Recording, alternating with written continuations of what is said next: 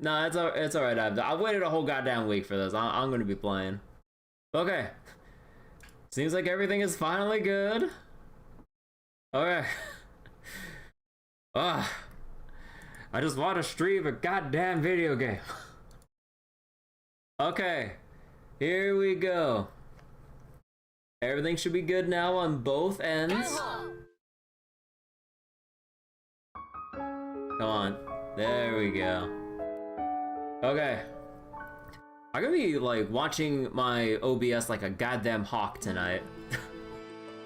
Okay.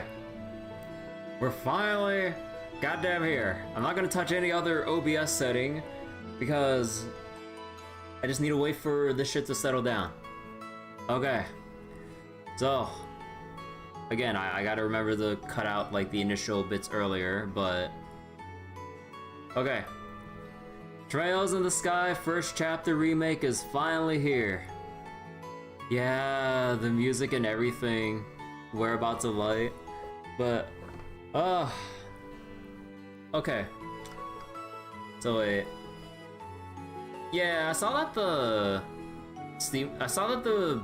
the reviews for first chapter went pretty well. So that's really nice to see and everything. But yeah, alright. So earlier I downloaded the demo, like when it first came out, and I just did a bunch of settings, and thankfully it still remembers all of my settings from before, so hey. And just like they promised, you can actually continue from where you left off in the demo. Obviously, I was just testing stuff, so I left that very easy. But yeah, so for anyone watching, or for anyone new to the channel who might be watching this, like, I've played every other Trails game that's, well, out globally. Like, all the way up from Trails in the Sky first chapter, the original, all the way to the 12th game that's currently out, Trails to Daybreak 2. So, now it all comes back so we can see how the remake goes now that it's all in full-on 3D glory. But yeah, when I was testing the demo and stuff, like, everything felt pretty smooth. Like, again, I was mainly checking controls, graphical options, and just, you know, performance in general. So I didn't really want to spoil anything that was... Well, I mean, technically, I already know the story. I've played first chapter before. But now we just get to see it in all of its, like, 3D glory. So yeah, really happy about this. Remember what you told me about the Sky Remake? You're gonna keep your expectations low. Game's on fire right now. Yeah, like, it's really nice to see the positive reception, at least from the critics and stuff. But yeah, okay. Without further ado, we are gonna play a Nightmare.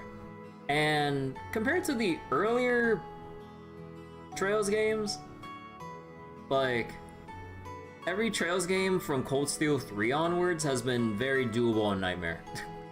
When it comes to the Sky Trilogy, Crossbow games, and arguably the Cold Steel's, or the first two Cold Steel games, yeah. Like, those are a little bit rough on Nightmare. I have a friend who's trying to, like, going through all of the Trails games and completely 100%ing them all on Nightmare and everything, and I'm just like, oh dear god, dude. Like, he would have been up to Daybreak by now, probably, if he actually wasn't so dedicated to 100%ing every Trails game. But goddamn. And he's replaying Cold Steel 2 for, like, the 8th goddamn time. I'm just like, bro. Because he wants to level 200 everyone. I'm just like, bro. You're never gonna cycle all the way back to Trails first chapter remake at this rate. But yeah, let's go. Watch Nightmare actually be very hard? What? I mean, we'll have to see. We'll have to see how they approach the numbers and everything, because at least from Cold Steel 3 onwards, like, as long as you just make good use of the game mechanics, it's very manageable. It's just the primary test of preparation and adequate adjustments and stuff. But yeah. So back then I played the first several Trails games on hard mode. And honestly, it was the right call. Like, especially with how I've seen the scaling go in the crossbow games, it is very heavily arts favored, or, you know, magic favored. For some reason in the crossbow games, they just jack up enemy physical defense, like, to the point on Nightmare where it's just not a viable stat. Or it's very hard to make it work. But yeah, okay. So, Nightmare time, let's go.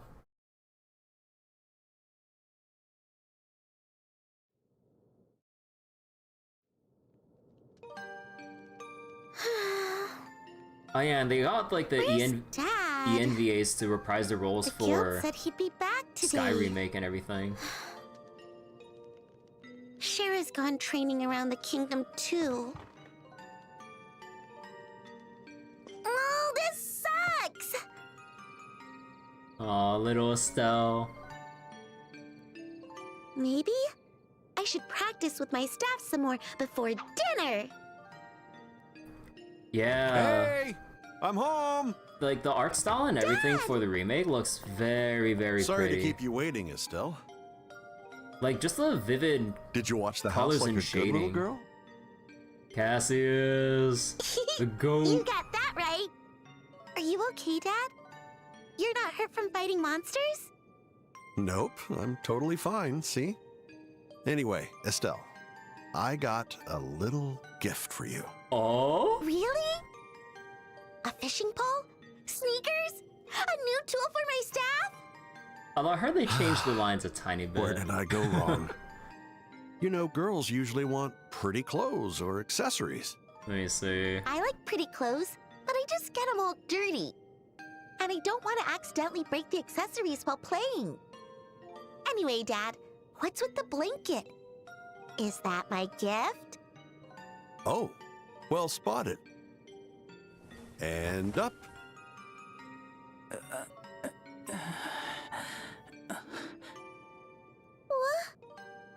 Come on, say it.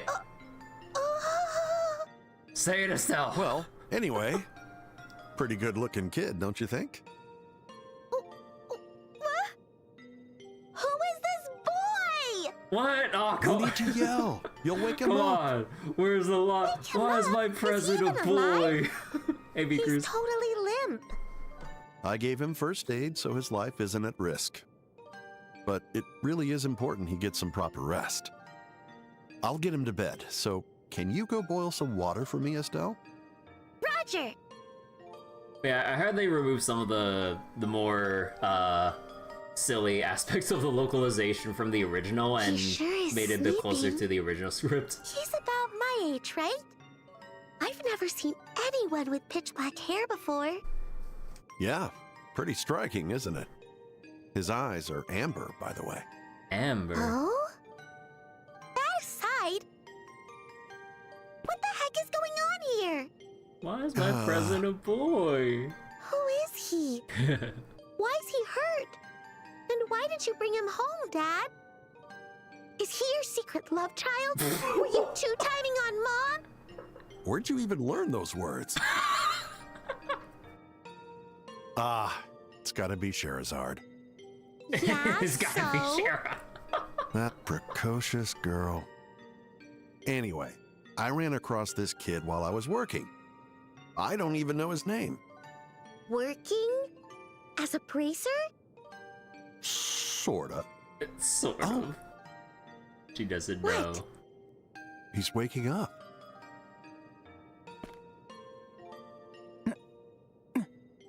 Yeah, it's like, jokes aside, it's really cool seeing. Wow, his eyes really are amber.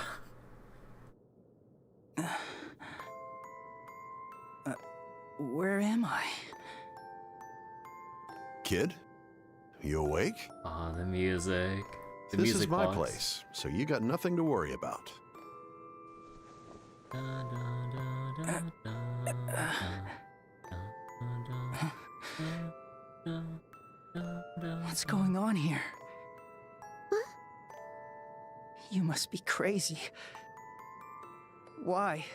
Why didn't you just leave me there? I can't really say.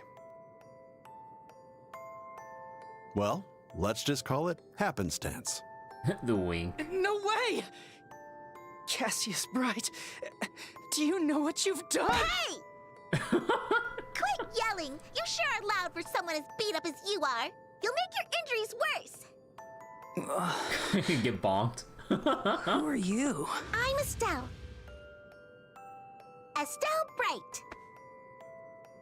She's my daughter. Aw, the head pat. I told you I had a daughter about your age. You did? Wait, that's not what matters! Oh, the drop kick. No more yelling. All right. But what you did was way worse than yelling. Want to say that again? You're making my injuries worse. Are you sure about that? Never mind. Well, in this house, we do as Estelle demands. Not even I'm a match for her when she's upset. I can tell.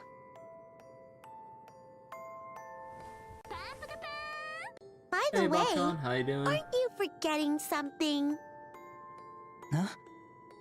Your name. Cough it up. I already told you mine. It's not fair that I'm the only one who doesn't get to know. Okay. There's a little bit of weird lip syncing issues going on. Makes sense. No point in hiding it now. Yeah, okay. Lip syncing It's is a a little pain bit if we weird. don't know. Just tell us.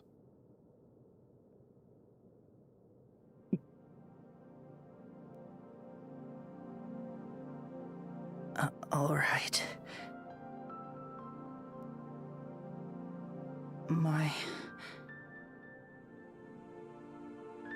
My name is... Is it time for anime opening? How's the remake so far? We literally just started. But yeah, it's really cool seeing like the very first scene again in, you know, fully realized 3D and stuff. And all like the emotional music that we remember from first chapter and everything, like, oh, it's so, like, there's something emotional about seeing this again, like having played Trails in the Sky first chapter, like almost like roughly 8 years ago at this point, right? Because last time I played was like 2017. So I'm like, holy shit, it's been a long time. It's like Tita and the crew and everyone, and Agate. But yeah.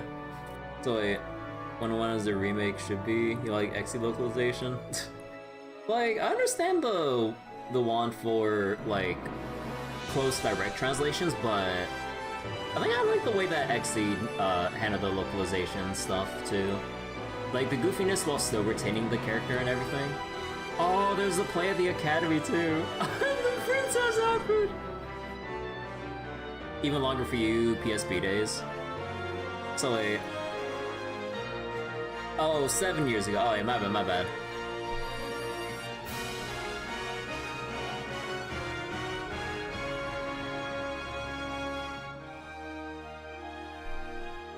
Oh, there's a whole crew just traveling through Zeiss right now.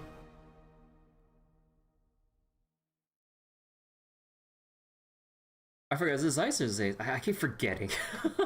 Yeah, I like how they still have like the old sprites like in the loading, on the bottom right of the loading screen. Although hopefully my icon isn't covering the bottom right too much there. I might actually move it or shrink it. Making 3 eggs.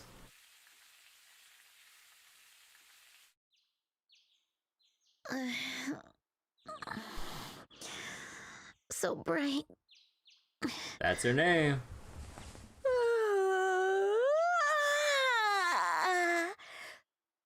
That was a good night's rest. I think it's Dad's turn to make us breakfast today.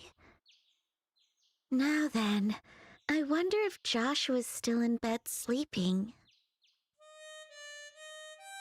Nah, stop with the harmonica. I guess he's up already. My heart can't take it. All right.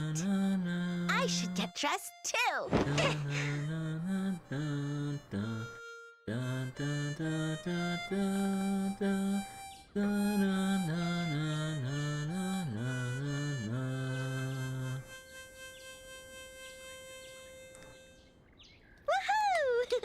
That harmonica, man. Not bad, Joshua. Good morning, Estelle. Okay. We actually have text boxes now.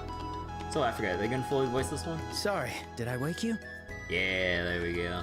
Nah, I just woke up. Look at you, Joshua, being so cheeky so early in the morning. Actually, wait, do they still have a thing like in Daybreak and Cold Steel and stuff where you can remove the text box on? Oh yeah, there you go. You can press Z on the keyboard so you can see the rest of the scene like down here without the box blocking the way. Oh, okay, that's nice.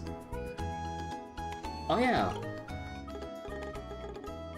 Oh yeah, we even you know what's really nice? We even still get the message log for the actual cutscene from that we just saw earlier. Is he your secret love child? Were you two-timing on Mom? Okay, that's really cool that they even go as far back here for the remake too. Oh my god. Yeah. You know, I don't know why I didn't. Oh no, it's because I skipped the scenes when I was doing when I was checking the demo, right? Yeah, they go all the way back. I'm not sure how many lines they store for the message log though, but that's so nice that they keep it consistent here too.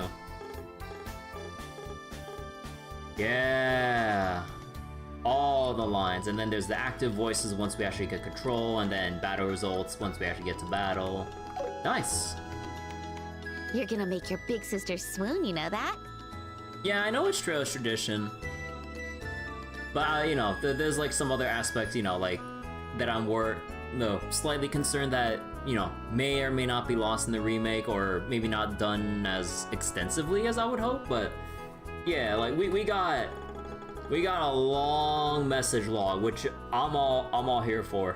So hell yeah. And with like good keyboard controls to like go from all this, you know, all the usual stuff, but yeah, it's nice. Big sister, we're the same age. That's where you're wrong. Even if we are the same age, I was living here long before you.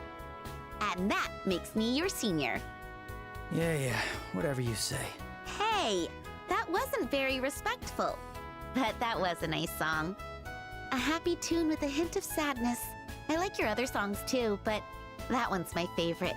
What was it called again? It's called The Whereabouts of Light. Yeah, that one. The Whereabouts of Light. Ah, if only I could play the harmonica like you do. It may look easy, but it's way harder than it looks. Compared to your skills with a staff, I think it's pretty easy. It's just a matter of focus. I just get sleepy whenever I try to do that kind of mental stuff. Yeah. Joshua, playing the harmonica is fine and all, but you should try to be more active too. All you do is read and polish your weapons. You're never going to get a girlfriend by staying all cooped up here in the house. Well, excuse me for having unpopular hobbies. Besides, you're one to talk. I wouldn't exactly call your hobbies normal. What's wrong with fishing? Fishing, bug catching, collecting sports shoes. Hey, don't you talk shit about the Stregas. Ugh, what's wrong with those? I like what I like. They even give her like the big old surprise white eyes. Besides, I grew out of bug catching years ago. Man, I still think they should reserve that for like Millium and stuff in Cold Steel. Like, I think it's like it's one thing for like a very goofy character like Millie to have like an out of place facial expression like that for funsies, but I think I still prefer if they actually had more natural surprise expressions for like the rest of the cast. No, I guess this is what we're going with going forward. Did you, though? Hey, Estelle! Joshua! Oh, morning, Dad. Good morning, Dad. Is breakfast ready? Yep, all done. The two of you should come downstairs before it gets cold. Roger. We'll be right down.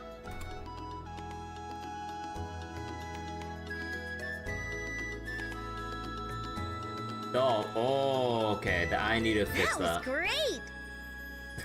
What was that? I need to turn on VSync. Ugh, I'm so full. You sure have an appetite. What's wrong with that? You gotta eat and sleep a lot if you want to grow big. It's important to eat right and get proper energy. You two have your last day of training at the guild today, right? Yes, but it's just a review of everything we've learned so far. Once that's done, we'll be bracers just like you, Dad. You won't get to treat me like a kid anymore. Don't get too ahead of yourself. You'll be starting off as a junior bracer. Nothing more than a trainee. If you want me to treat you like a grown-up, you'd better hurry up and become a senior bracer. Grr, challenge accepted. Just you watch. I'm gonna rack up achievements and become a way better bracer than you, Dad. Go ahead and try. Why are you two always so competitive? Besides, Estelle, you've got more important things to focus on. You still have to pass the exam at the end of the day today. Still not A-rank bracers.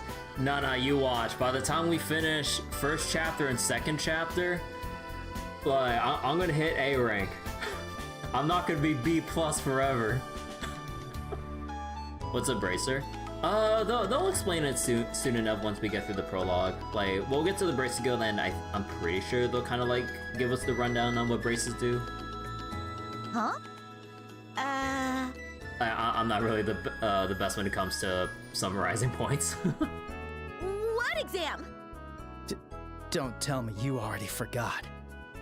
Although I guess like the meme response I saw from meme videos is technically the police, but not really the police. They're going to test us on everything we've learned. Schera said that if you don't pass, you'll have to take supplementary training. Again, that's just the meme answer for what a bracer is. Oh, crap. I completely forgot. Now that you mention it, maybe Schera did say something like that. Well, I'm sure it'll be fine. You're always like this, so carefree. Or maybe careless is a better word. From what you can tell, is mercenaries or adventurers. Not really mercenaries. That's what Jaegers are. Like those are the legitimate like mercenaries within the world and stuff. Although whatever Jaegers are, we'll get to eventually in the story. Although probably quite a bit later. It's something else, isn't it? I don't know where you got all that endless optimism from. Excuse you. I'm not half as bad as you are, Dad. Guess the apple doesn't fall far from the tree. Anyway, we should head into town soon, Estelle. Schera is waiting for us at the guild. Gotcha. Schera gets real scary when we make her wait. Oh, Dad. It's my turn to make dinner tonight. Is there anything you want to eat? I'm taking requests. Requests, eh? How about Ruan-style steamed fish with balsamic vinegar? Dang. Balsamic... What? I think that might be somewhat beyond Estelle's abilities. Well, it was worth a shot. How about the usual fried fish? Or omelets, if you prefer. Just try and keep it edible, please. Keep it edible. Rude!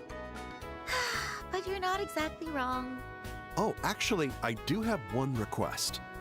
Could you go to the general store and buy me a copy of the Liberl news?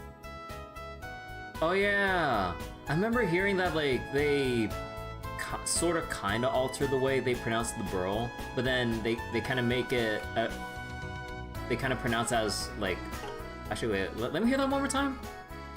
Could you go to the general store and buy me a copy of the Liberl news? Yeah, they pronounce it like liberal instead of just liberal, you know, without the A between the R and the L.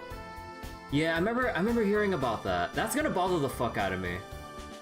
Cause like, I believe for the, like, you know, I'm pretty sure given all the other games I've played, they've basically just pronounced it Liberl, not Liberal, you know. But, oh boy. Who made that decision? The newest issue should be out today. Got it. Liberl News General Store. Wait. Wait. Got it. Liberl News General Store. Okay, no, Estelle pronounces it as Liberl, wait. Could you go to the general store and buy me a copy of the Liberal News? Okay, wait, that's weird. So, she knows what's up, and pronouncing it as, wait, is there like a slight, wait, let me pick that up again. Got it. Liberl News General Store. Yeah, she just says Liberl. What kind of newspaper costs 500 gil? No, we also need money for dinner too? Consider the rest your allowance, Or Mira. but don't spend it all in one place. Yay! Thanks. Well then, Dad. Cassie's we'll be is going dumb. now. Okay, well, best of luck to you both, and give Sherazard my regards. Let's see, check navigation, head towards the red exclamation mark to advance the story. Markers indicate locations or characters where various events occur. Main events, viewing these will advance the story. Green marks are subquests, and blue marks are sub-events or other stuff. You can check help and tips displayed during the game anytime via the N help menu. Oh, let's go. Okay, hold on quick. Is there a VSync here that I can... Wait.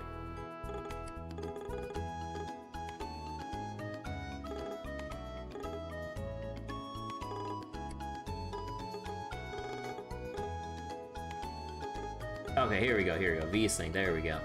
Okay, because yeah, I saw some, what was it? God, I forgot what I was calling him, but yeah, I saw some, like, weirdness with, like, the camera movement there during the cutscene. Okay.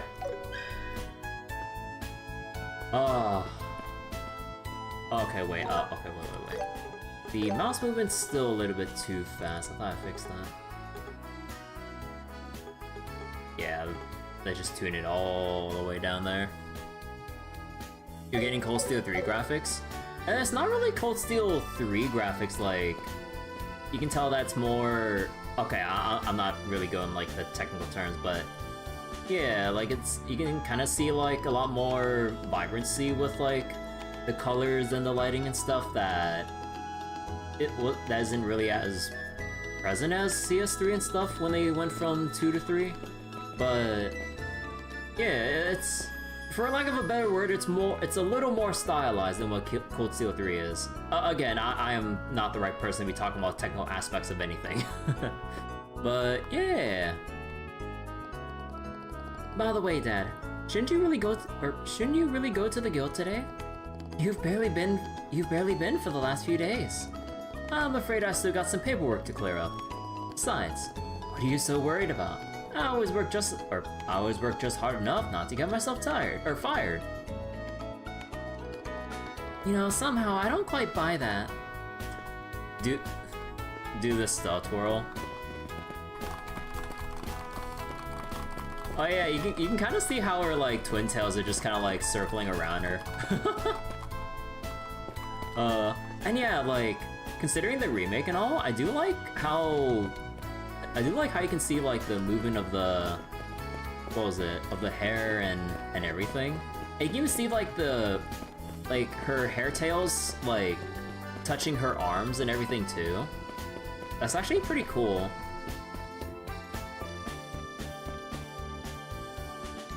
Yeah, like they actually make contact with her arms and stuff.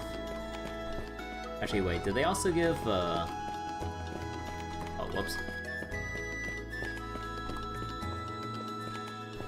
And yeah, wait, you can really run fast.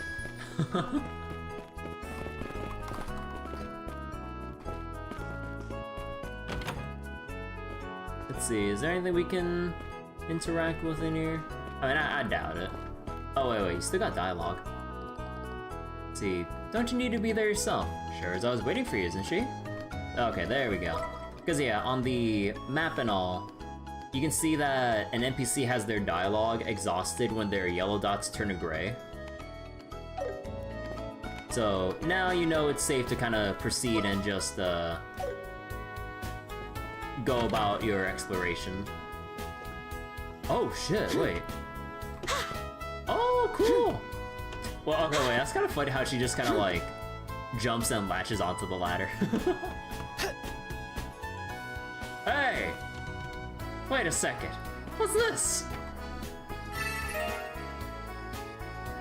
Oh, they even put droplets here. Actually, no, did they always put droplets here? But yeah, wait, we never... Huh. Okay, they put a little goodie up here.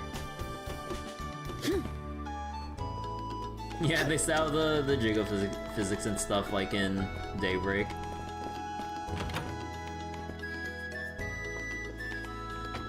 Oh yeah, there's the Stellar Staff and everything. Big Teddy. Let's see, anything else to check out?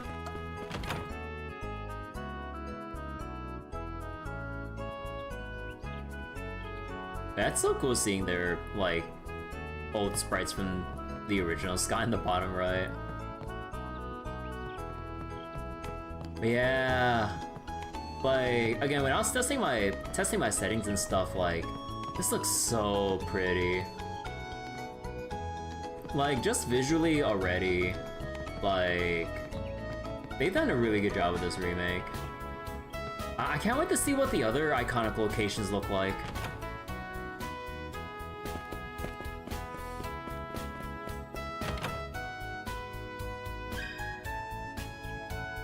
Let's see, in the main menu you can change equipment, use items, view character statuses. Press tab in the main menu to open the system menu. Here you can save your game, or save or load your game progress and adjust settings.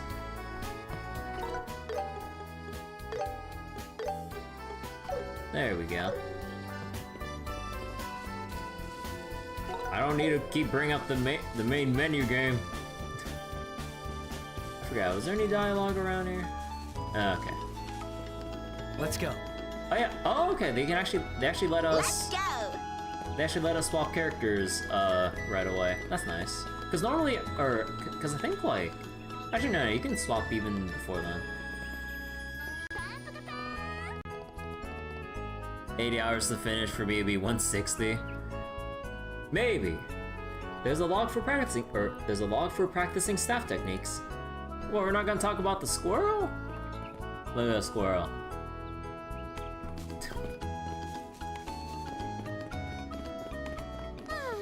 It's a beautiful day today. Perfect weather for exams. What an opportunist. But that's what makes you Estelle, probably. All right, next stop, the city of Rolent.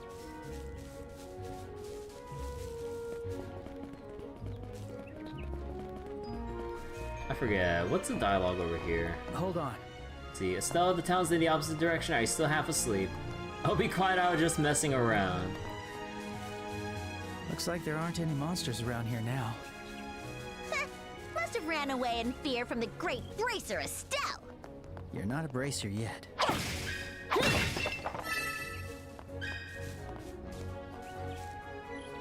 Let's see. Press S in the main menu to rearrange the order of your party members.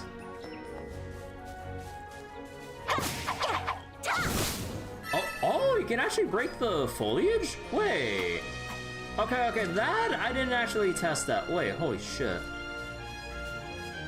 Oh, because usually it's your usual designated, like, urns and pots and stuff. Or crates. Oh. So wait, what's that, Bryce?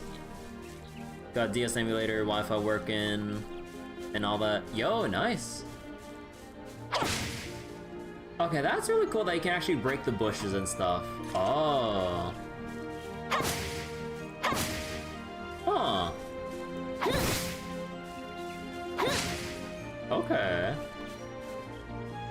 But yeah, like, look at this shot here. It looks so pretty seeing the entrance to Rolent like this.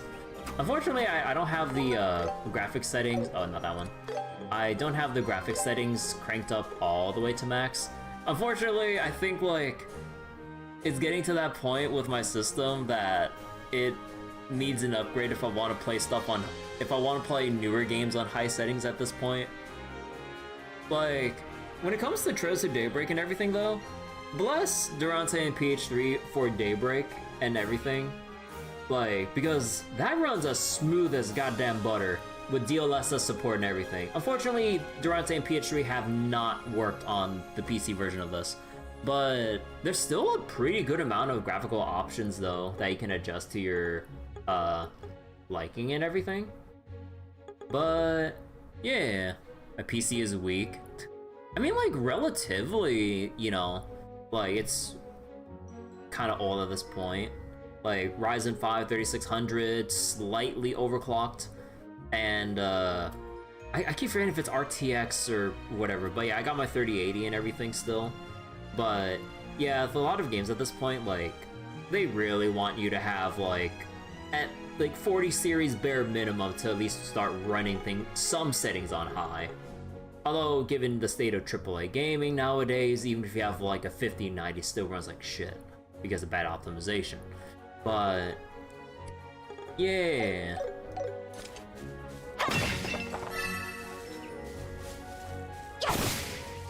I want to keep breaking the bushes and everything. Oh, you actually get Sepith from... You actually get Sepith from that. Aw.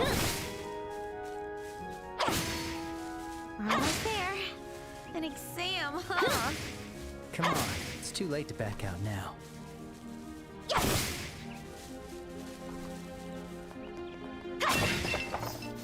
Oh no, it's from the pot, right? I can up it to high 60 FPS?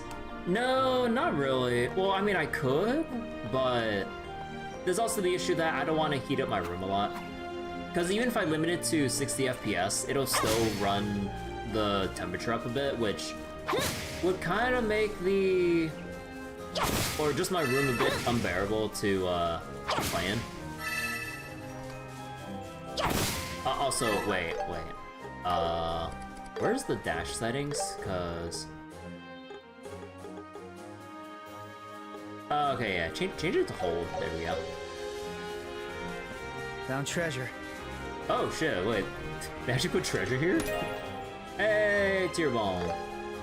Man, okay, one thing that I'm sad about, even though I know it's just like a localization specific thing, I miss my chest messages, dude. Cause like, originally it was just supposed to give you a message of the chest is empty, I believe in Japanese. There we go. But then, when they localized it, they had the bright idea, to actually put in goofy messages instead of just saying the chest is empty. So then there's actually some fun actually picking up some, or what was it, opening treasure chests, and then you just get some like goofy joke or some other like messages, either taunting the player for fun or, you know, just like saying random crap that actually kind of makes it fun to look for treasure chests and stuff. But yeah, ever since what was it? Like, they continue this until the crossbow games, and then once it goes to Cold Steel, they don't have any more chest messages, which I'm kind of sad about, and I'm like, aw, come on. Yeah, Cold Steel 1 is when they stopped having fun with the treasure chest. Mostly because they just didn't really have any, they didn't really have a text box to begin with saying the message was empty, so there's nothing to change from, like, how the localizations have done it prior. Yeah, Cold Steel 1 was the first one that didn't really... Wait, do they regenerate the foliage? Because I swear I just broke these. Oh. Unless I missed some. But yeah, okay, let's stop goofing around, sorry. Alright, let's go!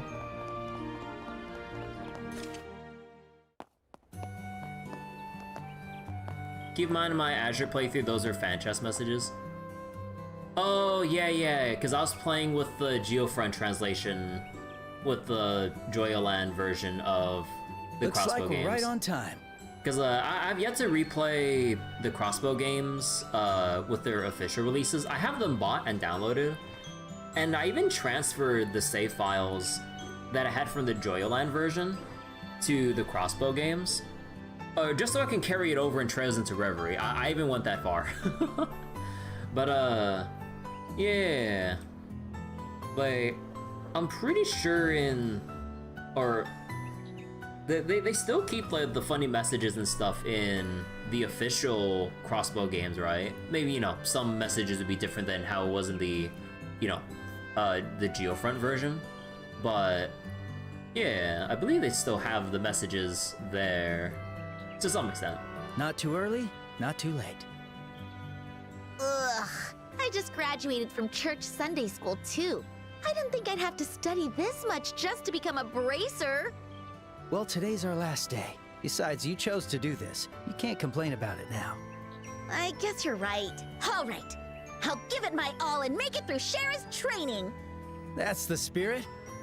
All right, then let's head to the Bracer Guild then. We still have time before the exam, so it might be nice to see how people are doing around town. Oh, that's a great idea. We can take a breather before the exam. Guess she didn't brace herself for the trade. Nah, come on. It's too early in the night for this. Let's see. Talking to townspeople. Enjoy conversations with the local townspeople. As the story progresses, their dialogue will gradually change.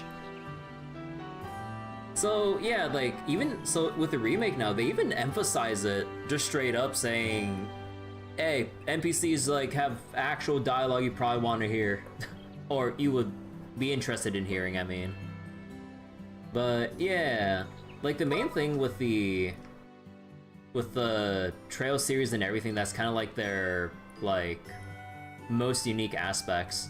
Advancing any story beat, for the most part, usually changes around all the NPCs, like either their locations so that they're in like different spots throughout the day, and adjust their dialogue to fit like the changing periods of time.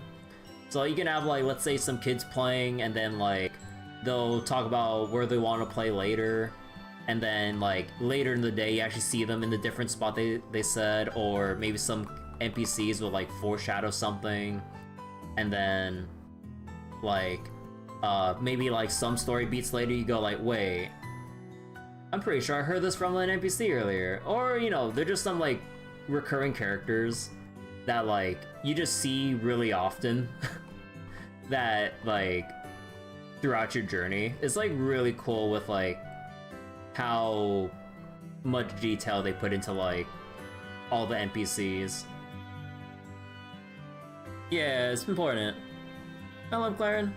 Is this game worth playing? Definitely. I mean, like, in terms of, you know, what was it? We just started, but I've basically played every Trails game up to this point that's out in the West. But yeah, like I thoroughly enjoy my time with like all the Trails games, like through and through. So like I'd definitely say like it's worth looking into the series and everything. But yeah, again, I've barely played the remake so far because we literally just started as I'm rambling about like a bajillion things.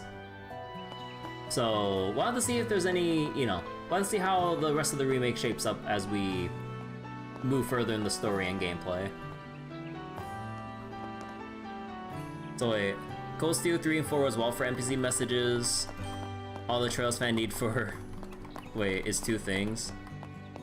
High quality Trails first remake and a worldwide release. Yeah, like simultaneous worldwide release and everything, and like a 3D remake, what, you know, for the very first game in the series and stuff. So yeah, really nice. Can we pet the cat?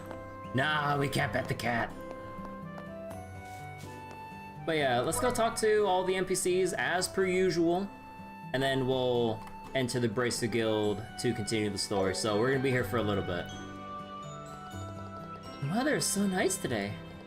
I just know something good is about to happen. I can just feel it. Also, wait, what's going on with the, what's with the little markings here?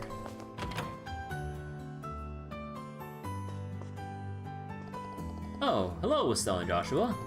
Good morning, Fate. Good morning. How's old Cassius doing?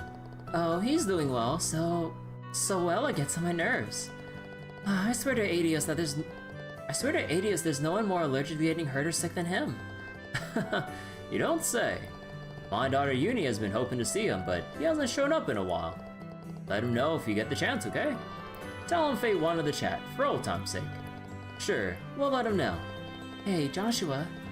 What's Fate's deal with Dad again? Like, I know they're friends, but still. I think they were comrades in ours back during the war. Oh, really?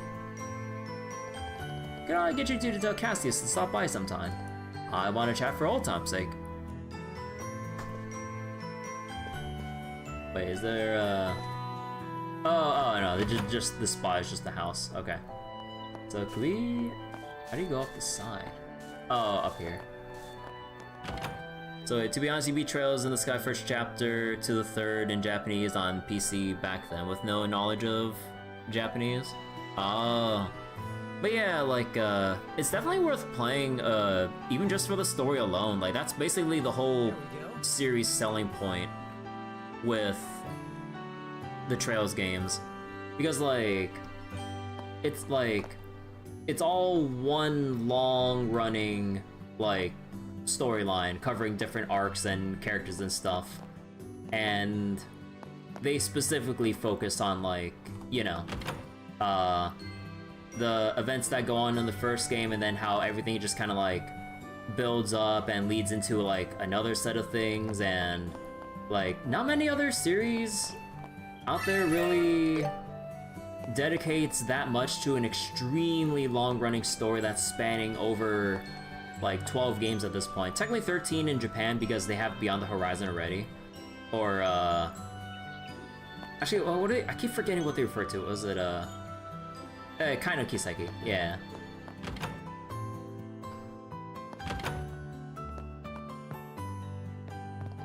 My husband works at the Malga mine to the north.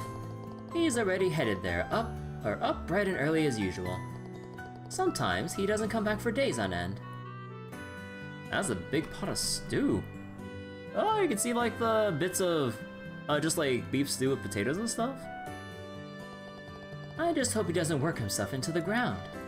Oh, how I worry about him. Anya. Daddy's job is digging holes.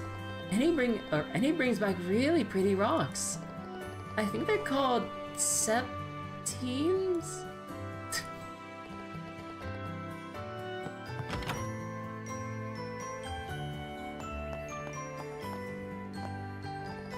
Ah, she's just so cute.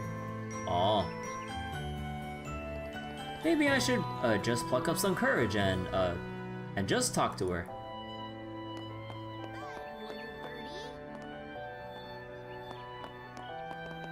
Let's see, is there anything else here? Oh wait, hold on, wait, no?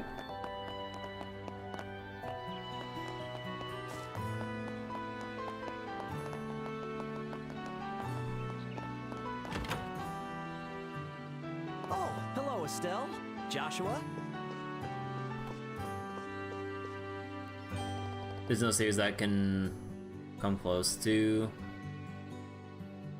Wait, that can up Trails. Close to ones like Xenoblade with 4 games. I never played the Xenoblade games, so I don't really know, but I know a lot of people like the Xenoblade series. Good morning, Renan. Hello, Estelle and Joshua. Ready to see you up this early. Here to buy some new shoes? Wait, you got a new stock in? What about the new Estregas? Please tell me you got a pair. And just like that, she forgot why we're here, and her head is lost in sneaker world. Still, we're not here for shoes. Dad asked us to get him a copy of Liberl News, remember? Oh, right, that. Of course I remember. Glad to see you're still such an avid collector. Sadly, there aren't any new Stregas out yet. But I should have that issue of the Liberl News at around noon. Around noon? That's right in the middle of our guild training. We'll come back after our training's done then. No problem. I'll be right here ready for you. Oh right, you guys are going to be bracers, yeah? I envy you. I aspired to be one back when I was a kid. I'd say all boys in Liberl will think twice or think about becoming a bracer at least once. Along with one girl. She's a sneakerhead. Yeah, Estelle loves her shoes. Like,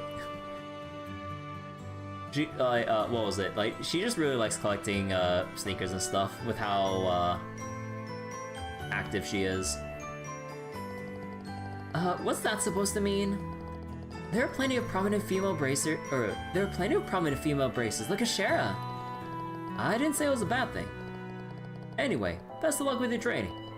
I'll be sure to hold a copy of Liberl news for you when it comes in. Best of luck with your training. I'll be sure to hold a copy of Liberl news when for blah blah blah blah. What to pick? What to pick? Let's see. Shopping. Shops with undiscovered items are marked with new. Once all items have been discovered, the map icon changes from the orange shop marker to the blue-greenish one. Wait, Proxy Puppet S? Oh, right. Okay, that throws me off. Okay. That throws me off so much. Because normally, you don't have to, like, really select the tab to go in. Like, I'm so used to just clicking on the list just straight away. So it's like an extra click I have to do here. I mean, technically, the way they lay it out... Actually, no. Because normally they lay it out in, like, a little, box to the left, but obviously this is where we see Estelle and Joshua shopping here, so they move the tabs up here. Okay, that's gonna take a little bit. Like, you be in 7 Trails games all in Japanese for some reason. Wait. All in Japanese. Reason you stopped, you didn't have the time to play the games. I mean, that's understandable. Like, one, you're playing the games in Japanese, which I'm assuming you don't know. And, oh yeah, you said you have no knowledge of Japanese. And yeah, the Trails games do take quite a long time to burn through. So that's understandable. Like, it is a big commitment if you want to see the games through, but yeah, like I still love the series, like, even with the how long it takes to get through all the games, at least like extensively, for like, I don't know, all the dialogue and all that stuff. So wait, every Persona game's different from itself, same universe, Final Fantasy. Oh yeah, like Final Fantasy games, like, they're pretty much different per entry, regardless of like what the numbering scheme would tell you. Unless it's like 10, 10, 2, but then I feel like you'd have to kind of know about how the series works in general to understand the numbering conventions. Because like normally people just see 1, 2, 3, 4, but then it's like, why is there a 10 and a 10-2 or a 13 and a 13-2 and, you know, so on and so forth. But yeah. So wait, Proxy Puppet. Small doll that breaks when protecting its owner from harm. Recover 10% on KO. Also gives extra defense. Interesting. Oh yeah, and there's like the cookie here.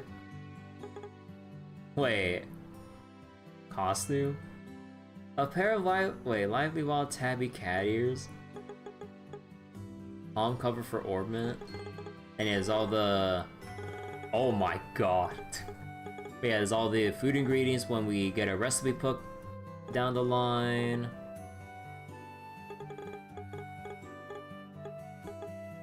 Huh. I kind of wonder how we'll handle... I made up my mind. I kind of wonder how we'll handle the recipe thing. Is it going to be the same as OG Sky, where you just have to eat the food to understand how to cook it? I guess we'll have to see later. Thank you for your patronage. Are there any bargains? Oh, right. You know, I didn't really think about it when we're out in the field. Right. They actually have Sepith Mass, and they keep the exchange rates the same, like in Daybreak and everything? Wait. Because yeah, Sepith Mass wasn't really a thing until... Was it Cold Steel 3? Because before, you only had all the elemental Sepith, and you'd have to make the conscious decision now and again whether or not you want to store up for the next set of big upgrades, or to convert some of your excess Sepith in whatever particular elements to exchange for money. Oh. Huh. Oh, is the CS1? Oh, my bad. But yeah, that's so weird. I mean, technically, maybe if you think about it, Sepith Mask would technically always be a thing, because then why would it not be a thing early on and compared to later? Obviously, for gameplay purposes, they kind of make it a bit simpler, so you know, you have like a junk currency to just easily exchange without concern for Mira. So, you know, that's like the gameplay purpose. But the lore purpose? I mean, technically it was always there. It was just never really put out there for like the earlier games. Thank you for your patronage.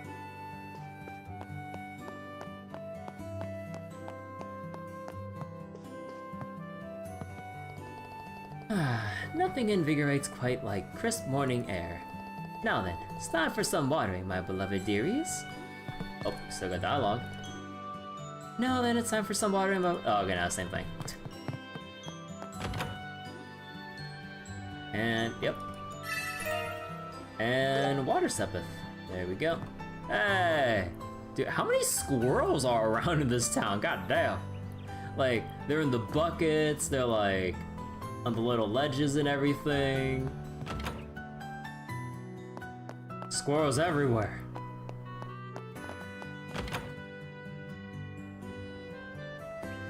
Hey, Estelle and Joshua. Training at the guild again? Wait. Morning! Yep. And today's the last day. Only if we pass. We've got to go, Estelle. We can't be late. Even in your pants. So imagine having the taste buds so good you can reverse engineer a recipe from just eating it once. That's how it worked.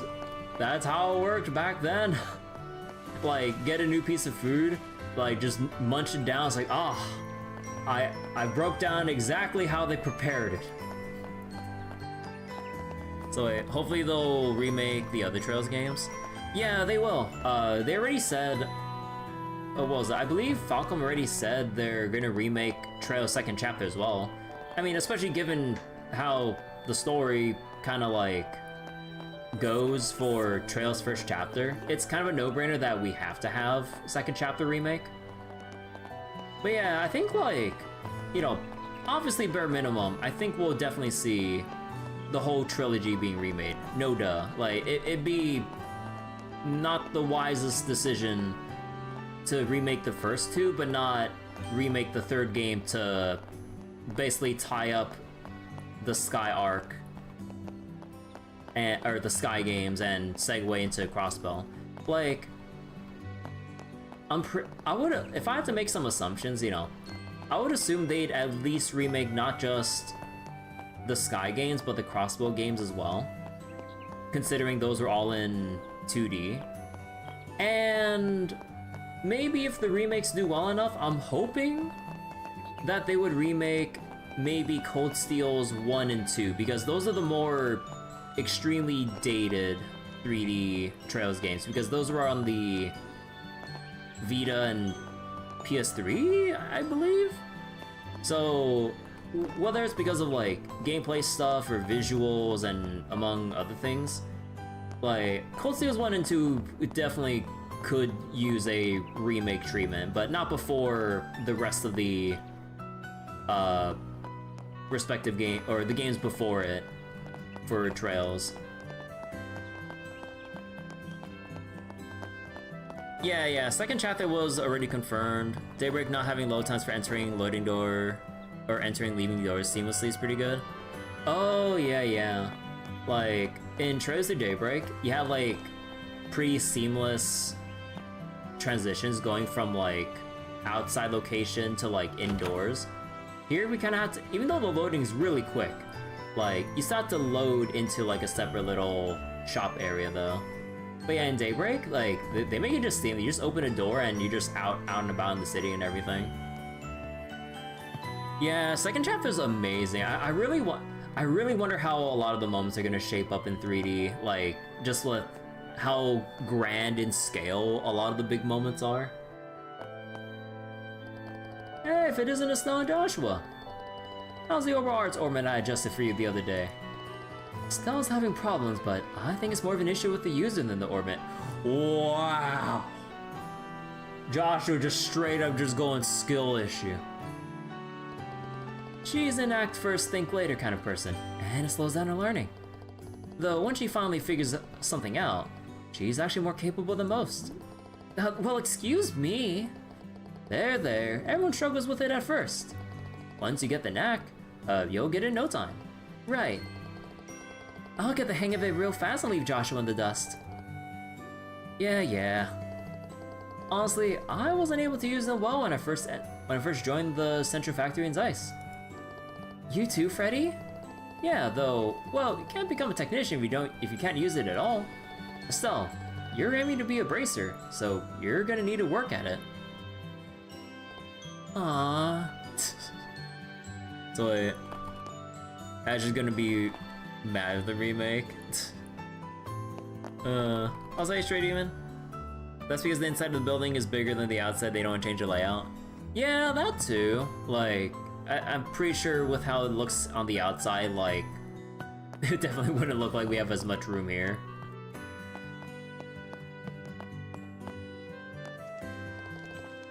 Everyone struggles with tactical orbits at first. Once you got in the knack though, it'll be a breeze even for you, Estelle. Also, let me check something. Man, you know, I really don't know what's going, or what it is with like how my OBS is interacting with Twitch and all. But yeah, it says like there's just like loads of instability.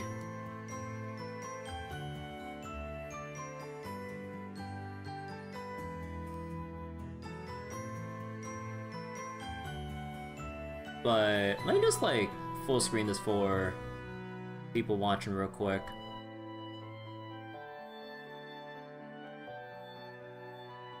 I know I'm like harping on this like a little bit too much, but yeah, it is like a big concern for me and everything. Like, oh, that is not the right, how do you reset the capture? But yeah, I don't know why, on Twitch, like, for some reason, like, OBS is just acting up.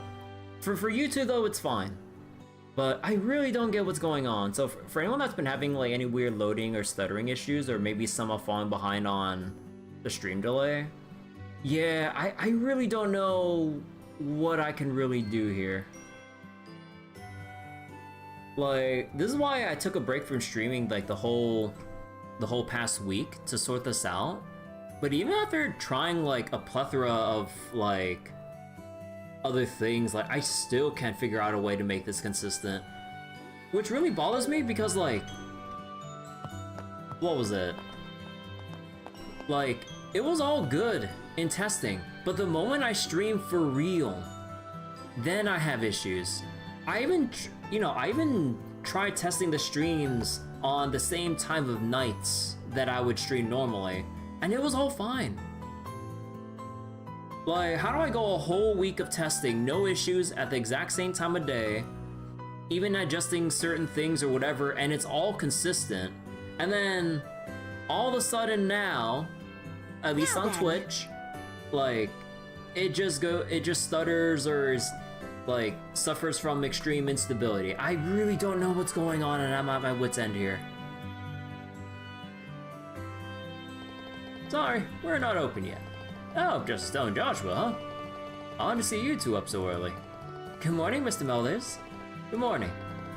Thank you for repairing the Orbment light the other day. The lights outside our house was broken, right? You practically can't live without Orbments these days. Back when I was a kid, we didn't have stuff like Orbments. Now you can make fire or light with a snap. They even got whole flying ships. I can't say I'm too happy. Life has become too easy. Oh great, here comes a lecture about the good old days. If you just said thank you and goodbye, we wouldn't be in this situation. Well, when I was just a lad, we did it all with blood, sweat, and tears. I just hope youngsters these days don't forget the value of hard work. Sure hope not. Orbments are so convenient. I worry you youngsters might forget the value of hard work. Listen to Stowe and Joshua, never forget how to stand on your own 2 feet. So like, traffic can be a factor from other Twitch streamers. Like, traffic wouldn't really be an issue because like, I don't think anything else big has really come out today. Like, people gotten their fill of like Silk Song and everything. I'm streaming, or what was it? Like, I'm streaming at nighttime, which is kind of like deadish hours for like NA and stuff, at least in terms of like US streaming traffic and whatever. So I don't think it'll be traffic issues here, because like, unless they have some really big event going on right here, right now, it doesn't really make sense. Take your time to look around. Well, good morning. Good morning, Mr. Elgar. Good morning. You two are up and nice and early. Isn't today the last day of your training? I believe you said that the last time you watched over my shop. Oh wait, I believe you said that the last time you watched over my shop, Joshua. Yes, that's right. Right. Well, I'm sure a capable young man like you would do just fine. Estelle, on the other hand, you've been rather careless ever since you were little. I see. So you were like this even back then? Hey, cut it out already. Now, don't fight. You two have somewhere to be, don't you remember? Estelle, I remember when you were just a little last thing into Cassius's shirt, and now you're becoming a bracer. My, how time flies. Which one should I pick? Oh, Rod. Yeah, this, a little bit pricey here. Oh. Okay, so they kind of carry over what we've been having from like Daybreak and everything with the partial resistances here. So it only says like we can resist these statuses by 75%. Because at least like originally it was just straight up like 100% resistance to certain ailments, depending on the accessory. Okay, so we're carrying forward like resistance percentages. You're welcome to visit anytime. Aw, okay. Who else is here? Stella. Good morning, Miss Stella. Oh, Stella and Joshua. Heading to bracer training? Yup, just you watch, Miss Stella. I'll breeze right through it and prove I'm a female bracer as great as Schera. Then I'll look forward to it. But more importantly, Estelle, what is it? You're practically melting me alive with that glare. Have you washed your face properly? Brush your teeth? You've always loved to slack a little on the little things, Estelle, unlike Joshua. Come on, Miss Stella, that's all in the past now. I don't do that anymore, right, Joshua? Now that you mention it, your hair was a complete mess when you left the other day. Ah, crap. Well, it was an emergency. Renan's shop was getting a shipment of new sneakers that day. I had to be first in line. Miss Estelle Bright. Yes, ma'am? Listen to me. You're a young woman now, not a girl. It's about time you played the part. If you get sloppy, you won't be a very inspiring bracer either, will you? Remember how you present yourself is a reflection of who you are inside. Yes, I'll be more careful. Alright now, good luck out there. Can't say a thing against Auntie Stella. So wait, why is it 75? It's an interesting take on modernization of the game systems. Yeah, like... Cause like, I guess in one way with the accessories with resisting ailments, it was always like, Hey Earth. The V sounds just like me. Oh, that's pretty crazy. But yeah, like the resistances are just percentages so that like it isn't as binary of a on-off thing, I imagine. Cause like it's either you resist it or you suffer. But here you can kind of like, I think the idea is that like, for the most part you can resist, but every now and again you might still have to deal with it, so you still have to like, what was it? You still have to be quick on your feet to like, you know, heal properly, or make sure you still have some like recovery options on hand, instead of like oh yeah, like I know this like enemy only stuns, so I'm gonna get stun resistance and just be done with it. So it kind of like, it still introduces like that bit of uncertainty to make combat not so one-dimensional, I guess. Because otherwise, if the balancing has to take into consideration like the player just being straight up immune to everything, at least early on, then the only thing they can really do is just jack up the monster stats, which doesn't really lend well to like normally progressing. You'd have to overgrind to compensate, which is kind of par for the course given how like, you know, things would kind of go on nightmare difficulty and all that. But yeah, like I think to me, with how they've implemented the resistance percentages, like I think I prefer it like this. Because if it means like the enemies don't get absurdly too overbearing stat-wise, then that's fine. Yeah, this has the real-time daybreak combat and everything too. You can like transition back and forth between real-time and turn-based. Okay. Yeah, I really need to... Oh, right, so E brings up the menu here? Man, it's so weird how, I mean, I can just change the turbo toggle to, as well as it. Because normally I'm used to... Oh, wait. Was turbo always... Wait.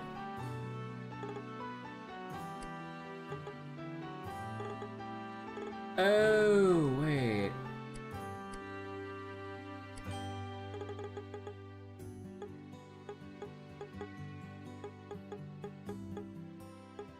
Oh, right. They don't have the thing where turbo mode, where you can like press and hold for turbo.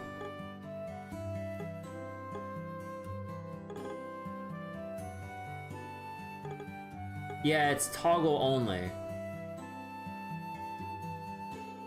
Unless I can't read.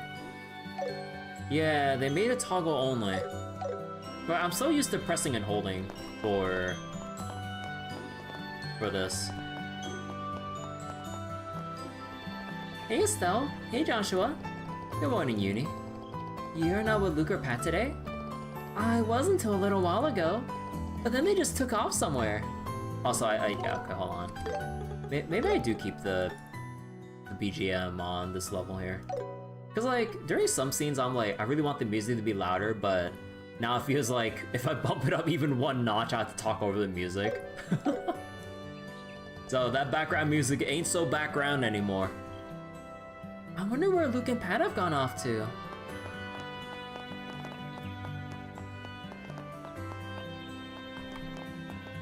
Nope, can't talk to you. See the mayor's house. Can we enter here? Oh shit, we can. Don't mind me, Mr. Mayor. I'm just collecting some random items dropped off around your trees. I wonder if there's any random chests around here. Although, sooner or later, we're gonna get a Quartz item that should display treasure chests on the minimap, so that we don't have to, like, keep looking like this. Because, yeah, there's one thing that's been, like... Oh my god. Okay, when you zoom in, your portrait is just a green, or your icon on the map is just a green arrow. But when you zoom out, oh, you get like a little chibi icon of whoever's like on point, or your lead character on the field. Oh, that's cute. I mean, like, I'm not sure how well everyone can see on screen right now, but yeah. Wait, okay, that's cute. Oh, do we go on the mayor's place? Yeah.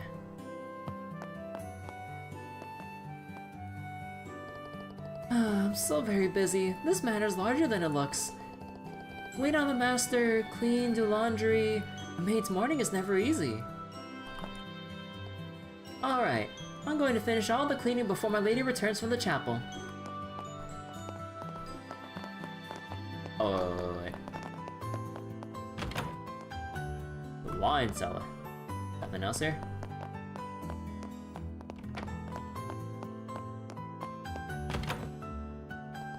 Ah, good morning to you, Estelle and Joshua. Good morning, Mayor. Good morning. I've heard the rumors. So, you two are training to become bracers, is that right? I'm reassured to know that even our youth are inspired to become the shield that protects others. I have high hopes for you two. Yes, we'll do our best. Okay. Man, okay, sometimes it says they still have like new dialogue, but they still just keep like the same last two lines. I mean, it was like that before in like some of the other, or a lot of the other Trails games though. But it keeps baiting me into thinking there's something new.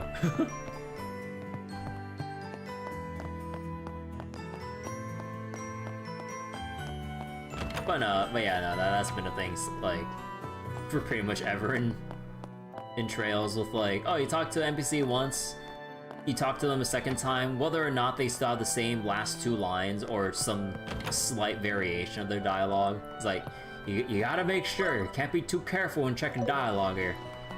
Also, wait, something outside here?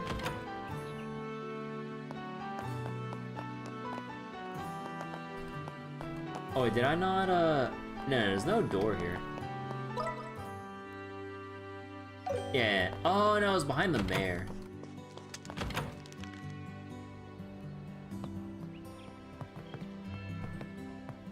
Oh, nope, nothing here. Oh yeah, the safe. Okay. Let's get going with this dialogue. It's already been more than an hour and we have yet to actually touch the main story because of like either network issues among other things. Hey, if you want to come with me, you better keep up. Take me with you. I'm the one that told you about it. Besides, I'm the one who found it. What do these two find? This will be the game where Jin's gonna be useful. You know, there's one thing I really wondered down the line with second chapter. I really hope they'll actually make, like, just that useful. Because, by far, like, she is the worst designed character combat-wise in the entire series. There are so many bad scaling moves, or there's so many moves that she has that scales really poorly, and just her Orbment setup doesn't lend well to her casting aside from just your basic protection arts and everything, which Estelle can basically just do while still maintaining decent damage output. So Josette got done dirty. I hope in like second chapter they'll actually make her scaling good. Good morning, Cruz. Morning, Estelle, Joshua. Hey, you two are gonna be braces soon, right? Oh, how'd you know? Cause I want to join the news industry when I'm older. I'll join the Liberl news service and become the best female reporter around. I've already got quite the information network. That right. My reporter's intuition is telling me that you two are gonna be the talk of the town. Thanks. Two braces bound together by love and justice. What a story. Wait a second. Sounds like a perfect setup for some juicy drama. Huh? But Joshua and I aren't like that, we're just siblings. Estelle, you really don't understand a thing. Joshua's only your adopted brother, you never know, you know.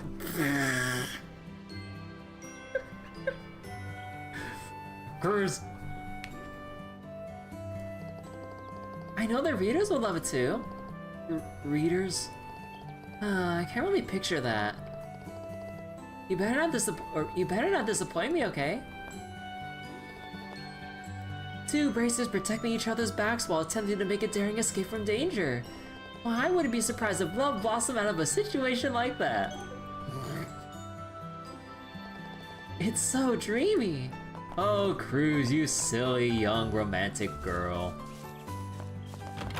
Oh, that would never happen. Not in a million years. Nah. They're just siblings.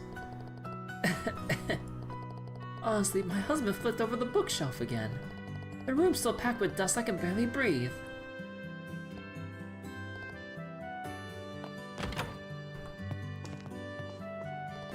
Glory of the Kingdom. Introduction to Orbment Technology.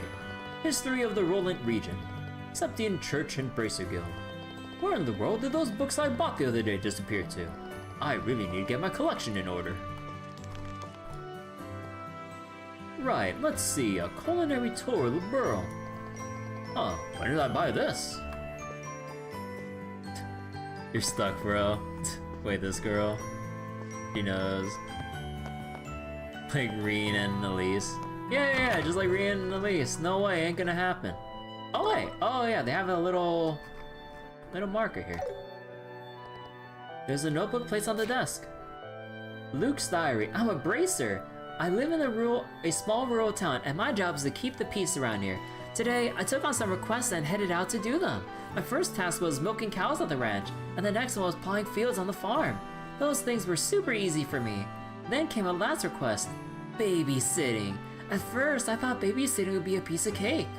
But I was too naive. There were 7 kids in that house, and even for someone like me, handling them was exhausting. I had to soothe crying babies, change diapers, break up fights, do laundry, clean the house, and even walk the dog. Tasks that went beyond, that went way beyond babysitting. Although I was starving and completely fed up, I made sure to report back to the guild. It would have been embarrassing to give up like a loser. When I finally got back to the guild, the other bracers were staring at me. That's right, I'm quite a famous bracer in this town, so it's normal for others to pay attention. They're probably just jealous of my achievements. I was about to go to the desk to report my bracer work. As I was about to go to the desk to report my bracer work, someone suddenly grabbed the back of my collar and pulled me backward. When I turned around, it was someone scarier than any monster. My dad! He smacked me on the head and shouted, "How long do you plan to keep playing bracer instead of helping out at home?" Then he dragged me back home and lectured me for a long time. I didn't even do anything wrong. How dare he treat a bracer like this? I'm a self-appointed bracer. Today, once again, I'll protect the peace of the neighborhood and solve any requests that come my way. Luke's diary. To the books tab. Press E4 to recollect the books. Publications like the Liberl News are automatically recorded once obtained, allowing you to read them anytime. Oh, that Luke, I swear. The little Runt ran right out of the door without even taking a bite of breakfast. Just where has he gone off to now?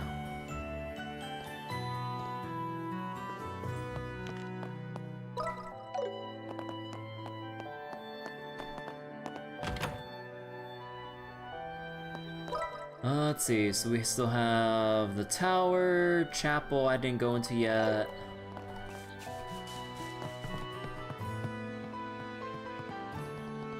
Simon, listen to me carefully. Now is the perfect time to invest in Rolent's lumber and septium. Take the plunge and invest as much of the budget as is allowed. Our target is the Queen's Birthday Festival. Prices will soar during that period. We procure them now while they're cheap, and insert them into the market later. Yes, the lumber has already been arranged for. I'm working on the septium now. See, the lumber has already been arranged for. I'm working on the septium now. Munch, munch. Chomp, chomp. Man, he's really... Damn, what, he ordered 2 whole dishes for himself? God damn, he hungry. You sure work up an appetite down the mine, let me tell you. God, all he's doing is just munching away. Want to place an order? I only started here because I was told I could tend the bar. But now they've added breakfast and lunch, and now I'm practically a waiter. I can't decide. Wholesome pasta. But yeah, wait, no, I can't afford this shit. Come on in. Oh, Estelle and Joshua. Hi, Lisa. Long time no see. What are you up to today? Oh, are you two perhaps on a date? Oh, get your head out of the clouds. We're just about to start bracelet training. Aw, that's so fun. Seems like all of our Sunday school classmates are now working hard on achieving their dreams. But I have to say, Estelle, your dream was pretty unique. Yeah, but what's wrong with that? Oh, nothing at all. I think it fits you to a T. Oh yeah, Tio's going to be helping out at their family farm. Tio? Not that Tio. She said she said we can come visit her sometime. Tio, huh? I didn't know. I'm dreaming the dreams. Good luck on your venture, Stell. Alright, now for the tower. Oh man, Pandu. Could that be? Oh. Well, how about that? It's the naughty girl and clever boy from Cassius's place. I was wondering where you gotten off to. Just when did you two get so big? I see you're still hanging around here as always, old man Pandu. I mean, this place may as well be my home now. I'm going to watch over this clock tower until my dying days. I mean, same thing. There's a ladder leading up to the observation deck. Hey, is something wrong? You look like you're zoning out. It's nothing. So, wanna head up to the observation deck?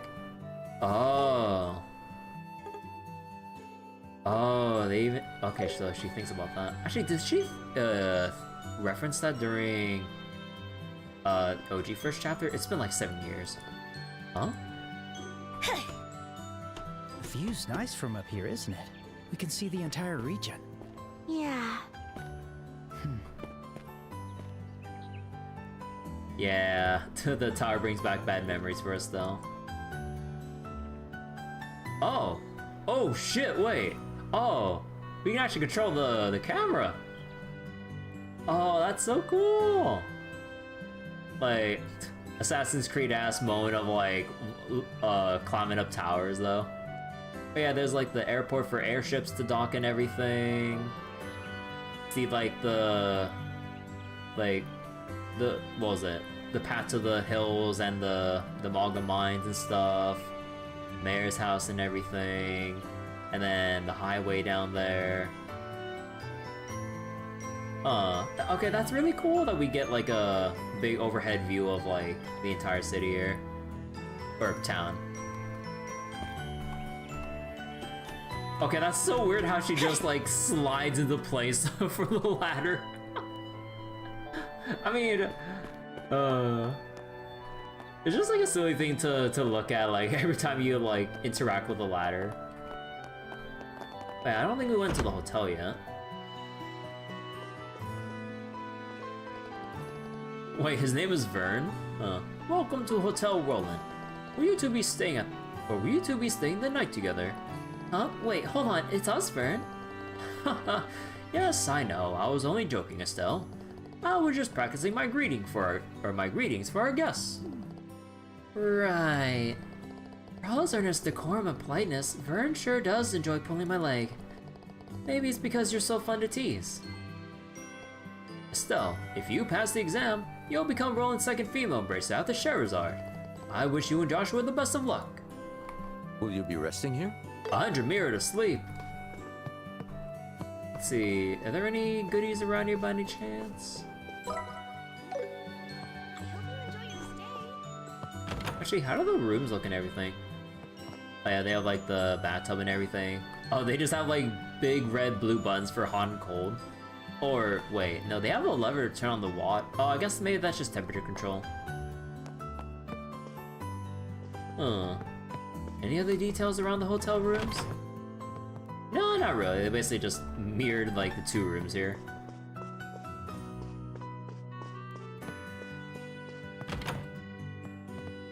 Yeah, the usual. Okay. So nothing too special about the hotels. Adios. I thank you. Good morning, Miss Mylene. Good morning. Oh, good morning, Estelle and Joshua. Heading out this early in the morning, are you? You have my sympathy. Oh, it's been a while, you two. Very admirable of you to be visiting the chapel at such early hours. Good morning, Father. Good morning. Why, hello, Estelle. I remember that you were, I remember that you were, oh shit. I remember that you were a habitually tardy young girl at Sunday school. Have you perhaps mended your habits since graduation? I'm working on it. There's still some time until Mass. Now that you're here, how about I give you two a special lecture? We're good. Why me too? What did I do?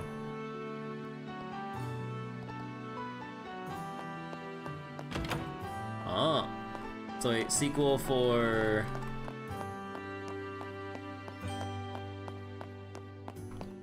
So wait, sequel for first chapter. You know, people's gonna mistakenly buy it. Oh, do you mean like people who buy the newest entry and wonder who everyone is?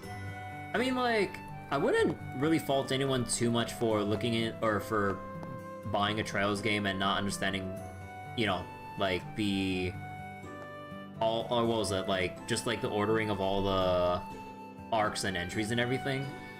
But it doesn't really take that long to look into it though once you do. Like, it's pretty simply laid out by the arcs and everything.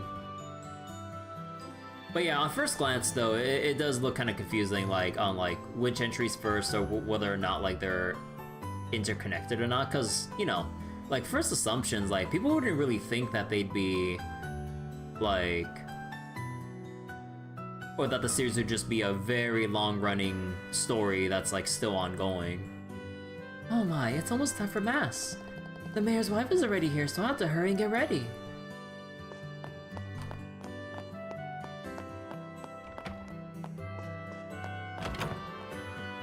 Anything else there? Nope. But yeah, there's one thing I see when it comes to people talking about, again, this is more like me reading like criticisms on like social media and stuff about the Trail series. Like, maybe this comes down to like when people are saying how off-put they are with getting into it, or it's confusing. Like, all it takes is just kind of looking up like how the entries are ordered. Like, that's pretty much it, honestly. Like, it's still a lot. Oh yeah, wait, still people at the landing port. But yeah, like, it's probably confusing at first glance, but nothing like a couple of searches wouldn't fix or whatever. So the fact, oh, you meant like the fact that first chapter and Beyond the Horizon will release next to each other? Oh, yeah, that I guess that is kind of confusing for newcomers, because they see first chapter and then they kind of wonder what the heck is Beyond the Horizon. Or maybe by not thinking about like how it's all connected. Although usually with like how the series has been, or at least with like Reverie onwards, I think they basically give decent recaps of the previous entries to let you know the major plot elements from every game going into the next until, you know, the current. Because I believe for Reverie Daybreak, I think as well, they basically have like backstory entries that list everything about the game, and even terminology too, so people can kind of brush up on the terms so they don't have to like, or, you know, if they're wondering like what certain things mean that people wouldn't know initially and stuff. But yeah. Wait. Oh, he's above me. So many people are departing on their travels today. And so many are arriving too. Thankfully, plenty of them are hot ladies too. Oh my god, fucking Alan. Watching them all is a little pleasure of mine. You get me, right, Joshua? Uh-huh. You never change, huh, Alan? You'll never get a girlfriend if you keep behaving like this, you know. Oof, can't deny that. Still, it's this little pleasure of mine that makes the job all worth it. Not a thought in that head. Okay.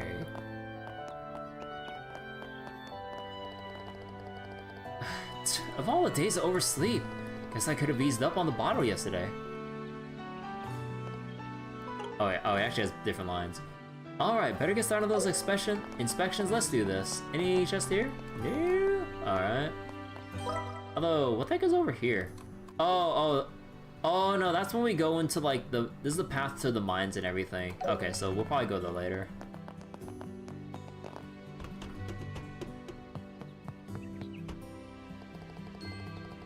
The airliner from Granzel should be arriving soon.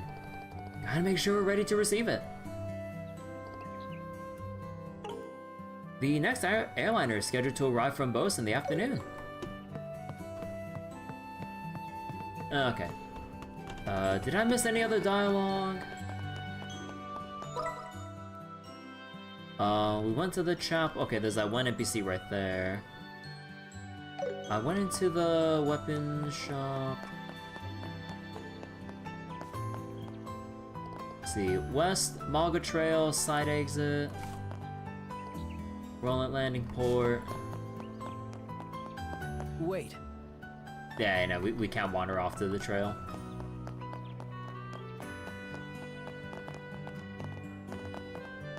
So wait, we went to the Orbital factory and above, right? Yeah.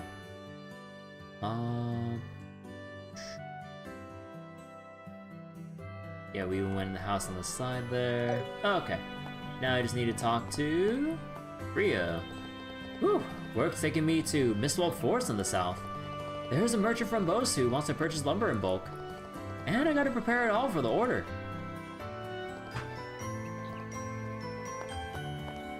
Alright, we can finally progress the story.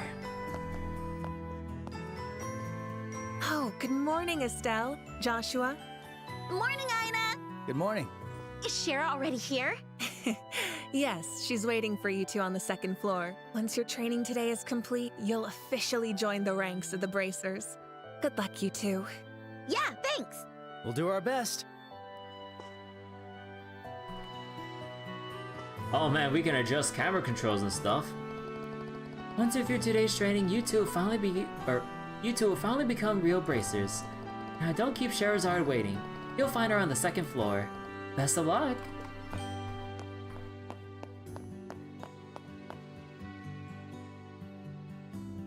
Ah, the good old tarot cards. Hey, you think the camera angles... The star and hanged man. The hermit and the magician. That is so shameless with the camera angle. And a reverse wheel of fortune. This is a tricky set. How should I interpret this? That is so shameless of a camera angle. Oh, Estelle and Joshua. It's rare to see you two so early in the morning. It's the last day of training. I want to get it over with and become a bracer already. As energetic as ever. But I'm afraid energy alone won't be enough to get you through today. You best be ready. Oh, come on. Not another word. Everything I teach you goes in one ear and out the other. It's my job to be sure my lessons don't slip through that sieve-like brain of yours. Aw, Joshua! Schera's being a bully. They're really going like full on with these expressions. Okay. Man, like it feels so weird seeing this on basically any other character besides Millium, like in Cold Steel and stuff. Like, oh my god. I'm not sure how I feel about this. I'm not used to seeing Estelle with this expression. It's all right, Schera. Estelle may be bad at studying, and she almost never reviews what you teach us.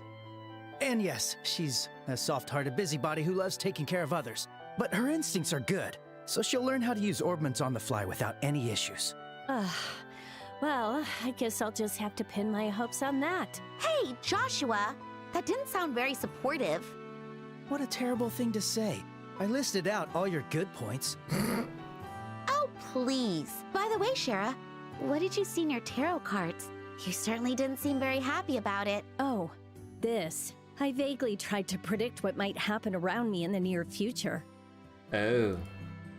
I must be a bit rusty, though. I couldn't make out a thing. Nothing at all? Oh, does that happen often? When the meaning is this profound, it becomes harder to interpret. But never mind all that. Time for your last day of training. Let's have a quick review of what you learned up until now. If you're going to work as bracers, it's essential you know at least the basics.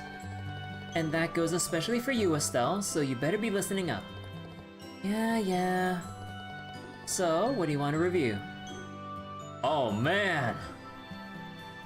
Give us the lore rundown. Orbments are mechanical devices that work by utilizing what we call orbal energy. They can produce a variety of different effects depending on what quartz or processed septium you choose to install in them. Believe it or not, it's only been 50 years since orbments were invented.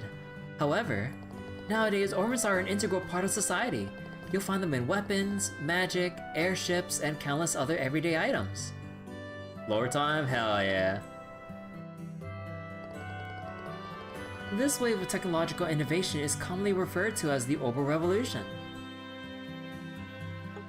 Oh man, okay, what are bracers? Wait. Oh wait, we see like what was it? Annalise, what was your name again? Was it Grant? I forget.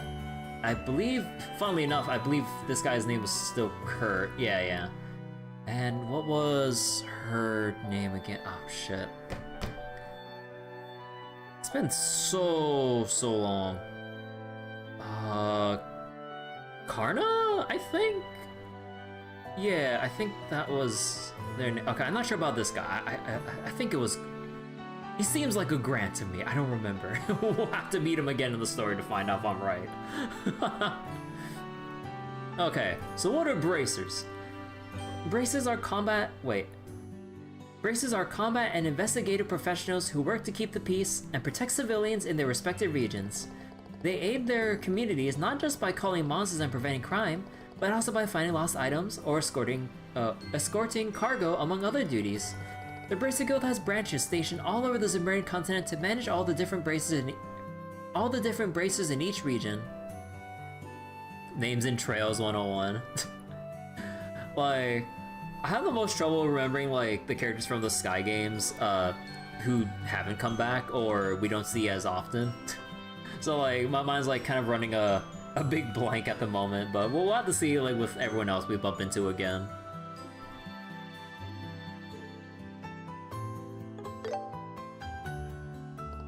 The Bracer Guild is a worldwide association established 50 years ago. In addition to those located in Liberl, there are branches across the continent, all contributing to local peace. Oh yeah, you see like the entire region of the Liberl Kingdom here, like Calvard right here, and then Erebonia like all up here, and then, you know, obviously you have like some of the other individual states, like I believe up here is supposed to be North Ambria, I think, and then... Oh, okay, I think it's like kind of covered by the clouds like in this section, but I think that's supposed to be... What was the place that Crow was from again? I'm drawing a blank on the region's name. Ah, shit.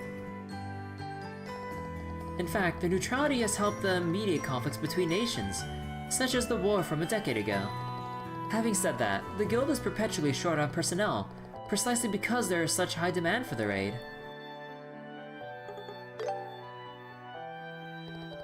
The Kingdom of Liberl, which we call home, is a nation rich in nature and tradition. It sits on the west side of the Zemurian continent. Liberl is famed for its rich stores of septium, and is proud to be a technological leader in urban development.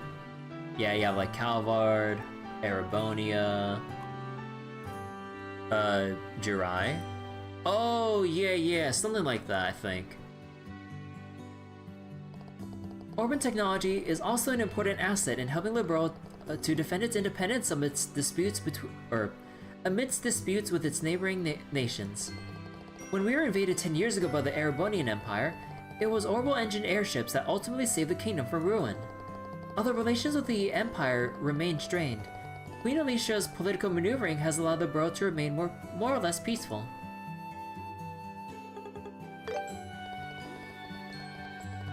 Now then, I suppose that's enough review for now. We can't afford to get behind schedule here. Stage sharp, you two. It's time for the practical part of your exam. Hey, Schera? How is this practical part any different from what we've done before? Oh, it's different that in that it puts what you've learned in theory to the test. Go along, drink on water a bit. Tubing. AKA, I'm going to put you two through what real braces had to deal with every single day. Oh, okay. And on that note, it's time for you to get out there and put in some physical work. I hope you're willing to work up a sweat, because I'm not going to have it any other way.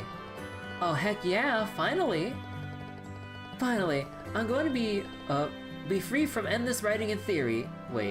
From endless writing and theory and thinking and boring stuff. Guess I was all worried for nothing. Nice to see you suddenly in such high spirits. I can only hope she'll still be smiling by the end of today. Anyway, how about we get on with this first practical test? You got it!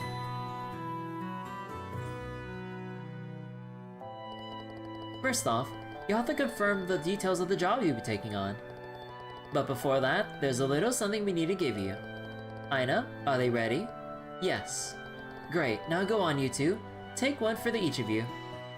Our bracer notebooks? Come on, don't just stand there, go and get it.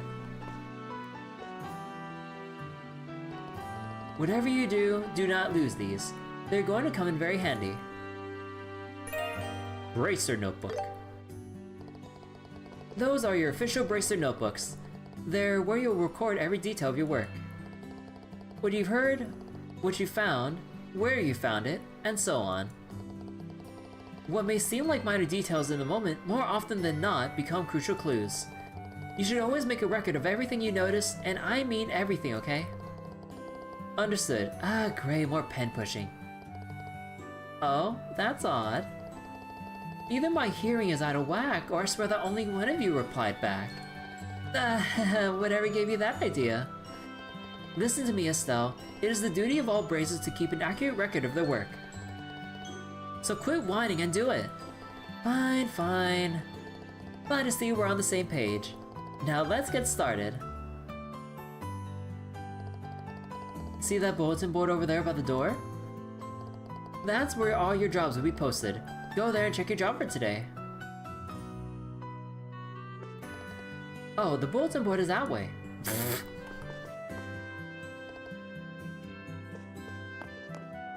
Uh-huh. There are various requests posted on the bulletin board.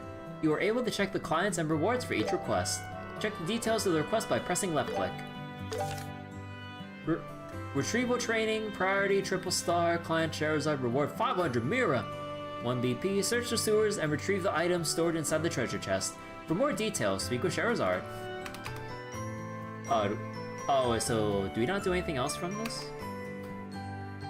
Oh, no, I think it technically already accepts it automatically. Because before you had to like actually press in to accept their request. Oh, okay.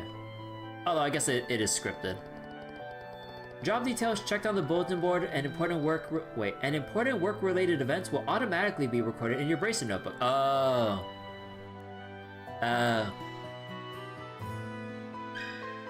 Bracer notebook, press E+1 to open the bracer notebook. It automatically records details of requests found on the bulletin board and significant story events. E1. You're able to view general statistics of the game such as number of completed requests and battle victories in the records page of the bracer notebook. To view individual requests, use Q and E to go through your different tabs. Cool.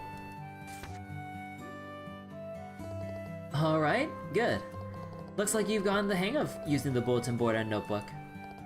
Checking the bulletin board is one of a brace's most fundamental tasks. It's also our duty to keep tabs on what's posted there so we don't miss any urgent jobs when they pop up. Man, it feels suffocating just listening to all these rules and duties. It may certainly feel that way, but it goes to show just how much responsibility comes with being a bracer. I don't think any bracer worth their salt does things half-heartedly. You know what? You're right, Joshua. I gotta go into this full-heartedly. Looks like you're finally starting to fix that mindset of yours. Yep, I'm feeling all pumped up now. Well then, let's get moving before all that motivation flans out. What are we doing next? Next, we'll go to Mr. Melder's workshop across the road to learn how to make the most of his factory services. He's kindly taking time out of his busy day to accommodate us, so make sure you remember your manners, okay? Sure thing. Is it you or Scherazard shorter than Joshua? I mean, like, it is 7 years from the current time in Trails to Daybreak, so obviously 7 years is a long time. And they're, like, Joshua and Estelle are relatively young at this point, no duh. So it makes sense that Joshua is shorter.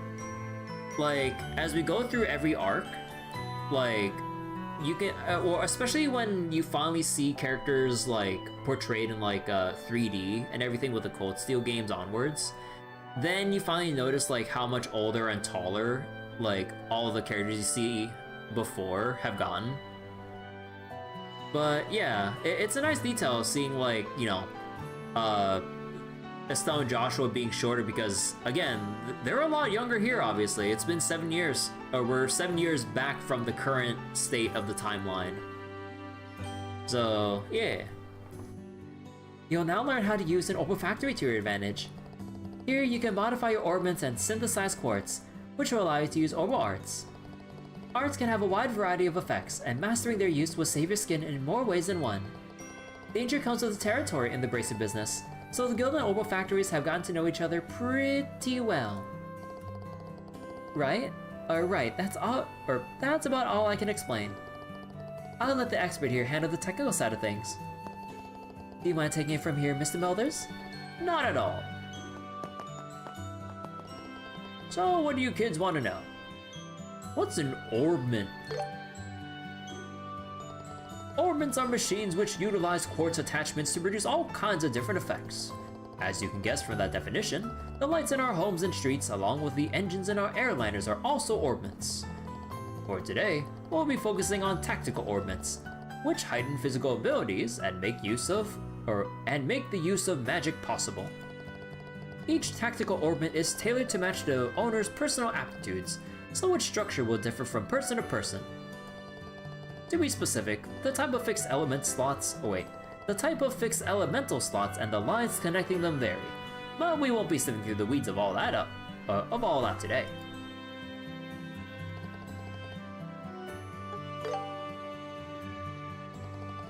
In layman's terms, an Orbal Art is a form of magic that can only be invoked through tactical Orbments. The Orbal energy stored within these devices can produce a whole smorgasbord of curious phenomena. Also, you'll have likely noticed that everyone just calls them arts. So, why no one thought to call it that from the get-go is anyone's guess.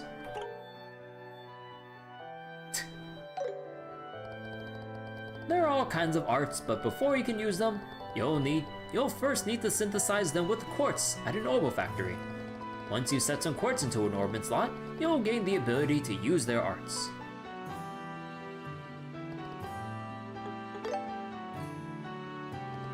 Sepith are fragments of septium that are dropped by monsters. There are 7 types of Sepith: earth, brown, water, blue, fire, red, wind, green, time, black, space, gold, and mirage, silver. At an Orbal factory, you can use Sepith to not only synthesize quartz, but also open up Orbment slots in which to install quartz in.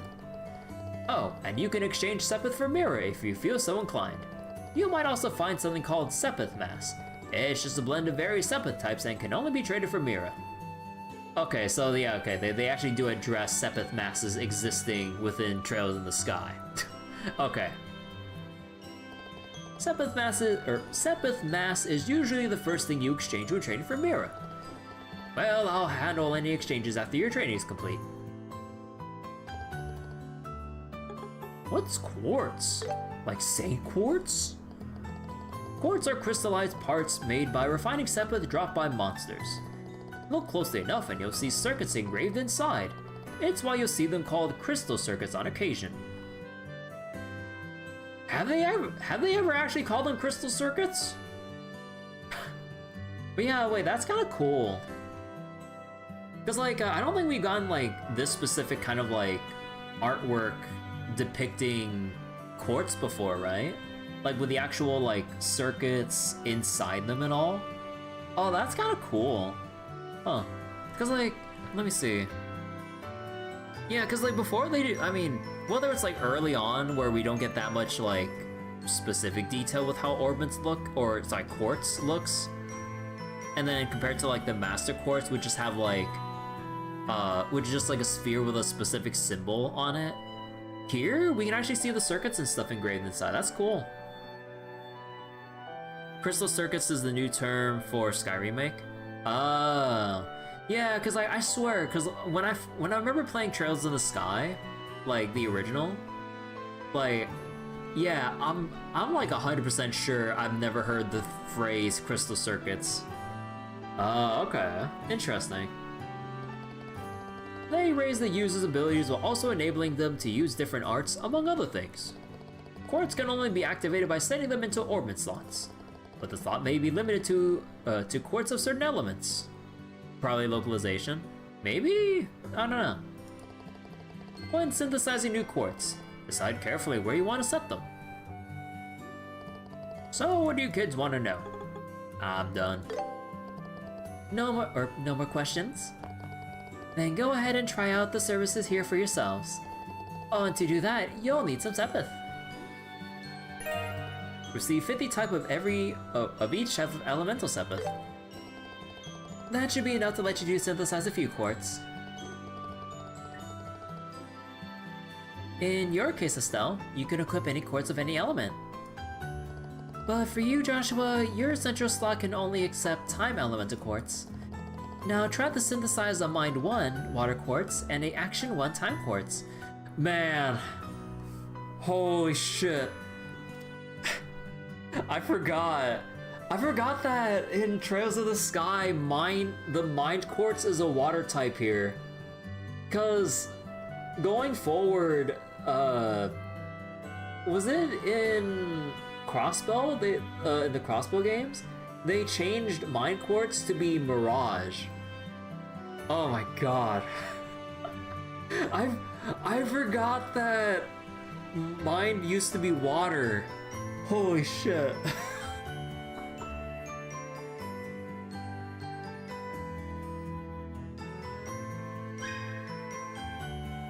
It was Crossbow? Oh, okay, so I do remember correctly. Let's see. Quartz, crystal circuits, spherical crystals refined from sepith dropped by monsters. When installed into tactical orbments, they enhance the user's abilities or allow the use of various orbal magic, or arts. Quartz synthesis. At orbal factories, you can synthesize quartz by using sepith. The required sepith varies depending on the quartz. Approach the counter and press F to open the orbal factory shop. Let me handle your orbments. In your case, oh yeah, so nah, it's like the same thing. Okay. Let's see. Hey, it's good to see your training's going well. If you ever need to use the orbal factory, just go over to Freddy and let him know. Hey, it seems like your training's going well. If you ever want to customize your orbments, just let me know anytime. Time for some shopping. Use sepith to freely synthesize quartz. You have to synthesize a Mind 1 and Action 1.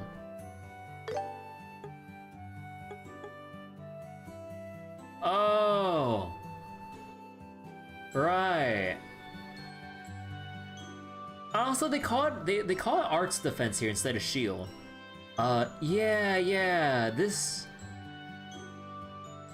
Wait, I forget. Like, what was this always wind even in OG as well? Cause yeah, like in later games they shift this to water.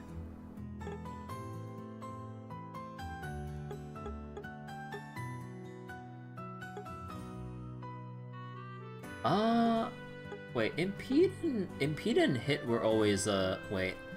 Oh, no, technically, it was dexterity. because there weren't in Trails in the Sky. You only had the dexterity stat and not like hit percentages. I'm pretty sure Impede was always here, right? It is different? Okay. Oh, man, part of me wishes I like replay Trails first chapter so I could like remember everything a bit more clearly. But yeah, they intend for us to make like, well, I'll just make one of everything like they want me to. I got it. I got it. Oh my god, Estelle, are really gonna just... Oh. Okay. I made up my mind. Oh, okay, so it flip-flops between like who says what. I'll take this. I'll take this. I pick you. I'll take this. Come again. I see you got some quartz synthesized. Now let's use those to try and increase the number of arts you can use. Estelle and Joshua set quartz into your orbments so you can use recovery and attack arts. She got it. Quartz can be set from the orbment screen in the main menu. Press escape to open the main menu. Select orbment, or select the orbment tab and place quartz into the slot. Press F to open the quartz menu. Tactical orbments have engraved lines and the elemental values. Oh yeah, you know I should have looked at like the little elemental value thing on the little text box here. But yeah, like I really miss the elemental value stuff from the Sky and Crossbow games. Like they're just something fun with like finagling around with the setups to get the right combinations of arts you want to use and everything. Because like in Cold Steel onwards, they simplify a lot of things to just equipping your spells or passives straight up, depending on what kind of quartz they are. And then in Daybreak, they kind of like take a little hybrid inspiration between like elemental values and just equipping like arts or stats straight up, I believe, right? But yeah. Oh god, am I forgetting stuff on Daybreak already? I still need to replay Daybreak going into Beyond the Horizon and everything. Let's see, tactical orbments have engraved... Alright, did I read that right? Oh yeah, tactical orbments have engraved lines, and the elemental values of quartz placed on each line are totaled separately. Specific arts become available when elemental values reach certain thresholds. Elemental values and arts. The central slot is connected to all lines, so try placing quartz with high elemental values there. If you're unsure, use the auto-equip feature with tab. When you set the water element quartz mind 1, the water value goes up by 1. When the water elemental value is 1 or higher, you'll be able to use the healing art tier and the attack art Aqua Bleed. Please set mind 1 to Estelle. Oh right, that's why we don't really want to bother getting any other quartz, because everything else is locked. Joshua's central slot can only accept time elemental quartz, or time element quartz. When the time element value is 1 or higher, you'll be able to use the Orbital Art Soul Blur. Please set action 1 to Joshua. No one uses the auto-equip feature? No, there's some people that do. So in Daybreak, hope to god someone other than Van has a good quartz setup. Yeah, I mean Van has like decent options though. Well, somewhat. But yeah, it's a little bit wonky with how they laid out the quartz setups in Daybreak. Because you have some people that have like the god setups, or you have other people that you just kind of do whatever with. It's just like, when you look at certain characters in Daybreak, it's just like, man, what do I do when they have these specific elements that don't really build up to anything substantial, let's say? Because like you're trying to like build up the elemental values to proc certain recurring buffs or certain resistances or other unique passive abilities or interactions, and then if they don't have the right elemental combinations, or even just have one less slot than usual, then it all just like gets screwy from there, and it's just like, what do we do here? It's like they ain't got options. They're kind of gimped. Okay, that's both healing and attack arts installed. Having a well-rounded balance of arts between yourselves is key if you want to get through battles in one piece. You should also keep in mind that usually, the stronger the quartz, the higher its elemental values are. That's why it's a good idea to try a new quartz the moment you get your hands on them. Okay, there's just one last thing we need to go over before you finish your Orbital Factory training, and that's how to open up new Orbment slots. The more slots you have open, the more options you'll have at your disposal. Unlocking slots will also increase your EP, energy points, which you'll need to use arts and boost your art strength. Wait.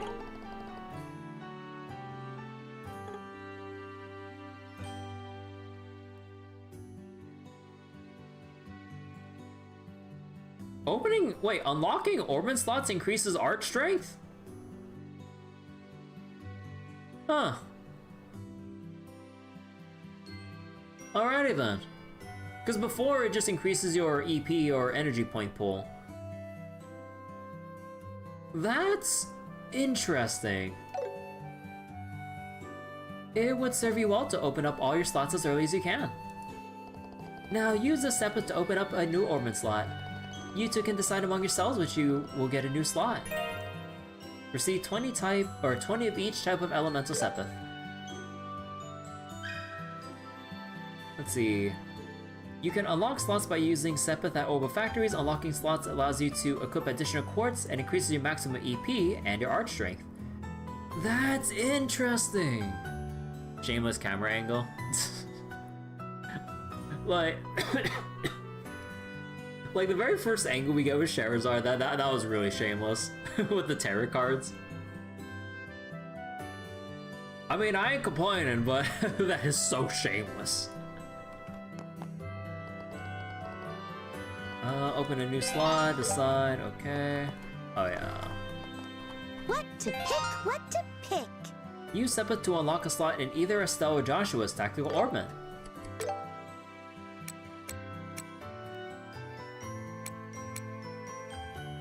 Oh. You know, I wish I could, okay, they could do a little bit of a better job not overlapping, like, the tutorial with, like, the little tab here that's supposed to say how much your EP and your art strength goes up by. Like, they can either shrink down the text box a bit, or, you know, just shove it somewhere else. Like, hello? Well, oh my god! Okay, it gets so expensive, like, all the way down here. Oh.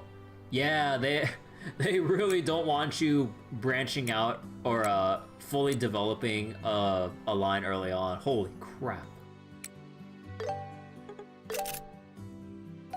Come again. I see that you have a new slot as... Oh wait, I see that you have a new slot, Estelle.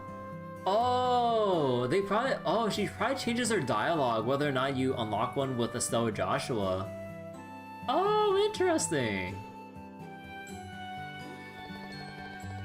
Your Sepith slot has no elemental restrictions, which makes it quite versatile. Right, that's your Orbital Factory training all wrapped up. And with that, it's finally time for the main event, your qualification exam. Wait, what qualification exam? I don't remember hearing anything about this. I was going to say you can't be serious, but then I remembered your brain is a sieve. We literally just talked about it this morning over breakfast, remember? Oh, right. There are newcomers for this game. They have to train them for these camera angles. I'm kind of remembering it now that you bring it up, but those yummy fried eggs are clouding up my memory. Estelle, stop thinking with your stomach and start thinking with your brain. But enough distractions. Let's head to the testing site. Huh? You mean right now? Hold on, I still need some prep time. Well, you'll have time to prep while I drag your sorry behind to the testing site. Joshua, save me! Mr. Melders? Freddy, thank you very much for all your help. No problem, and good luck on that exam. We'll be rooting for you. You hear me, Joshua? You'll rue the day that you so cruelly ignore this fair maiden in her hour of need.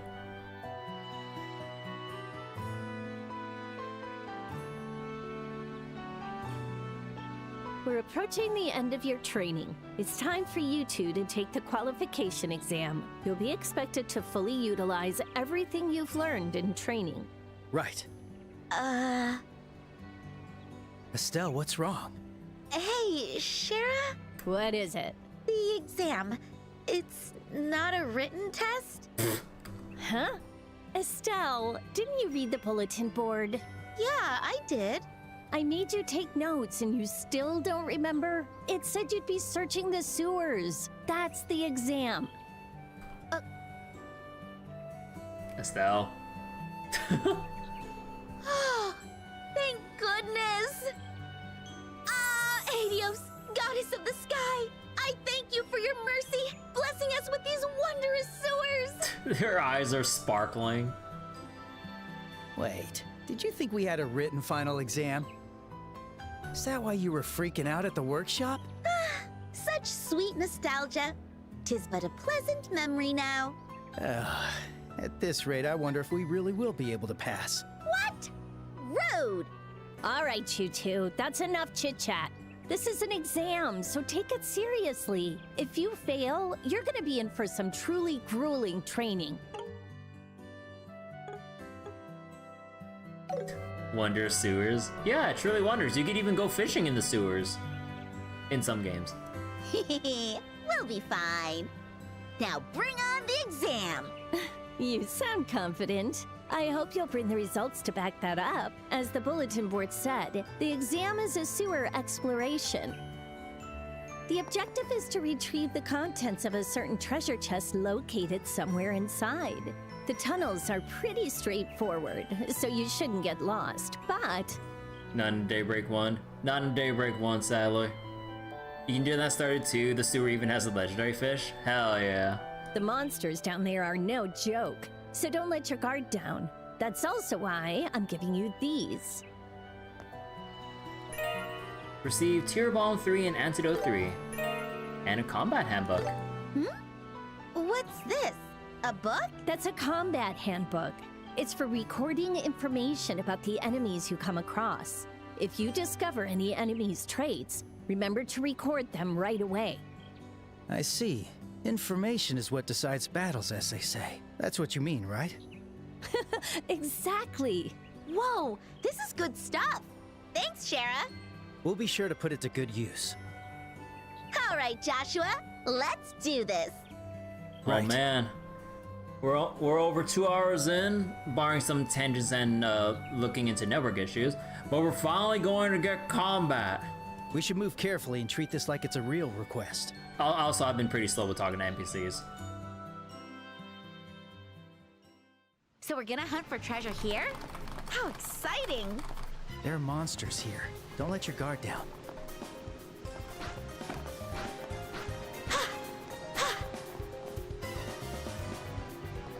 Hey, it's an Orbment charging station. We should rest up near one if we ever need to take a breather. Got it. Healing device. Healing devices can fully restore your HP and EP. Sadly, not craft points. All right, rested and ready. It's the Anyas roll. I mean, how else are you gonna like do a roll with a long staff? Honestly. Although I guess you can do. Although I guess you can like twirl around though. Although no, I believe Anyas. Let me see. Doesn't Anyas have like when you actually perfect dodge, she twirls or she does like a side spin instead of like a dodge roll, right? And yeah, wait, Estelle here does like a full-on backflip, I believe. Wait, how did Anyas do her dodge rolls in Daybreak? Oh man, I feel like I'm like giving myself a pop quiz here and I'm not even ready for it. Alright, let me go make a save real quick.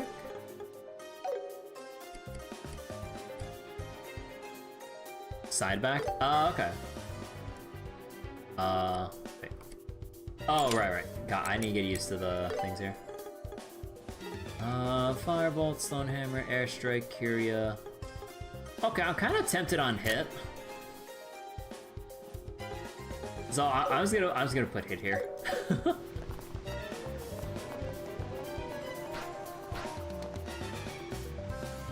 Van does a backflip? Oh, right. Looks like we already got company. As long as we take them out quickly, they shouldn't be a problem. Let's do this, Estelle. Yeah, they won't know what hit them. Man, I remember seeing in like the earlier trailers for like the Sky remake that they had Joshua's combat pose that was supposed to be this with Swin's battle pose from like Reverie and stuff. Because like Swin had his arms kind of like, I don't know how to describe it, but he didn't hold his like daggers like how Joshua has. It is pretty funny that like I remember seeing people catching that detail. Yeah, like a different character's like natural default battle pose. Let's see, attack by pressing left click, press repeatedly for consecutive attacks. Cold Steel 4, Joshua has long daggers. Yeah, but not like the same pose as how Swin does in like Reverie and onwards, right? I'll take you down! Yeah! Not done yet. Yeah! Yeah! Okay, even on Nightmare, field battles are relatively easy. Or at least like with these like level 1 enemies. How's that? Had enough? Good job, Estelle. Now let's record that monster's info into our combat handbooks. Oh, right. Scribble, scribble. Okay, that should do it. Press E+2 to open the combat handbook. Enemy details are automatically recorded into the handbook when they're defeated or stunned. Oh, thank God. I mean, just like in Daybreak, they automatically record enemy info. But like, from every other Trails game before Daybreak, you would have to painstakingly battle scope to scan every single enemy. Even in scripted scenarios where you would either lose in like one hit or would have to win within a set time limit for an optional extra bit of dialogue or bonus points or what have you. Otherwise, you would miss it for the rest of the playthrough. So here, oh, wait. That means in whatever one-sided scenarios we encounter, I have to make sure I stun an enemy if I'm forced to lose. Oh, shit.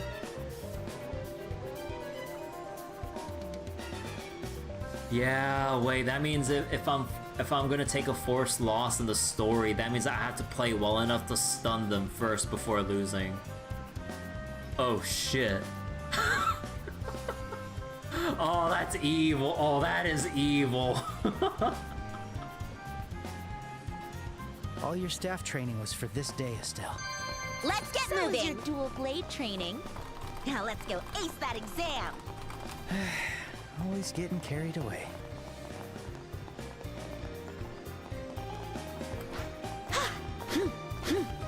Yeah.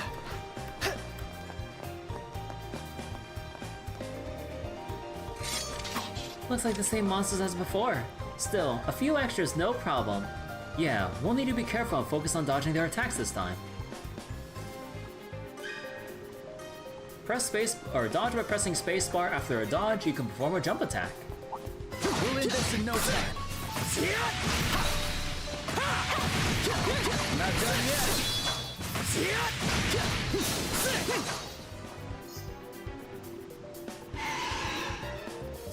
We got reinforcements.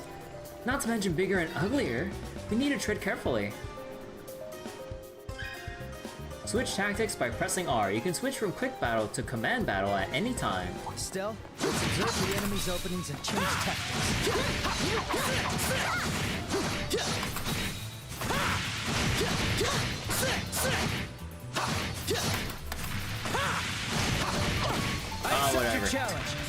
But I wanted to get the stun, but I ended up killing it before we actually go into a turn-based battle. Oh, dude.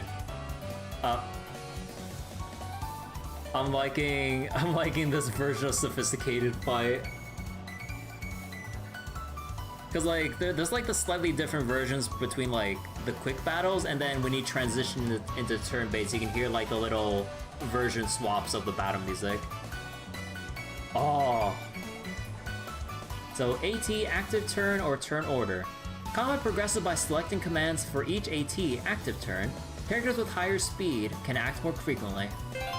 Attack with left click! But yeah, so one thing that's massively different from Trails in the Sky, obviously. Trails in the Sky, it's turn-based and you move based on like the grids on the field. Here, it takes like Daybreak's approach, and you can actually move and then select your attack, which is crazy because basically even all the way from Trails in the Sky all the way to Trails into Reverie, like 10 whole games, you would always have to like either choose to move or attack. Here, you can actually do both. You could freely choose your approach when it comes to like looking around the field and moving about, and then choose to actually hit something. All right, it's working. Ready, Joshua? Yeah, when the enemy flinches, let's do a combo attack. So wait, turn order, you mean from Daybreak 2? Oh, yeah. Use crafts with F. Craft points increases when attacking or taking damage. You can also spend craft points to perform crafts combat skills with various effects and ranges. Some crafts deal increased damage when attacking enemies from the side or from behind. Yeah, so that's another aspect from Trails to Daybreak combat. Cause, I mean, especially if you're like familiar with like, let's say FF14 or something like that. Like, you actually have positionals. Like, which wasn't really a thing until the Daybreak games. But now we got it for the remake. Melee DPSs rejoice. So crafts differ for each character and are learned at specific levels. Use a craft with F. Prepare yourself. Oh wait, oh right, I forgot. You have to like, The defense. you know, I kind of forget that like, as well as it wasn't as snappy as that with where it just like selects it right away. Also, there should be a space between once and right there. But actually, wait. Because I remember I would have to press and then. Oh no! I just cycle through with mouse wheel. Okay, no, I'm just being dumb then. Never mind. All right, stun when the. Wait.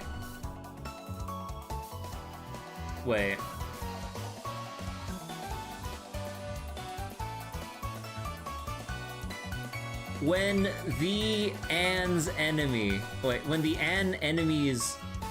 When the an enemies. I think they.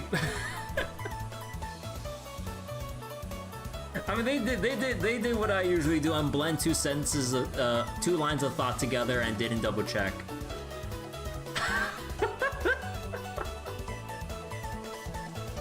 And then there's like, they forgot the space over here. When the an enemy stun gauge reaches 100%, they become stunned. This prevents the enemy from acting once and increases damage dealt. Brave attack. Stunning an enemy or attacking them while they're stunned triggers a brave attack. Pressing 3 allows you to perform a follow-up. Again, this is really weird. Normally, or at least like looking back at like how Cold Steel does it, you just left click. I had to press 3 to follow up instead. Follow up with 3. You're mine! Although, can I change that somewhere? I need to check the controls. Let's go! Let's see. Press E and left click to guard against attacks. Guarding reduces incoming damage by half. The character's delay recovery time is also reduced by half, allowing you to adjust turn order strategically. Oh.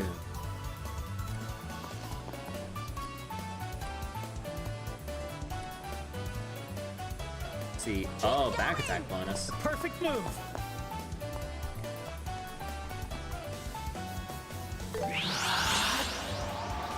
Full strike! Wait, you missed! Oh, bullshit! You'll pay Wait! for that. Wait! Bullshit! Wait a second. How can you counter from that far away? Hold up. Ain't no way. You're just a regular ass melee monster. How can you counterattack from this far away? I call bullshit on that.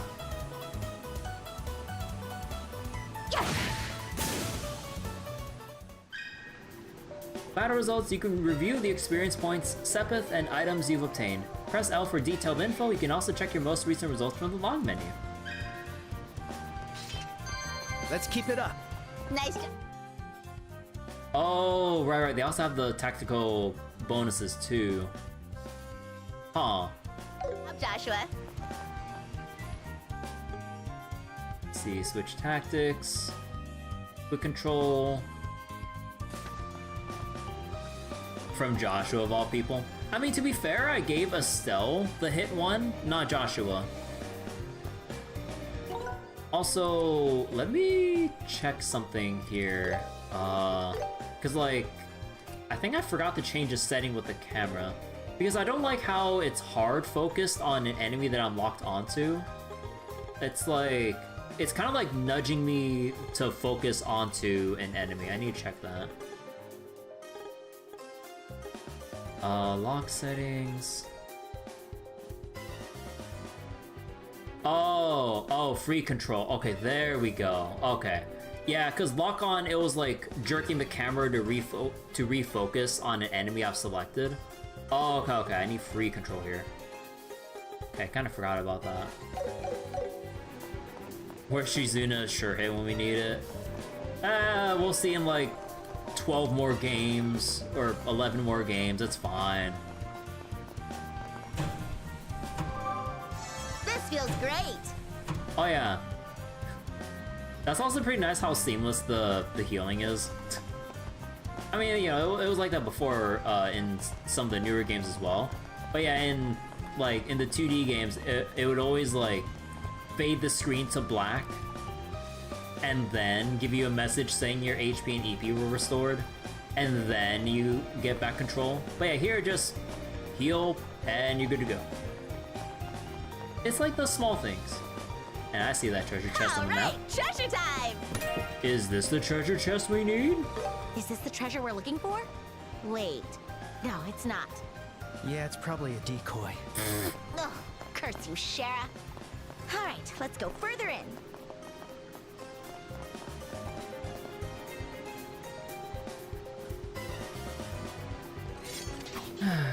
These monsters are looking a lot quicker this time. There are going to be times when our weapons won't do a thing to certain enemies. We'll also need to start using arts from here on out. The only thing is, arts takes time to cast. We'll need to switch up our tactics. Got it. Time to hit him with some majestic arts! Yeah, we'll end them here.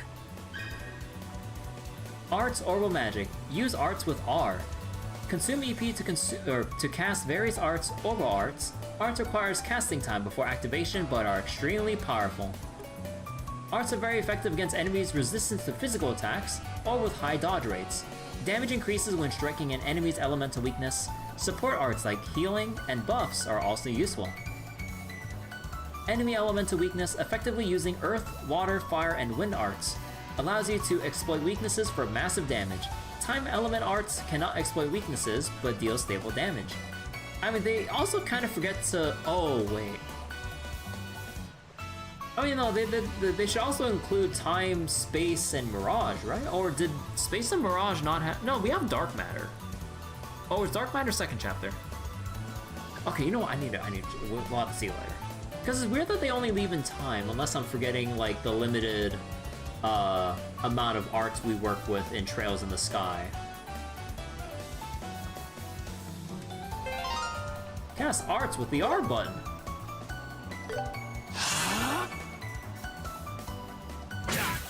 Oh, ow! Oh, ow, ow, jeez! Okay, this is where it might be a little bit of a pain on Nightmare. I got your back, Estelle. You know what, Joshua? You can handle that. Thank you. Yeah. That's gonna kill. You are mine! Okay, that killed. Let's go. Let's see. I don't think I can move far enough away from its movement range. Oh wait, you have 0 R's right there. She's in like 17 in this setting in the remake. Oh yeah, it's like, you know, it's like 7 years between Trails in the Sky and the year that Trails of Daybreak takes place. Let's see, healing arts. Press H on the field, open the art screen. You can use healing arts here, so recover quickly when you're in trouble. Cool.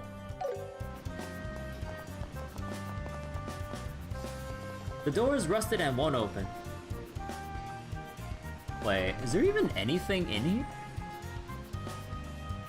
Eat this! Oh, whoops. Wrong button. But yeah, no, that's just like an empty dead end. Okay.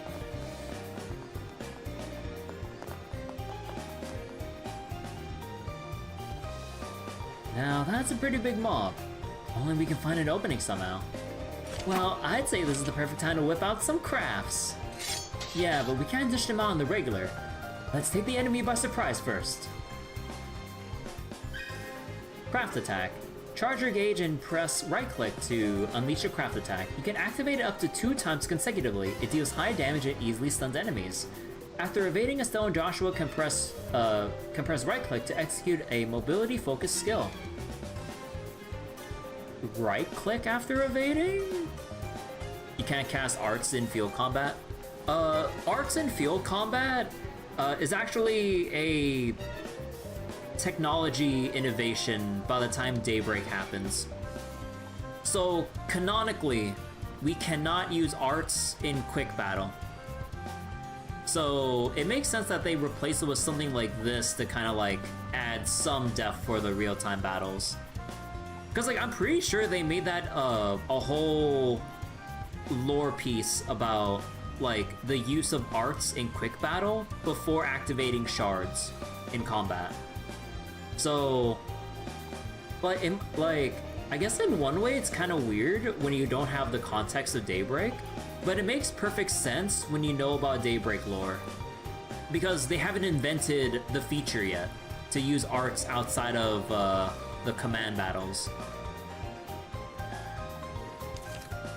If you dodge an enemy's attack with perfect timing, your charge fully recovers, immediately counter with a craft attack.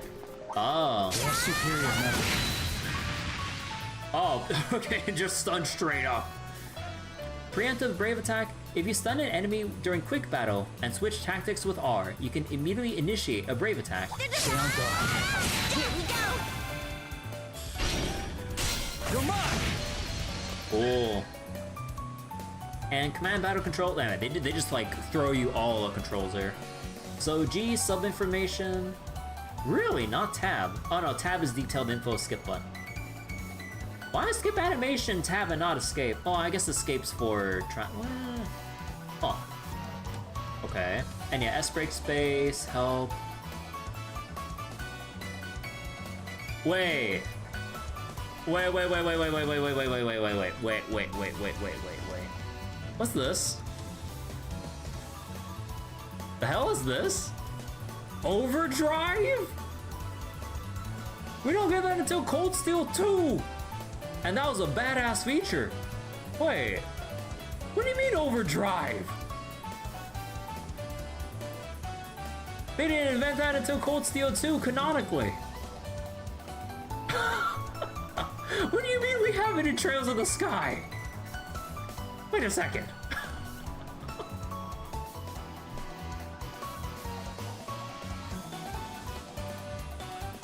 Let's see, during command battles, various support actions activate under specific conditions. Earn support XP by fighting battles and making new food. Increasing support level allows you to acquire new abilities and upgrade existing ones. Okay, so just like the Link XP in Cold Steel. Oh.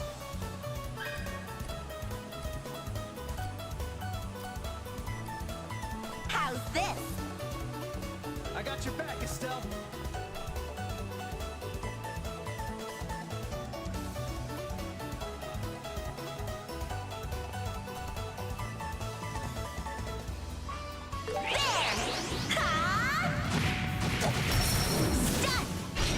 Too slow. Easy sweep.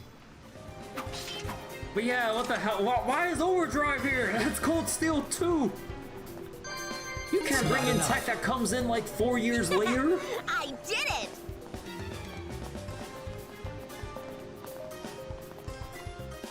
Let's see. Tactical bonuses. First attack, triple brave, perform a brave attack 3 times. Item expert, use an item 3 times. Double dodge, wait, double counter. 2 dodge counter attacks. Double canceller, interrupt a enemy craft their arts casting twice. Conqueror, kill 4 at once. Overkill, defeat an enemy with overkill, no duh. Avenger, win a battle while in critical condition. Weakness striker, .2, strike an elemental weakness. Excel craft, land a positional. No damage, don't take damage. No. Let's see, quick battles, perfect dodge, craft attack. Defeat an enemy in quick battle.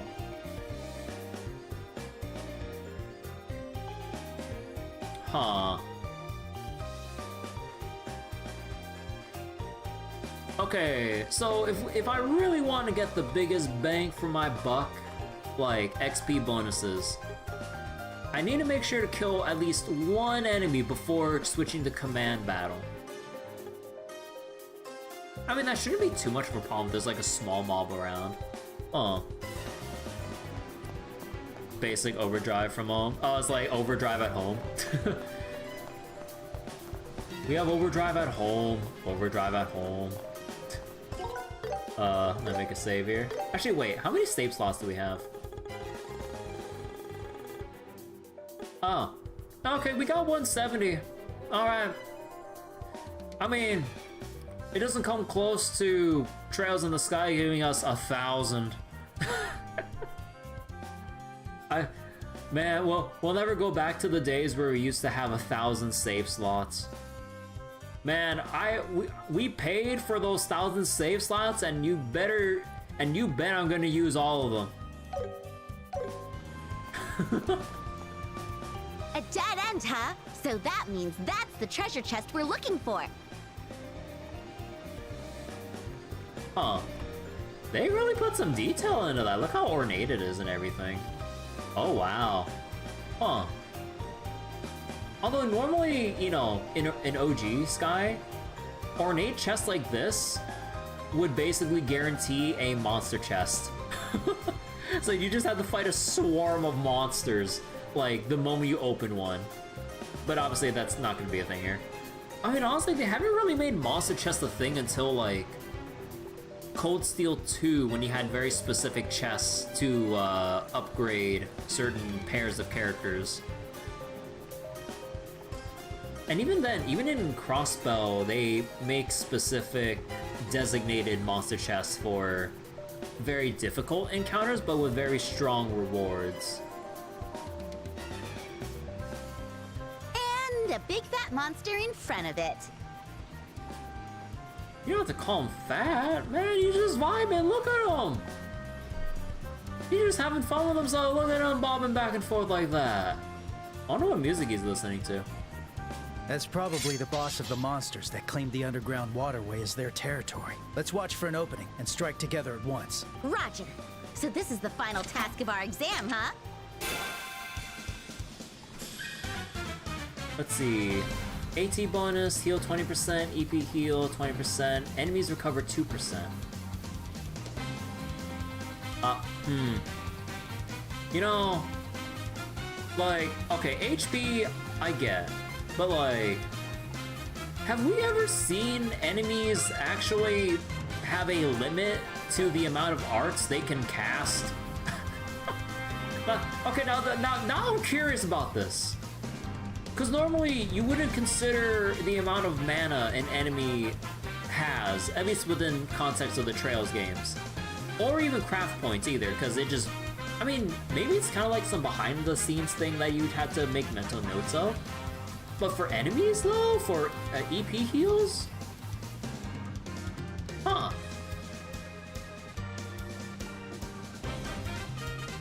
actually. Damage and healing effects increased by 50%. Okay, and healing. You know, I gotta check how the Sepith Up works in here. Because I wonder if it's like how Sepith Up works in every other Trails game. Because every other Trails game, your bonus Sepith is determined by the amount of hits you deal to an enemy within the attack animation, regardless of damage or anything else. So if you have a move from Estelle that slaps multiple times, you're gonna generate a lot of Sepith. But if you hit an enemy just once with like a singular like arts cast on a Sepith upturn, you won't generate as much Sepith. It's hit based. Even though most of the game's combat doesn't really have anything else to do with hit count. Well, until you get to Daybreak, but that's a whole nother can of worms for later. Wait. Heal plus, Craft Point plus, Sepith plus, Critical plus. 0 arts and damage and heals increased by 50%. Oh. If multiple AT bonuses are taken from enemies and their effects overlap, their previous effect will be replaced. And their effects overlap? Oh, okay, so you can't stack multiple of the same kind, I think. You can steal AT bonuses by stunning or defeating enemies. Oh. Because before, it was either by stunning or using specific moves that can steal. Or through brave attacks. You can also steal them by causing delay? Or using certain crafts. Okay, wait, no, that's a big first. Stealing AT bonuses by inflicting a turn to... Oh! That basically increases the viability of actually casting Chrono Break. Or whatever Chrono Break is just speed down, right? Or is it also speed down with delay? Or I guess maybe other arts that have a delay property too. Okay. Or even causing delay, that would mean whatever Quartz would give you delay on hit.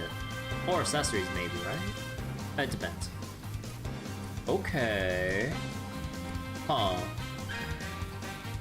Displaying enemy details. Use tab to display details. You can view various stats, elemental weaknesses, status, ailment effectiveness. Items and supplementary info are revealed upon stunning or defeating the enemy. Enemy details. Double circle, highly effective, double chance. Oh, okay. It basically tells you it's a double chance with double circle. Okay. Single circle, normal chance, triangle, resistant, half chance, X, immune, no effect. Strong enemies and bosses have higher resistances. Oh wait, I accidentally closed out of it completely. Whoops. Because yeah, I think there might have been some other things to look at. Let's see, we want Earth, it can sleep. Let's see, sub info, press G to access sub information. You can check your character's stats as well as delay recovery time or for details. Oh yeah, oh wow. So you can actually see mid-battle what your stats are. Like the detailed stats. And you can see the precise amount of turn delay you have. Oh, that's nice. Okay. Huh.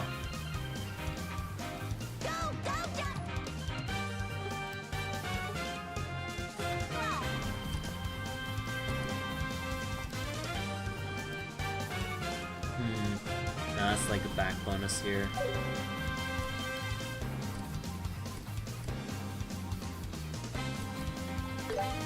Let us begin. Now's our chance. We'll show them how we do it. Huh? Oh, when you land a critical hit, you'll always trigger a brave attack, regardless of the enemy's current state. After triggering a brave attack, press 2 to activate a chain. By consuming 3 Brave Gauge points, unleash a coordinated attack between 2 characters. The Brave Gauge fills up when destroying objects in the field or fighting enemies. Additionally, performing a follow-up charges the gauge by 1 point. Attack with left click or use a craft.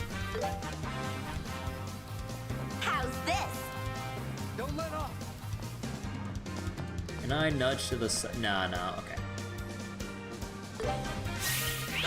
Wait, the monster defended one of them? Use the chain by pressing 2. Okay, timeout.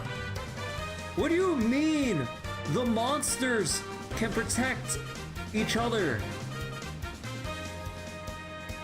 One of the smaller ones used the scapegoat defensive ability, wherever the fuck that was. What? Excuse me? That's crazy. You're mine! Oh, ow! Oh, shit! Yeah!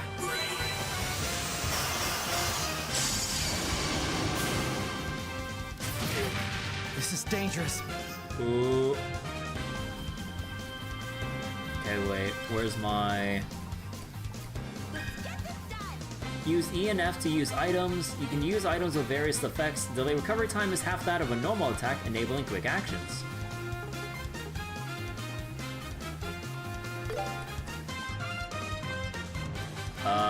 Should I just leave Stall alone there?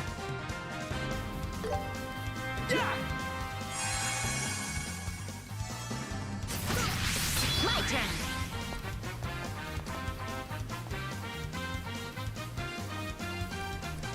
Oh, man. Oh my god. I'm noticing myself hitting the wrong buttons because of Daybreak muscle memory. I keep pressing, because I'm pretty sure, what was that? I pressed Q in Daybreak for arts, right? I was like, wait. God, my fucking muscle memory.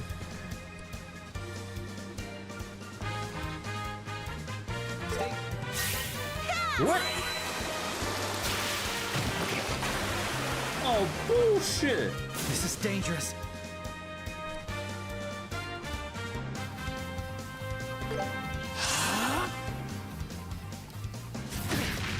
Let's go!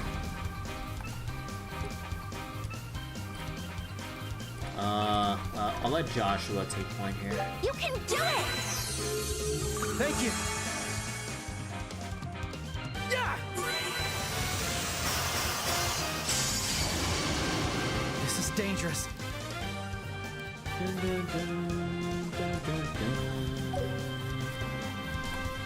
Keep going! Let's see, do you have enough range to run over here? Oh my god, you have... Wait, why is your melee attack range so long? That's not fair. Stay calm. Here we go! The perfect move. Dual strike!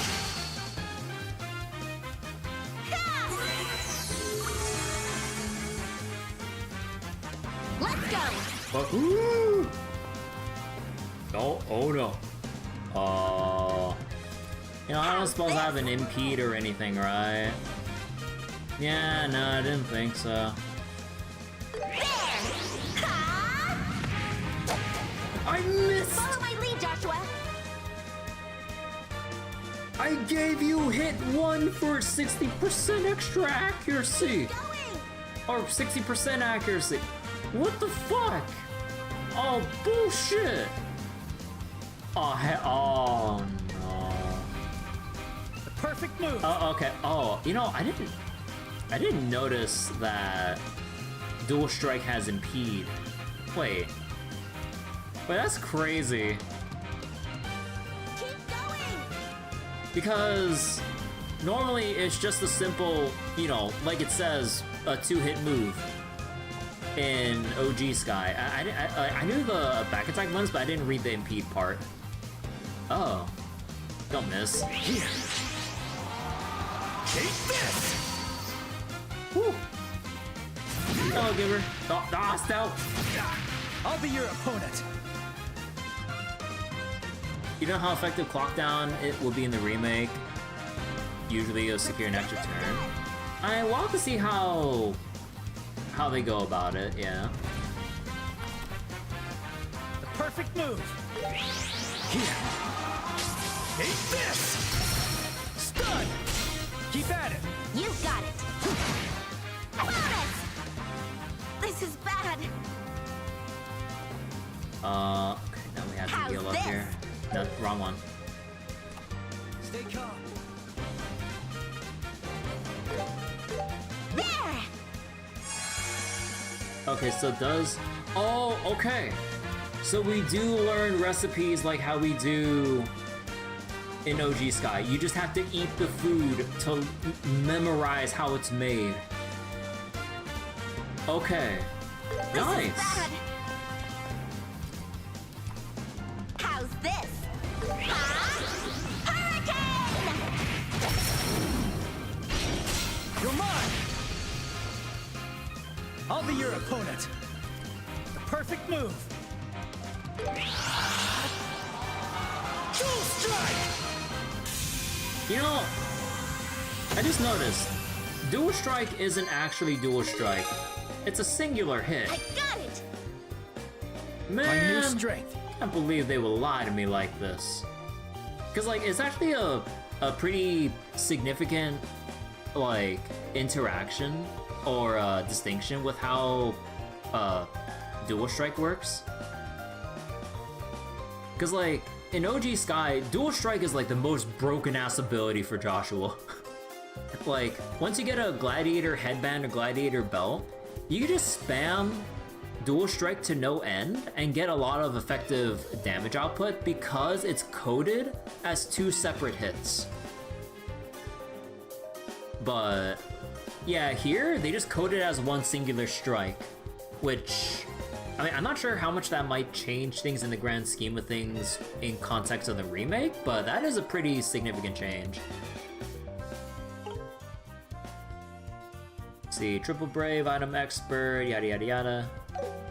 Alright. Double checks, debuffs. Alright, anything else around here? Nah, we good. 2 small boxes. The target of your field training search, it is tightly sealed. Huh? They're just more boxes inside the treasure chest. Weird that there are 2, though. I wonder what they are. Estelle, our mission is only to search and retrieve. Investigating the boxes themselves isn't part of the mission. Ugh, Joshua, loosen up, will ya? It's not about the job. I'm just curious. Oh my god, Estelle. Oh, look at that smug face she got on there. I mean, there's nobody here. Shera'd never know if we took a little peek, right? Estelle. If you want to fail, I won't stop you. Fail? That's always a possibility. If this was a real job, those boxes would belong to the client. Unless it's something illegal, we have no reason to look inside. All right already. If you're really that curious, why not just ask Schera about it later? Anyway, we should get going. Don't let your guard down. Right. We have to take the boxes back, so don't drop them in the water, okay? Like I would. What do you take me for? I take you for Estelle. Cheeky as ever. Duh. Alright, and now the run back.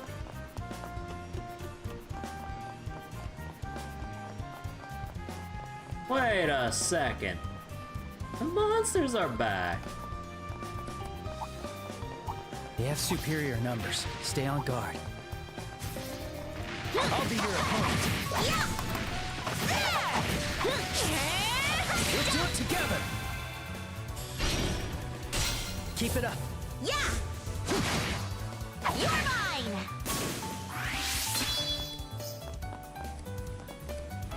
Yeah!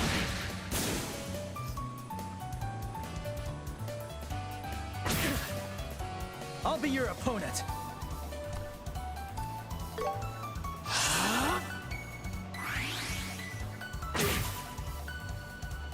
Yeah! Let's go! Ha!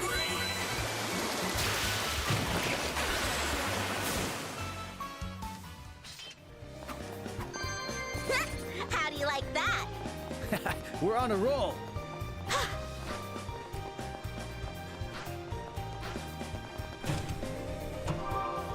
Phew, that was a good break. Oh yeah, I should probably go save here just in case.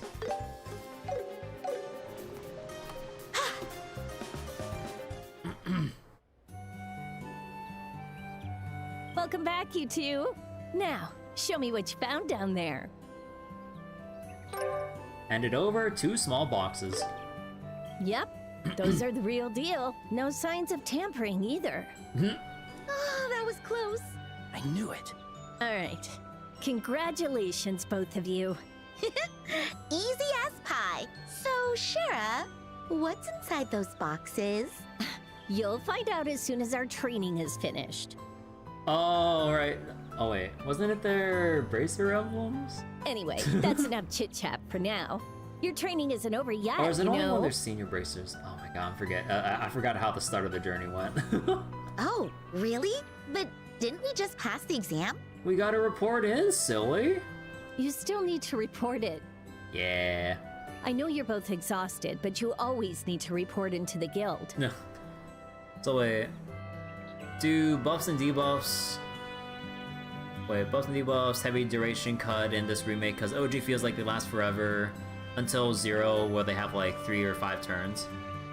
Yeah, and like, I don't remember how it went. I don't remember the specifics from... What was it? I don't remember the specifics from Trails in the Sky.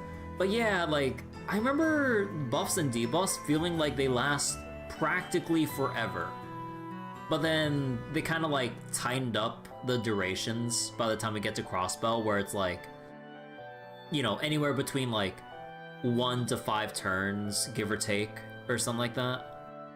But yeah, like, I vaguely remember, like, when it comes to buffing and whatnot, like, it just felt like it lasts until they counteract it with their own debuffs, or until you heal off your own status ailments on your own. Like, but yeah, in the remake now, like, you can clearly see the turn timers on your specific buffs and debuffs though, which is nice. Because yeah, it was always hell, like, in OG Sky when, okay, strength up for everyone. How long does it last? It lasts until the icon goes away. I mean, I would need to, game, I would need to plan around that. How much time do I got? I just feel around for it. I'm just like...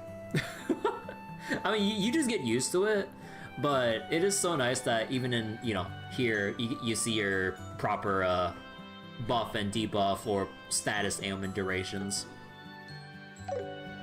Oh, there's more? But wait, there's more! Story of my life in Daybreak 2, honestly. Every time you think like a story section's over, it's like, boy, there's another part here! Ugh, fine. Looks like we've still got work to do. Right, just a little more to go.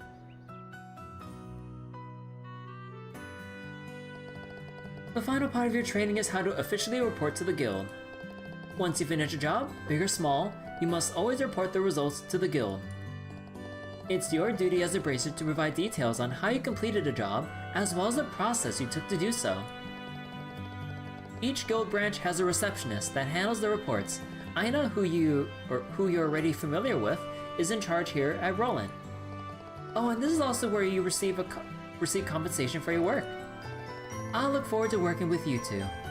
Well, what are you waiting for? Go ahead and report today's findings, or today's training. BP and reporting. When you complete requests, you receive BP, bracer points. Wait, Poison Blade? Inflict poison with a 50% chance with attacks and crafts. Oh. When your BP reaches certain thresholds, your junior bracer rank will increase. You will also receive various bonus items. Approach the counter, then press F to report your completed jobs. Come on, don't just stand there. Go and give your report. You know, I love how they re-tutorialize you on what you're supposed to do if you talk to Schera instead of just reporting right away. Also, wait, let me check something real quick. How have things been with... Let's see, how have things been with the Twitch stream? Let me see. Oh, wow, nice. But yeah, on a side note with the issues that went on earlier, at least specifically on Twitch, Yeah, look, it's all better now. Thank goodness. But yeah, it was like really jittery like during the early parts of tonight. Again, on Twitch. On YouTube, it seems like everything's still perfectly fine, so hey. But yeah, okay. So it was just, thankfully, just a temporary hiccup. Unfortunately, we'll just have to bear with it for God knows how long. Oh, okay, so honestly, that's a load off my mind so I can just keep going tonight. I see. 1. Oh, we get to see the reward list.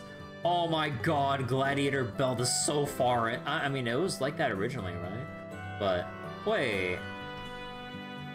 Arch strength and speed? God damn! Wasn't originally, like, it was just like, I think just strength and defense, and then craft points on action? Wait, upon action. Your action or everyone's action? I think they I would assume they balanced it in the remake where it's upon your action and not every other unit. Because this is what made Gladiator Belt so broken in every Trails entry. Because it not only increases craft points on your turn, but after every other unit's turn, allies and enemies. Huh. So Poison Blade, Emerald Shield, Foresight when critical health? Foresight? I assume that's like the insight buff, right? Where you get increased accuracy? Huh. Heal? Recover HP and field. Yeah, that checks out.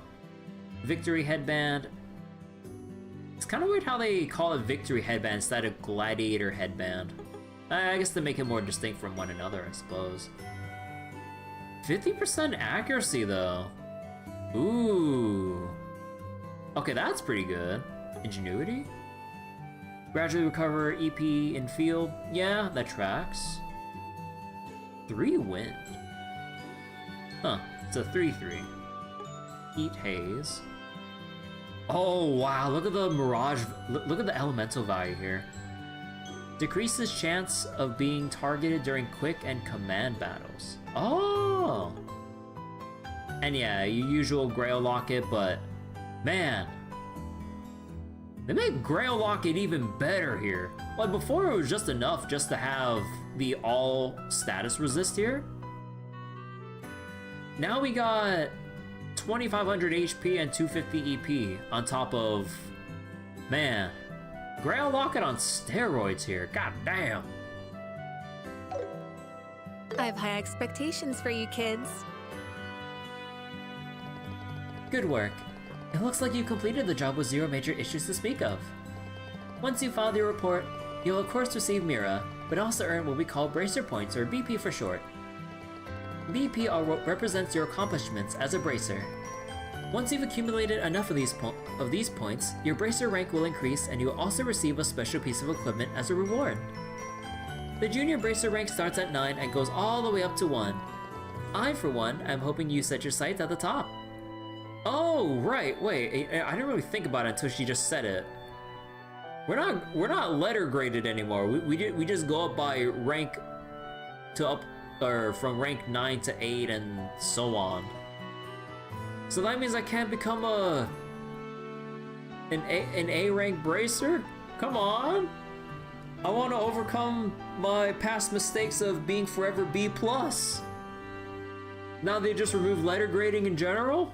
Come on! The Mira and BP you obtain will be also recorded in your Bracer notebooks, so be sure to check them later. Now then, all you need to do now is complete your training. It's about time we headed back upstairs. See you later, Aina, and sorry for making you even busier than you already are. Not to worry, the guild won't have much of a future without training new Bracers after all. I'll see to it they're both work to hell and back. To hell and back? I suppose we'll have to make sure we're ready to find out what that looks like. Good work, both of you. That completes today's training. All that's left is to gain experience by actually working. Now then. It's the boxes. Oh, those boxes! Yes, they're the ones you retrieved during the exam. I had a feeling you might be interested to know what was inside. Can we open them? Yes, go ahead. Take a look, both of you. Yay! Well then, Oh. The junior bracer emblems. Yay! This emblem is... You know, I love how they just faded to black there so they don't have to animate, like, what the boxes look like when they're opened up. Like, they pan the camera away, fade to black, and the boxes are still closed.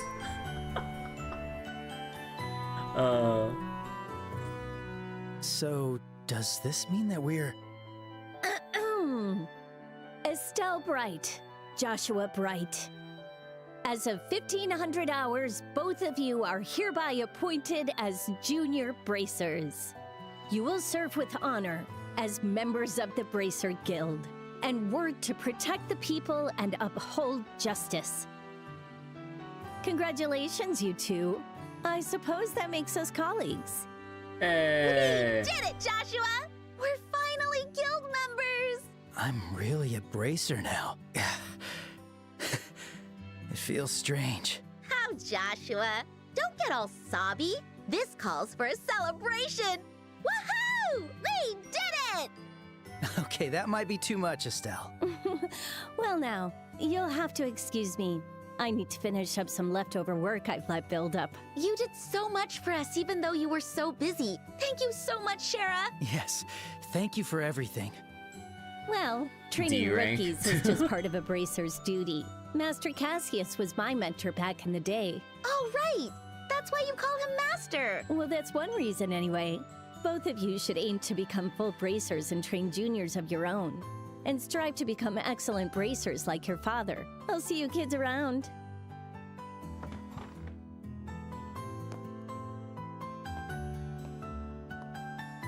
Huh. I don't get it. What's so special about Dad? Don't get what? Scherazard, the Silver Streak. She's one of the best among the younger generation of bracers. Oh.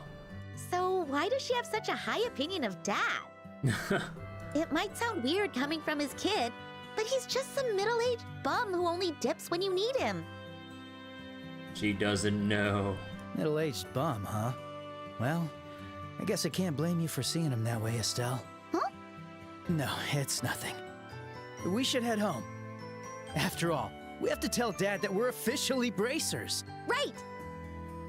Man, I gotta say, it's like so weird actually, like, you know, just hearing everyone like voiced in general for Sky.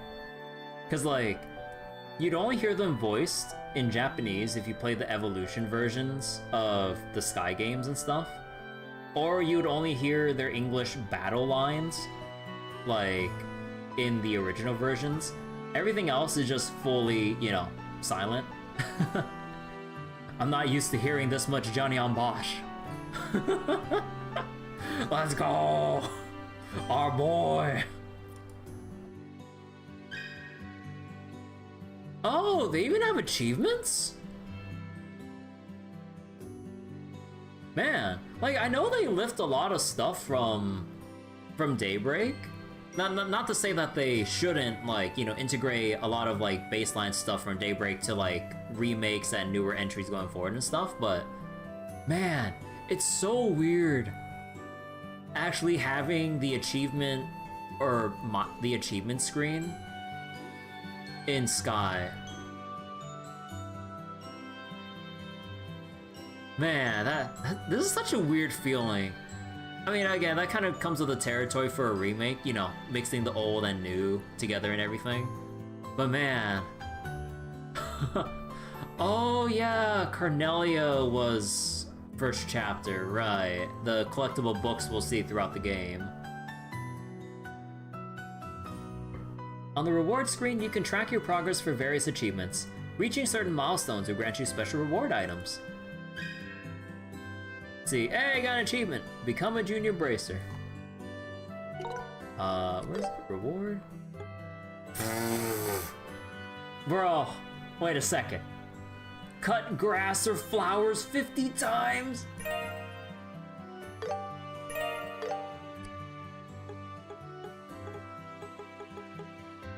Support level, Mira, arts, Orbments slots. Brave action, oh wait, brave attack follow-ups, chains, support, arts, preemptives. Defeat 6 enemies, get a tactical of 3 or higher for an EP2. Ooh. An EP2 this early in, if I can get that? Oh. Arts defense 2. Alright. How much do I gotta grind? How long do I have to grind off stream to cut 500 things of grass and flowers for this?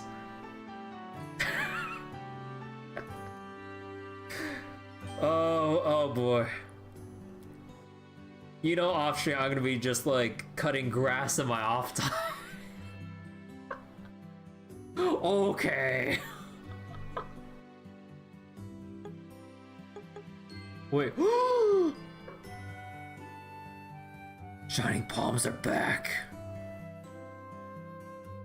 I'm still a little bit sad from like Cold Steel onwards. They basically remove Shining Palms from existence aside from special items that guarantee level ups by summoning Shining Palms to fight. In the Sky Trilogy and the Crossbow Duology, you can actually find Shining Palms, which are basically like your, metal slimes, or, they give a whole lot of XP and Sepith and everything to accelerate, your progression and everything. But yeah, for some reason in Cold Steel onwards, they just remove them from being found in general. I mean, you still have other ways of farming XP or grinding Sepith in Cold Steel onwards, obviously, but it's kind of weird that they just remove them after Crossbow. Huh, okay, Shining Palms are back, hell yeah.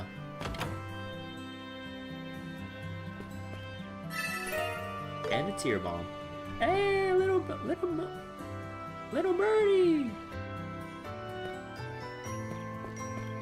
Okay. Alright, let's go downstairs. And Ridge. Hey, Estelle, Joshua. Oh, Ridge. All done with training, huh? To think you both passed the exam at the youngest age possible. I'm impressed. Well, we're all fellow bracers now. I'm looking forward to working with you. We're looking forward to working with you as well.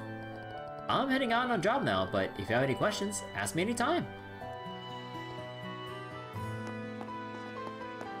Let's see. No request available. Congratulations! You two are now officially bracers. I'll be the one supplying you with jobs from now on. Bring it on! We're in your care. I wish you the best of luck. You don't have anything to report. Okay. And obviously nothing. Oh, let's go.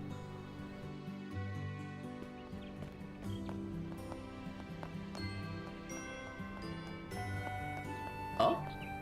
Hey, the boys. Hey, hurry it up! Wait for me! Oh, it's you two. Oh, crap! It's Estelle! Oh, crap, it's the Oh, okay. Now it's coming back to me. This little shit right here. Oh, and Joshua. And he sounds so happy to see Joshua. Road? What do you mean, crap, it's Estelle? You look like you're in a hurry. Going off somewhere to play? You'd better be careful. There's big, scary monsters out on the highway. Oh, shut up. We play where we want, Estelle. Besides, you're not even a real bracer. Excuse me? Well, that's where you're wrong, Luke. Even more wrong than your opinion of Purzel Farm's milk. Huh? No way! That's right. I officially became a bracer. Just now, in fact. Junior bracer. I'm a bona fide bracer, you hear? Well, we're still just junior bracers. It's not that big of a deal. Don't rain on my parade! Wow, that's amazing! You guys really did it! Luke's fucking face right here. Again, I know I'm harping on this a little bit too much, but I don't know how I feel about like characters or more characters just having this as a regular expression compared to like just, you know, more natural surprise expressions. Aww, you're such a good kid, Pat. Unlike some cheeky little brat and twisted guy. That's not fair! I was going to become a bracer first! I knew Joshua would! But I never thought Estelle would beat me! Damn, the disrespect. What did you say? What the heck is that supposed to mean? Besides, you can't even be a bracer until you turn 16. No way I'm getting beaten by a snotty brat who's still in Sunday school. Why are you getting so worked up about this? Bah! Just you watch! I'll train at my secret fort and become a bracer in no time! Let's go, Pat! Okay. See you guys!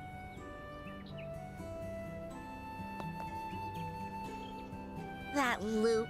He's always looking to pick a fight. Does he really hate me that much? I think it's the opposite. Up a what? What I mean is, he's a boy. No shit. Anyway, that secret fort bit was a little curious. I know, right? I like the sound of that. Really tugged at my heartstrings. To be young again. Alright, because in the Trails universe, you're considered an old-ass fucking man at 24. That wasn't really what I meant. All right, let's head home Thanks, and give Dad the Aaron. good news. But before that, we've got something else to do, right? Huh? Do we? Estelle, you need to buy something for dinner. But yeah, now that our training's all done, we have to go through everyone's dialogue again. 25 to be correct? No, it wasn't. I mean, Van was 24 in Daybreak 1 and then 25 in Daybreak 2, right? But yeah, Aaron still kept calling him old at 24. Oh, anyway, we have an optional thing right over here. But yeah, okay. Before we go back, we gotta do the Rolent sweep. Alright, let's start at the... I like how the birds fly off. Let's go start off at the airport. Accepting this year's high quality.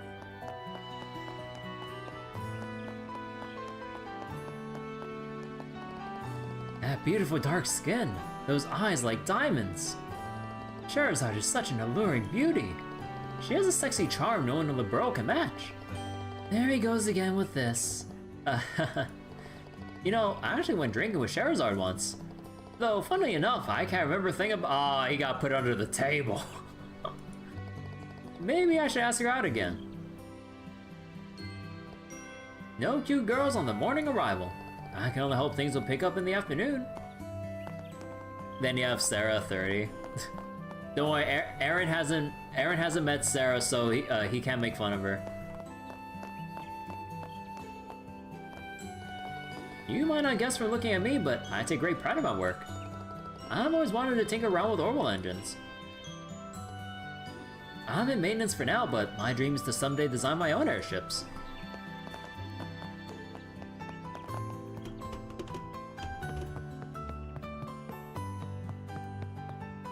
Oh, right, no, you didn't get right. I didn't look at the map. The airliner's heading for the 5 major cities. Travel by either the eastward or westward routes. The westward route departs from Gransel, from Gransel to Rolent, Boast, Run, and Zeiss. The eastern route heads from Gransel to Zeiss, Run, Boast, and finally Rolent. There we go. Incidentally, there are no direct flights to neighboring regions. The only ships taking those routes belong to the Royal Army, the Royal Family, or smugglers and pirates. Let me see again. 5 major cities go by west or east routes. Okay. So they don't like crisscross between the region. It's all It all goes in a circle.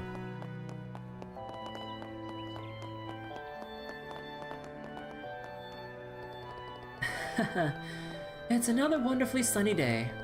Perfect for a nice little nap. Kitty! I wish I could like zoom in on the kitty more. You have a little cat here. Like, might work the camera a bit. Aww. Munch, munch. Better get back to the mine before Foreman finds out I've been skipping. So much for, like... so much for, like, mining taking a lot out of you. You've been eating here all day. Hello? Have you already finished your training? Yay, I did it, Elisa. Oh wait, Elisa? Yeah. I'm finally a bracer. Really? Congrats! You've been dreaming of becoming a bracer ever since we were kids. But you do know you're going to put yourself in a lot more danger from now on, right? Well, yeah, I know that. Joshua, keep an eye on Estelle so she doesn't do anything too crazy. She's like a boar charging ahead with that big stick of hers. You read my mind, Elisa. Seems like everyone realizes it but her. You do know that me and my big stick are within earshot, right? I'll have you know I got a very large stick. Aw, Joshua and I are just worried about you, Estelle. Either way, just don't get carried away and end up in a hospital bed, okay? Okay. Wait. Oh, Estelle, she's like a boar, charging ahead with that big stick of hers. Wait, is that the exact same? Okay, it's slightly different. They slightly alter the redundant lines. That boy ain't even half a man yet. Forestry isn't some walk in the park that you can master in a year or two. Hey, you two. Want to place an order? Word is that merchant lady over there came from Bose. She's a smart lady, and good looking to boot. I bet she wouldn't give me the time of day. That said, she does have somewhat quirky mannerisms. Which one should I pick? Oh, you know, I like how they... Okay. It's actually kind of nice that they automatically set the exchange for your Sepith Mask without having to actually scroll for it. Because it's already implied you want to trade in your Sepith Mask. Thanks. Because, like, you go into the shop... I can't decide. And they already have the exchange pre-arranged for you. That is actually pretty neat. Because before, you would always have to, like, you know, scroll or hit left or right so you reach, like, the max amount you can trade in at once.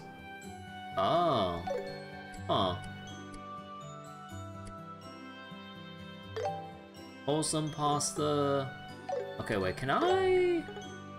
Oh, right, we can sell the... Thanks. Oh, wait, actually, don't I have the, like, the free sample? Yeah, the free sample DLC. Yeah, hit one, Zarin powder, and you bet your ass that I'm gonna sell this shit. Or at least one of them. Easy money. I got it. I'll take this. I'll take this. I pick you. Thanks. Okay. And actually, I should start talking with everyone else. Joshua? Joshua? Joshua, you're kicking up a lot of dust there, buddy. I love how funny the pathfinding can be. Oh yeah, I never went to the second floor of the bar. Oh shit, I missed some dialogue earlier. Seems like you managed to secure the lumber without a hitch. I assume you managed to secure the Septium too, right, Simon? After coming all the way here to Rolent, failure is not an option, you know. I'm currently in the middle of a business negotiation with someone from the Malga mine. Please wait a little longer. Yeah, wait, I missed the earlier dialogue here. Probably not too important. Oh, hi Estelle. I haven't seen you in a good long while. It's already been so long since you and Joshua graduated from Sunday school. Have you seen Elisa yet? She's been helping us out at the bar for some time now. Spend some time with her if you can. She misses talking with you. Actually, time out. You know, I have the power. Or actually, no, never mind. I saved over it. Whoops. Never mind, we cannot rewind time. What about the autosaves?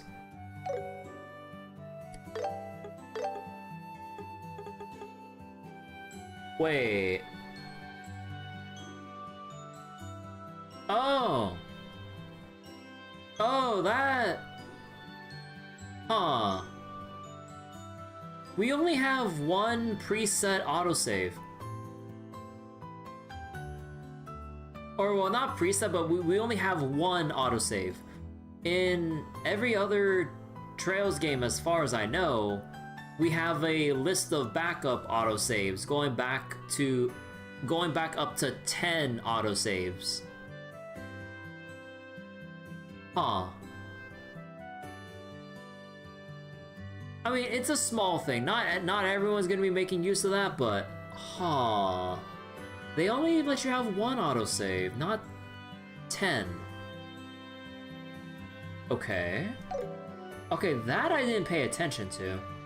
Like, I'm not missing any other buttons here, right? Yeah, just straight up, like, all the save slots, but then only one autosave. Cause yeah, as you continually autosave, you build up to 10 autosaves before overwrites the oldest autosave. So you still have like a decent gap in time where you could load back several autosaves in case like you forgot to grab something or you wanted to double check something before resuming where your current point was. Huh. I know it's a small thing in the grand scheme of things, but that's pretty huge. Only one autosave. At least to me. Hey Estelle, Joshua, is it true that you're bracers now? You're always the first to know. Oh wait, you're always the first to know, eh, Cruz? I always knew that you two had what it takes. So what now? I'll have to make a name for yourselves? I have to say, I do like Scherazard's mature charm. But yeah, the two of you together, you just can't beat that. Uh-huh. Thanks. Man, this is gonna be so much drama! I can't wait! Oh boy.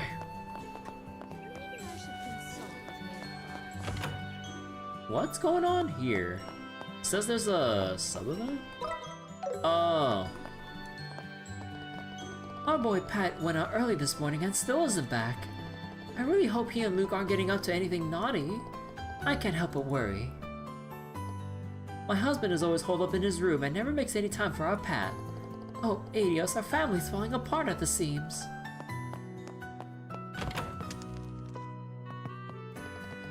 The moment I thought Luke was home, he was right out the door again. And just as I was telling the boy it's almost time for dinner, he just refuses to sit still.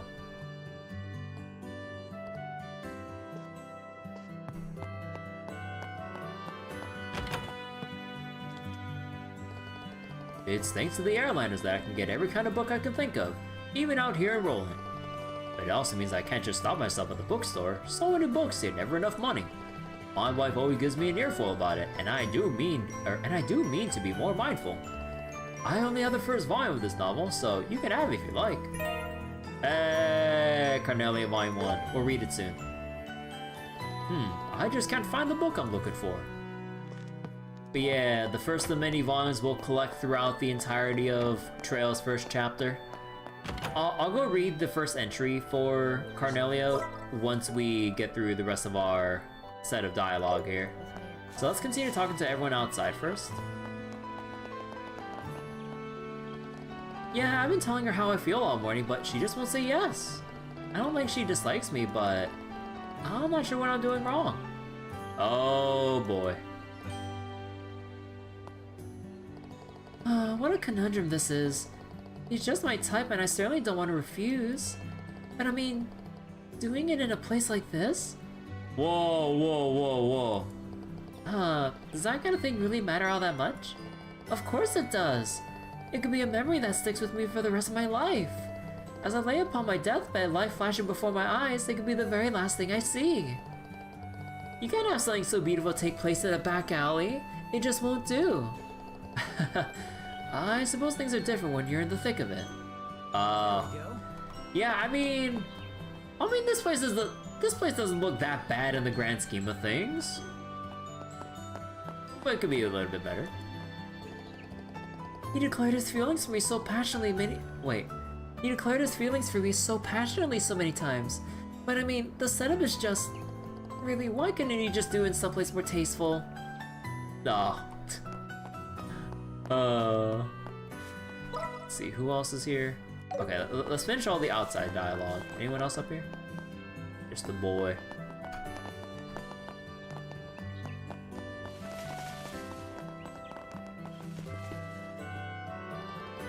Ah, what a sweet sound it is. There's nothing quite like the ring of the tower's bell. It's not simply a way to tell time. It's living proof of Rolent's storied history.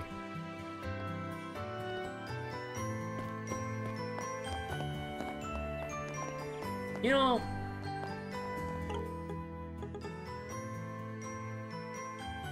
I kind of wonder if it's an oversight with like exhausting NPC dialogue.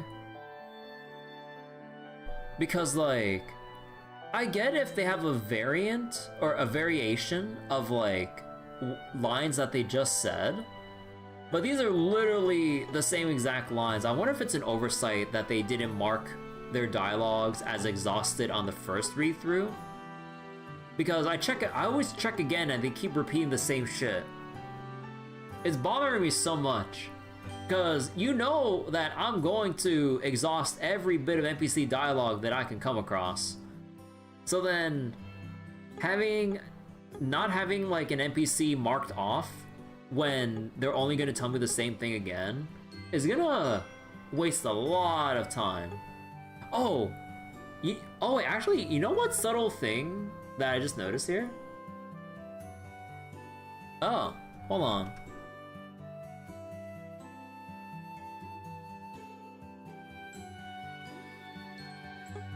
You can see that they have the little line here indicating a break when you started the dialogue new versus from like previous dialogues with like the little line breaks here. Oh, that's cool. Huh. That is a small detail, but yeah, it lets you know when you started a different conversation with someone. Or redid a conversation in general. Huh. Okay. I need a little more time to prepare the lumber order. My father-in-law will never accept me as his daughter's husband if I don't put in the work.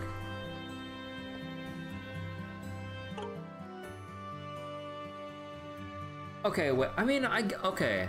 I think I understand why they don't mark the dialogue as fully exhausted, because technically the first dialogue has both of these lines, and going through it again only has the single one, which technically is a new set of dialogue. It's just only one line instead of two. Maybe that's the reasoning why it doesn't mark it as exhausted. I still think they should mark it as such though, because it's literally the same exact thing. Hey, Seneca. Playing the Inferior Trails game with non-Reen Schwartz. Wow, I know Reen's the GOAT, but come on, we got Estelle.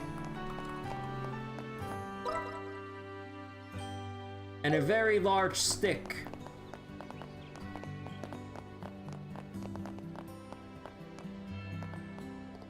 I wonder where they've gone off to. Oh. Okay, is that about it? Okay, we talked to everyone outside. Let's go exhaust the mayor's place. Don't blame you. Don't blame me that you have to bandwagon on every game. Wow. bandwagoners in this chat? Nah, I will not have that. My lady often helps out with my work. She treats me like a member of the family. She took me to a restaurant just the other day. I'm so touched. It's Besto. Besto. Rita can handle the housework, but I feel so restless that I end up doing some of it myself. Before coming to this household, I did all the cooking myself. I do hope I have not troubled Rita by interrupting her work. You know, compared to how the models look in OG Sky, the orbital appliances look a lot plainer than how I remember them initially, or how I remember them from the original. And you have that little, like, you have the little things of, like, green light coming from the orbital stove here. Huh.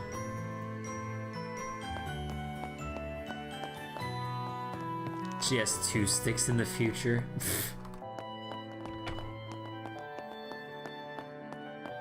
Not really. Compared to other major cities, Rolent is still quite rural and lacks any greatly distinguishing features. Yet still I can't help but love it. The people of Rolent are warm and forgiving. I hope to see our city prosper while never losing sight of its spirit. Man, I really wonder how Rolent has shaped up over the 7 years. Like, from Trail's first chapter to whatever the hell is going on in, like, you know, Daybreak and Beyond the Horizon. Because, you know, we never really see Rolent beyond the Sky games. Well, obviously, because, you know, like, we move on to different countries. But I really wonder how much Rolent may or may not have changed over the 7 years, because within the Trails timeline, so much shit changes. There are so many crazy advancements in technology, like big world events and everything. I'm just like, how has Rolent shaped up over the years? Because those 7 years, there's a lot that changes.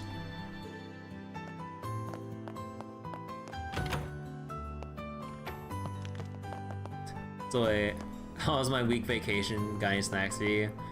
I mean, I got a creepy story of what happened when I was doing like a stream test on like a burner account on a not so, what was it? On a not so hidden burner account that is now deleted. Wait, Theo? Theo from Metal Slug? Nah, but like, when I was doing like a stream test and streaming on a burner Twitch account, just so I can like view how the stream is for any buffering, because like I'm paranoid when it comes to doing like the bandwidth test mode on OBS, because it might say that I have a stable connection, but then seeing the actual stream itself might be a different story. And looking at an OBS preview is not indicative of what the viewers see on, like, if you're just watching as a regular viewer. So then I made a burner account and then just looked at my own stream on Twitch just to see any weirdness going on. Because for the most part, any of the stream weirdness mainly just comes from Twitch, just kind of acting up for whatever weird reasons. Again, whether or not it's like, you know, on Twitch's end, something funky with my ISP and Twitch specifically, or something with OBS. I don't know. But then I had a really creepy moment when, because like I was just streaming old school RuneScape, my mic muted, everything is basically muted except for OSRS music, right? And then some dude, I don't know what order he took, but he saw that I was mining away in OSRS, looked at my name, and I assume just randomly he just looked up my name and then found my burner account. Again, I know with burner accounts you're supposed to just make it all gibberish, but because my account, the burner account's now deleted, I'll just say it. I made it called Surprise Test, just so I can remember and maybe fall back to it, like, if I need to, like, test some shit. But then he looked up my fucking Twitch channel and kept whacking me with a joke weapon, and kept making awkward small talk when I just wanted to just mine away peacefully while testing some shit. And then the dude's like, "Sup, dude? Hey, what you up to?" "I'm just mining shit." And then he's like, "Oh, do you stream?" I'm like, "Who the fuck are you?" Like, I get, like, in hindsight, yeah, no shit, it's easy to look up because I made my burner account not a gibberish name. That's on me. Like, that is honestly on me. But I'm like, you can tell with how I set up the stream, I put on a 3-month follow mode on a burner account. I have the mic muted, and I have the stream layout in such a terrible way that's pretty indicative of, hey, I'm just testing some shit. Like, if you're here, you know, clearly I'm not in the mood to, like, talk or do whatever. I'm just here to view my own stream, or my own test stream, for any stability issues. But then the fucker is like, just constantly following me across 4 different fucking worlds on RuneScape, not getting the goddamn hint, and going, "Dang, your stream looks good." And then when I'm trying to report this guy for disruptive behavior, he's like, "Dude, what the fuck, you're reporting me? No shit, you're stalking me on goddamn RuneScape," when I've pretty much made it clear, if you can read the fucking room, that I don't want to bother making small talk with some dude just because he noticed and got lucky with seeing that, oh hey, this Iron Man RuneScape player is streaming on a fresh new account with a 3-month follow mode. I'm just like, dude, fuck off. I've never been so creeped out. Like, bro. Like, it is so dumb. To the point where even after I changed worlds yet again and ran off to a different location, he was still following me. So, yeah. That's basically what happened, like, just the other day. And I'm just like, bro, like, obviously, you know, my mic was muted, but in my mind, I'm just like, dude, get a fucking life.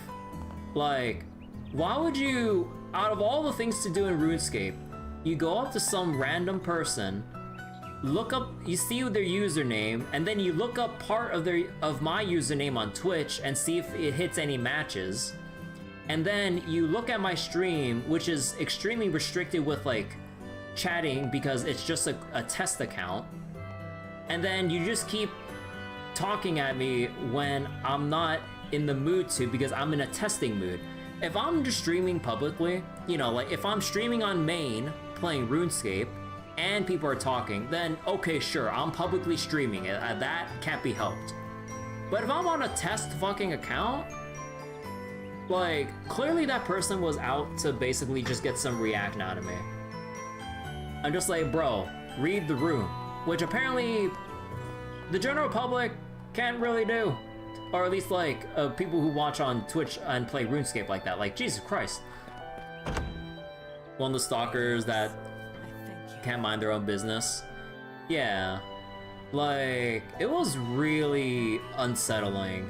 Cause, like, should've, like, obviously, you know, like, if he actually knew how to take the hint, you know, he would have backed off after I changed worlds just once, or just, you know, just stop talking in RuneScape chat.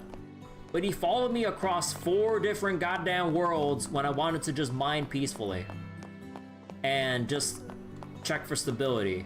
But then he just keeps mining right next to me while making awkward small talk, going, dang, it's like, your stream's looking pretty good. And I'm just like, okay, but I'm like, why are you watching and why the fuck would you look me up? Like, why would you just come across a random player and just look up if they have a streaming channel of some sort or not? I'm just like, bro. Like, I get if people have like that little bit of excitement of like, oh man, someone's streaming, I can't, like, you know, like, they have that little feeling of excitement of like, just, it's kind of like the, hey mom, on TV kind of feeling.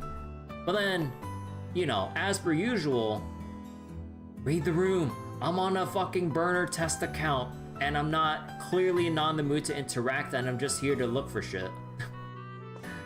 But yeah, so that was what happened like the other day, and it bothered the fuck out of me.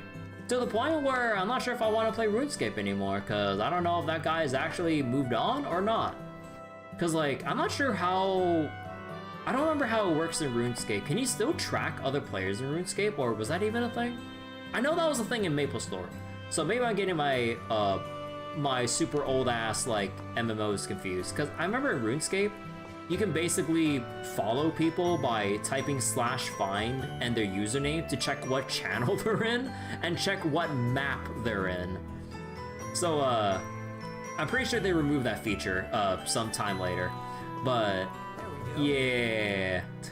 I remember back in MapleStory, people would sell tracking info to see whether or not a party leader's done with a party quest, so that people can know when like a party quest slot is available for other people to start farming. Because that shit was competitive, and there's no, honestly, there's no reason in old MapleStory for party quests to have a limited slot of entrance.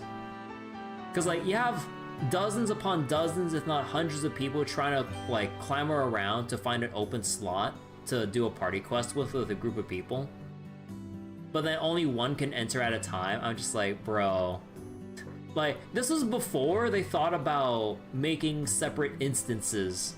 Or before, I guess it was before, like, MMOs more commonly practiced separate instances when you're doing, like, group or specific solo story content.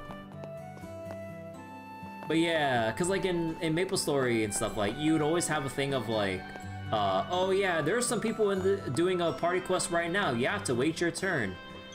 In hindsight, seeing how MMOs do stuff nowadays, yeah, that's really dumb. But yeah, before it was kind of before they thought about doing instant stuff, right? Or, I don't know, I haven't really played too many other of the big old MMOs back then, like, what was it, like, Ultima, EverQuest, I never played WoW back then. Mostly because, you know, it had a subscription, so I'm like, nah, I can't pay for that shit. But, yeah, like all the free-to-play MMOs I remember trying, I don't think they've had instanced dungeons, right? You legitimately had to wait your turn, I think, with how they programmed it.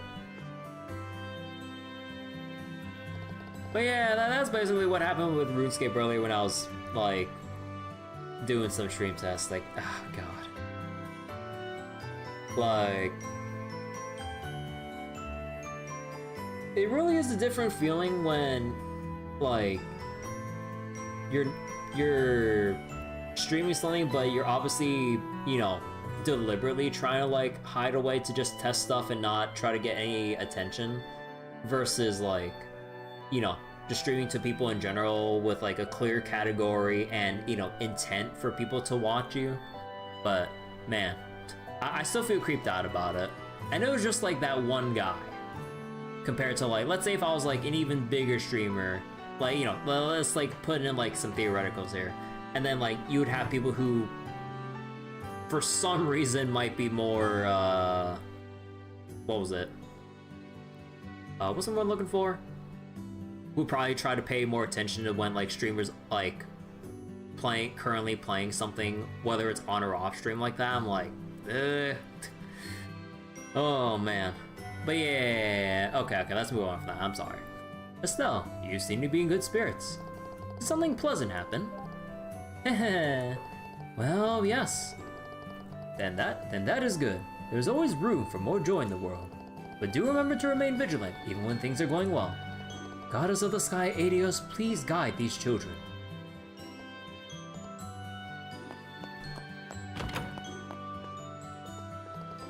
I'm the new sister. I only just arrived from the royal capital recently. It's such a peaceful place and its people are so kind. I truly am blessed. Father Divine may be a little strict, but I find him to be a man worthy of respect. Oh, is that a different line? Oh, that, oh wait. No, okay, so it's the, I mean, technically, yeah, we have seen a lot of redundant dialogue like this. When I played OG Sky and everything. Still wish I kind of marked it though. Okay, so we got that. Now the hotel.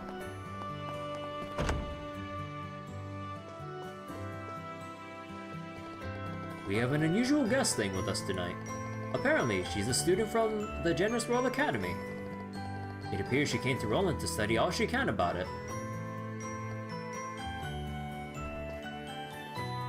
I forgot, is the Genus a genus? Oh!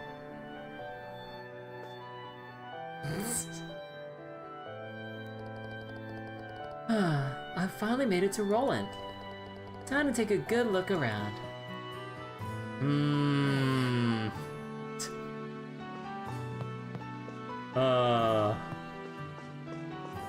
Hey Josette, how you doing? I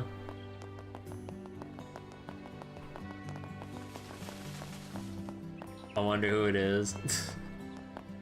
Yeah, I'll basically just be playing this entire game with like a smirk on my face because, you know, I obviously know all the characters and all the little twists at this point. But yeah. Let me handle your Orbments. Hi, good job with the training. Oh, what's that emblem? Congratulations, you two. You're finally bracers now. Heh, thanks. Estelle, you've been letting it go to your head. Joshua, you buzzkill. It's fine, isn't it? I worked hard for it. Just let me have my glory. Ah, good grief. But Estelle, now that you're a bracer, you'll have to start overcoming that orbal arts weakness of yours. Right. I hope you'll continue to frequent Melda's Orbal Factory. Don't worry, by the time we get through this, Estelle will be an Earthwall master. Oh yeah, wait, speaking of, wait, what's the button again? No, okay, that's Carnelia.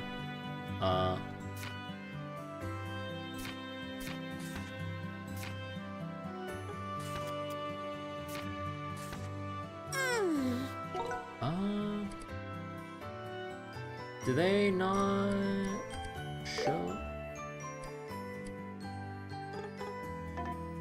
Oh yeah, you can't even view it through here, you have to view it through the tab. Oh right, the help. Let me see, Orbments list? Oh. Oh, so they do only show you the tutorials that are... They only show tutorials that they provide you, instead of showing...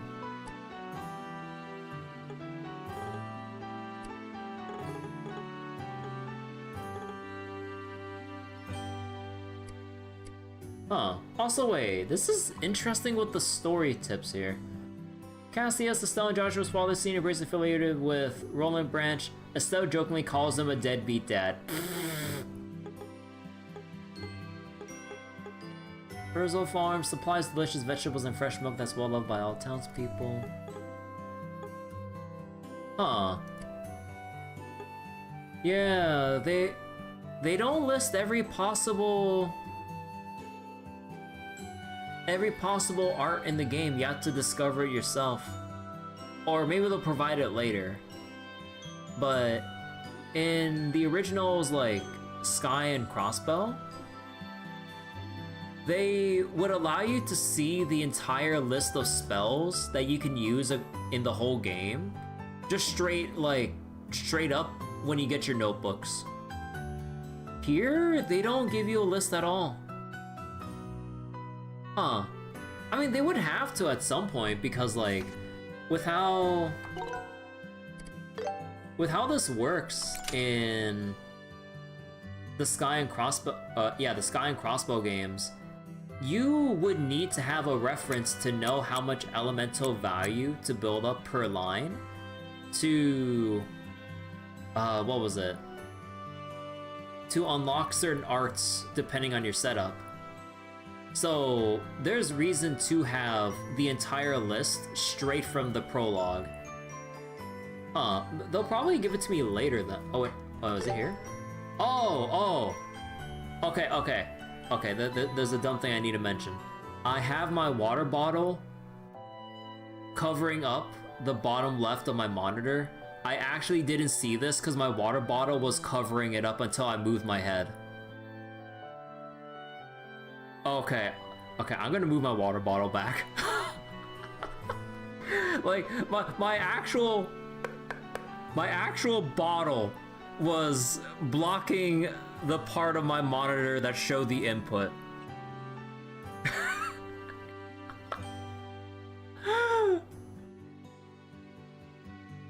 You know what? I'm just gonna put this on the floor. I'm just gonna put my bottle on the floor.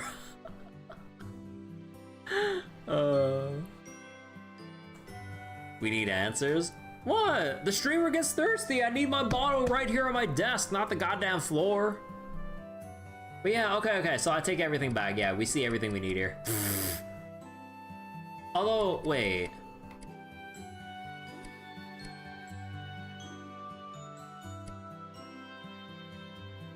Do we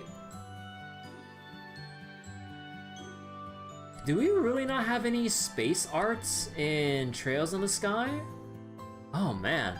Oh, right, because they use they use space as like as a secondary requirement for a lot of. Oh wait, no, was that how it worked in Trails in the Sky? They had space as like, for the most part, a secondary element requirement. Yeah, you need space for diamond dust. You need it for Titanic Roar and Earth Wall. Wait a second. What do you mean Earth Guard is a small shield? Before, it was just like an AoE invulnerability. But Earth Guard was like the same thing, but like smaller radius, if I remember correctly, right? Or was it just single target? I don't remember. It's been like 7 years.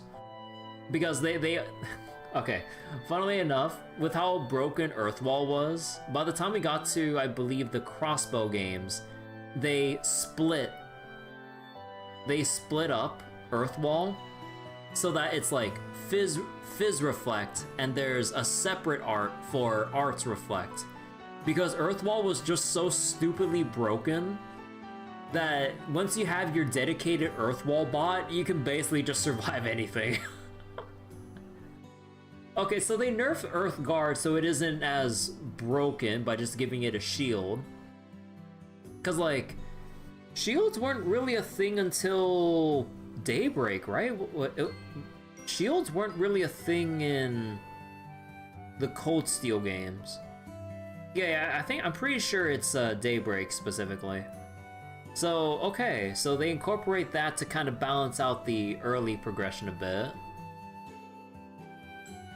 And then, let's see. Petrify, Poison, Heavy Stun. Oh. Okay, you know what still bothers me? Just actually, no, never mind.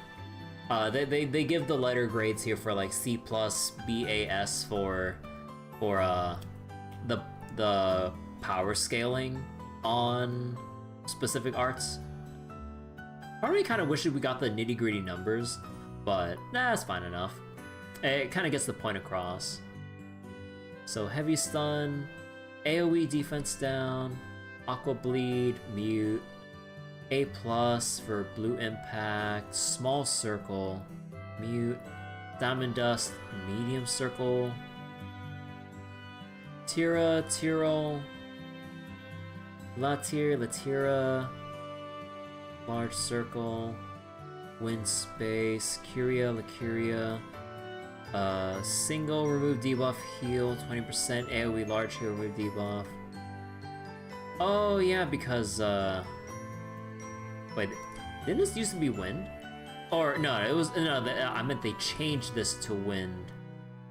Yeah, because in later games they changed they changed the name too. What did they change it to again?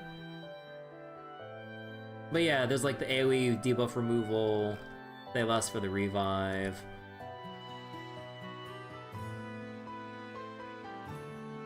Is there a chain number I can breathe?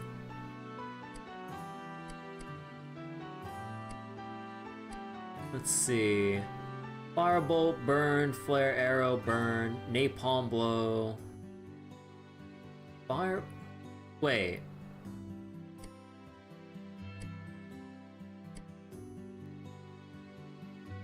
Firebolt EX. Wait, no, is Firebolt EX always the thing?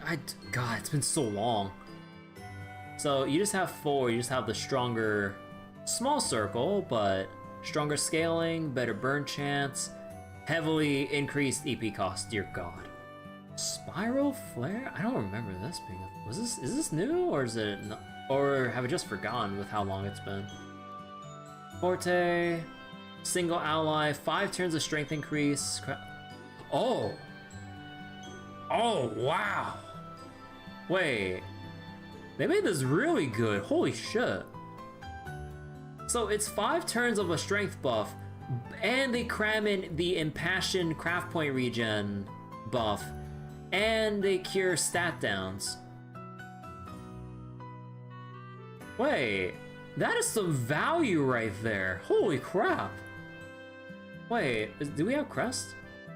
Oh yeah, oh yeah, no doubt we have Crest, but defense up, HP regen, and cure stat debuffs.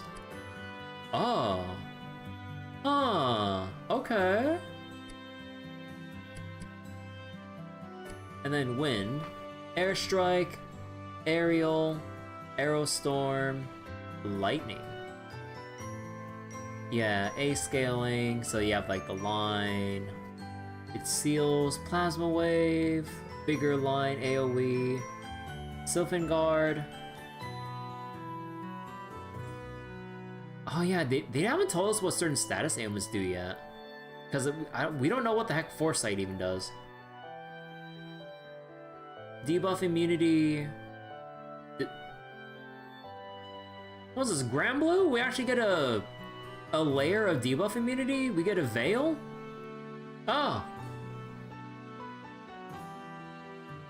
Oh yeah, because like originally the Sylphin spells were just agility ups for evasion, right? Because I remember these things being not that viable because it's kind of an unreliable evasion buff. I remember, like, unless like there was very specific scenarios or encounters that you would have to take advantage of these, for the most part, you wouldn't really rely on these at all. But now, Sylphin Wing is a field-wide all allies arch strength up. Oh, so it's basically like the equivalent of Forte, but for arch strength, with Foresight, and clear stat debuffs too. Oh. What? Is Insight, or is Foresight just Insight? Yeah, that's what I'm thinking. Like, I'm pretty sure they... I kind of wish it was, like, consistent if it is the same. But yeah, I would assume Foresight is supposed to be what we have as the Insight buff from the previous entries. Where we have increased accuracy and... Is it also evasion? I don't remember. But... yeah, I don't know why they call it Foresight here if it is the same thing. Unless they differentiate it somehow. Alright, let's see. Soul Blur, Heavy Stun. Yeah, because I remember Soul Blur was like the random chance to cause a stun in OG. But here, because we have the stun gauge now, it's a little bit more balanced where it's more for stun build up instead of just a random like 10% chance to cause faint on an enemy. But yeah, Shadow Spear, Death Blow. I wonder if they'll handle Death Blow like they do in Daybreak, where your instant kill chance scales up the lower HP an enemy is. Which honestly, I really like the way they handle that in Daybreak, because it balances it to the point where you wouldn't want to try cheesing too hard, or at least for most cases, for an instant kill. And you can actually just play properly until they get, like, let's say, like, half health. Then you can start trying to fish for insta kills to get rid of a problematic enemy a little earlier than intended. It's like Calling Strike in like Path of Exile, but slightly more RNG. Let's see, Hellgate. 3 time, 2 fire, 2 space. Wait. You know, that's another little amusing thing here, because I believe before in the other Trails entries they call the cone AoEs just cones, but here they call them fan, as like to indicate the shape of the area of effect. Huh, they refer to them as fans here? Huh. I mean, it still makes sense. It's just kind of curious seeing the, I guess, the inconsistency between how every other entry is named it versus how it's translated here as a fan instead of cone. Huh. White Gehenna, a target circle, 30% chance to blind, strength down, clock up EX. Wait. Okay, timeout. What's the difference between quick and speed up? Wait, wasn't that another thing as well in Daybreak? You had the quick buff, and then you had a raw speed stat up. That was only on turn start. That was only on battle start, though. Man, wait. Do they make everything remove stat downs? Holy shit. Yeah, cure stat debuff. Well, okay, this is status ailments. Cure stat debuff, cure stat debuff, cure stat debuff. Wait. Oh, no. Anti-Sept was always a buff removal, right? But yeah. Impede. 200%. Oh my god.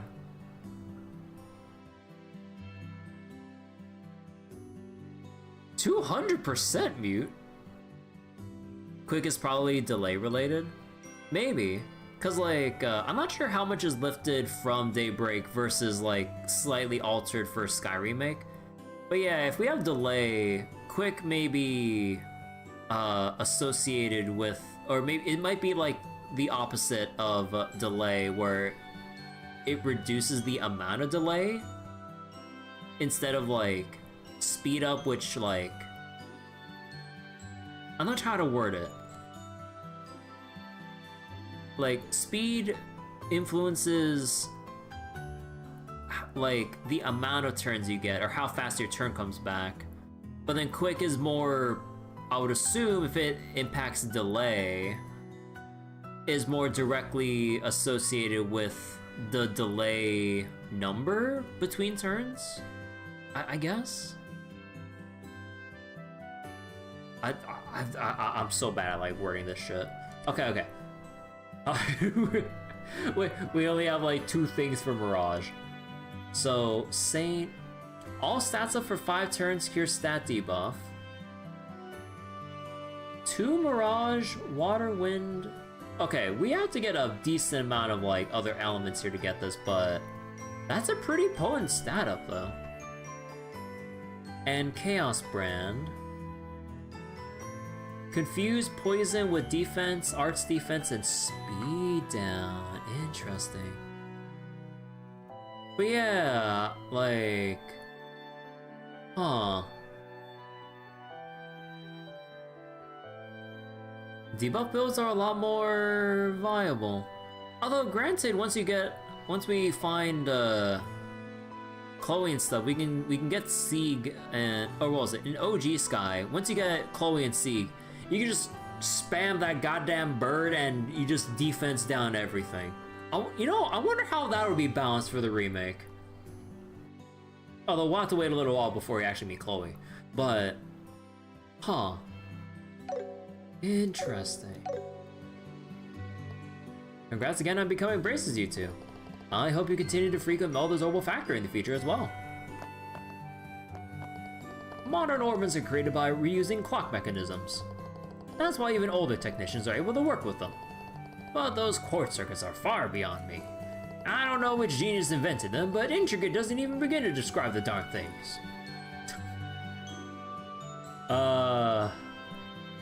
Thanks, Mr. Russell. Oh, actually, no, technically the ones who invented it was, fuck, no, Russell is one of the 3 apprentices of, Epstein? Yeah. What was the full name again? Dude, I'm forgetting my basic trails lore, because this is like general history for any Zemirian to know from Sunday school. Oh my god. I'm so bad. I failed my history lessons. I can't decide.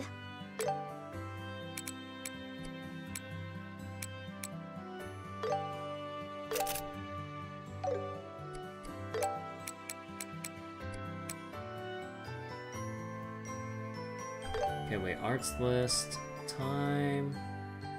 We could use clock up. Yeah. Oh wait. Oh, wrong button. Where is it? Oh! Oh. Right, I'm dumb. I don't know. Man, okay. I'm so dumb.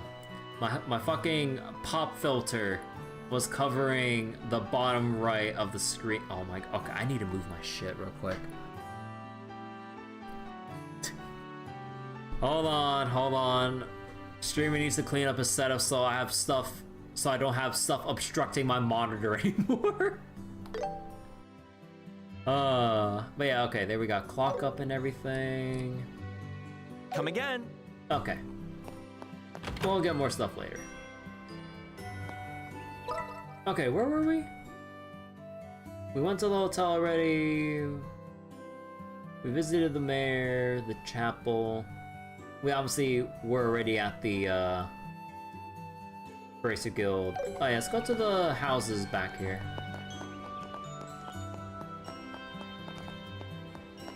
But yeah, we're still taking our time with this. Like, there's still like other aspects of like the different controls, features, and other stuff that I'm trying to take in.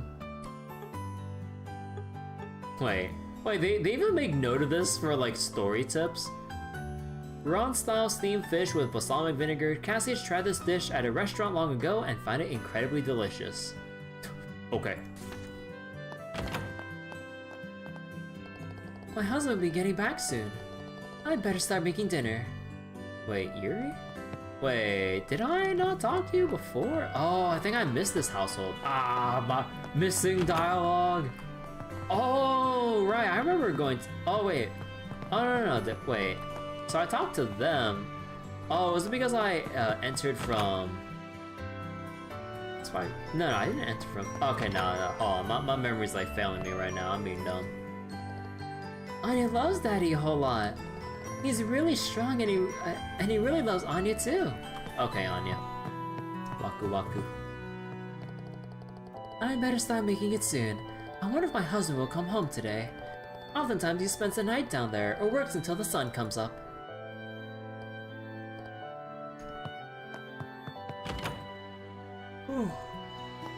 Oh, shoot me. Yeah, I believe I still need to go to Fate's house, right? Yeah. My daughter Yuri should be back any moment now. How odd. Estelle, Joshua, if you see Uni, can you tell her that her dad's waiting for her to come home? He's never broken curfew before, and she's still just a little girl. Seems Uni's always out playing with Pat and Luke, but does she always have to be playing with boys?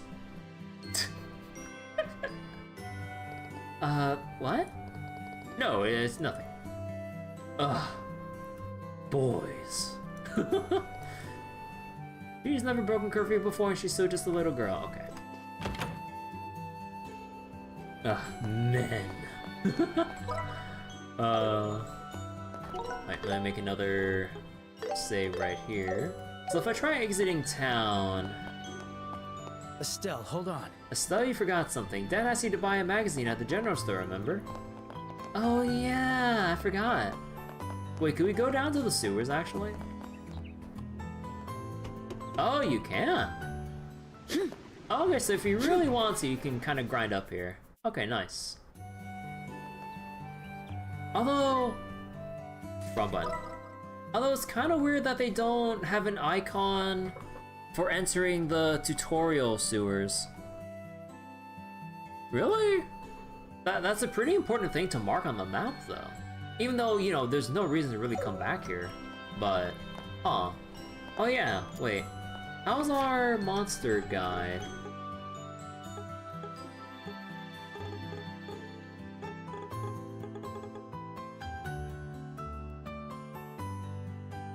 Child of a poisonous monster, despite its tiny size, confronts larger prey, oozing poison and... Wait, with its oozing poison and determination.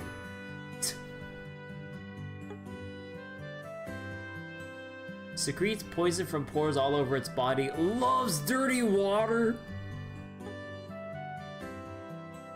Swarm of larval insect monsters, scatter scales that irritate the eyes. Huh. Deeply trusted by its companions. Leader of the rats. Also, timeout, wait, these are rats? What kind of rats are these? Oh, wait. Oh, you can even see their evasion and accuracy stats. Oh, okay. Huh.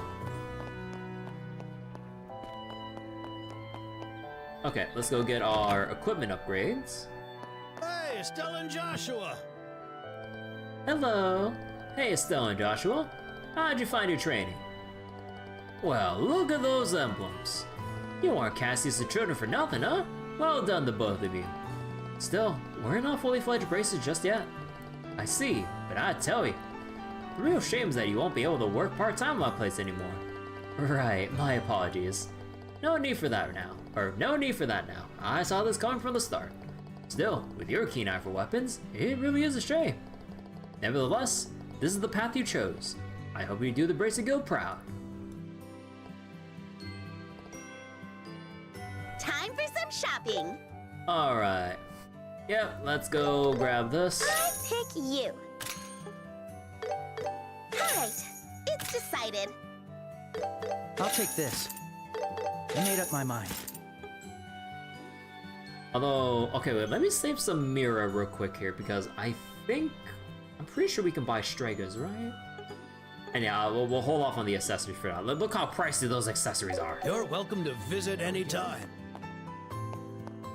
Oh damn, wait, look. Here, you got the orbital rifle with the bayonet and everything? Holy shit. Wait. Oh wait, there's even a whip here for Schera to buy? Huh. Which pistol did they model that orbital pistol after? I'm not too good with my gun knowledge.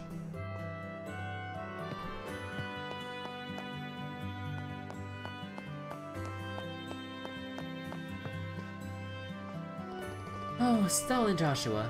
Miss Stella, listen! I finally became a bracer! Oh, really? And you as well, Joshua. Yes, me too. Oh my, congratulations! I'm very proud of you both. But remember, Estelle, you can't get sloppy just because you're a bracer now. You've barely passed the starting line. Yeah, I know. The two of you will experience so much as bracers. I hope the path you walk as bracers will be one you can look back on with pride. Anyway, I wish you the best of luck.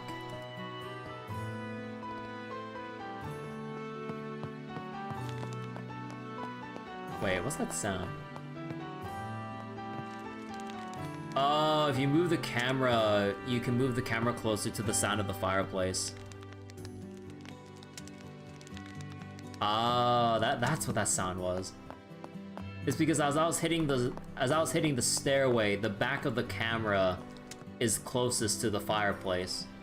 Although that is interesting. The angle of the camera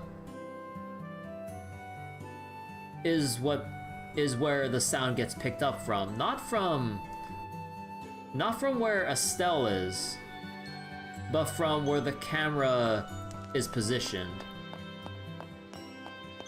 Huh. Cause like you think you'd hear the fireplace more as your on-point character gets closer to whatever props in the environment, but no, it's when you move like the camera around that you actually hear stuff more clearly. Oh. Okay. Let's go to the general goods store. Want to take a look around? Welcome. So you're real deal braces now, are you? You bet we are. Starting today, you can now call me Hyper Bracer Estelle. Just to confirm, Renan, did the latest issue of the Liberl news come in? Yeah, just past noon. Hey, don't pretend like I don't exist. Whatever, we'll take one copy.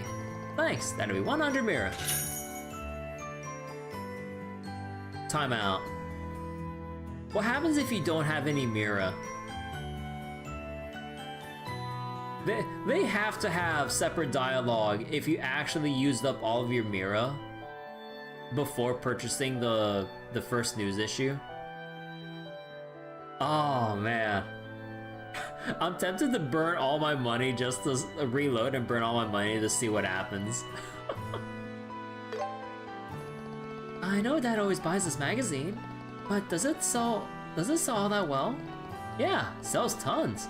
Helps that as a talented reporter and photographer who has a serious knack for uncovering scoops. Plus, they also got a serialized story about the Queen's birthday festival. Actually, quick question, Renan. How did you know today was our last day of training? I mean, you two are the talk of Rolent, you know? My customers tell me all kinds of juicy tales. Well, I guess it's a small world here in the boonies. You can say that again. Oh, I just remembered. Here's a gift for you two to commemorate your big day. A recipe book? Oh yeah, wait. That means we learned a recipe before we can record it in our book. Dead end, go reset. Huh? What's this? It looks like a notebook for recording cooking recipes. That's right. Relying solely on medicine can get pretty expensive when you're trading blows with monsters, right? Cooking up your own handmade meals, however, basically costs nothing as long as you got the right ingredients. With a recipe book, you can note down the ingredients for any new dish you may dream up, so as long as you can cook it again later. To get you started, I've written down the recipe for the maple cookie we saw here. I just ate the maple cookie! Try making it yourself using these ingredients. Wow, thank you. Do you really not mind giving this away for free? Of course not. After all, you two are about to leave the nest, as it were. Now I know you've both tasted our cookies before, but the fundamental rule of cooking is to learn through tasting. A skill that we lose once we... what was it? Once we go into Cold Steel. I forget, wait. Did we learn by tasting in Crossbell, or did they remove it in Crossbell?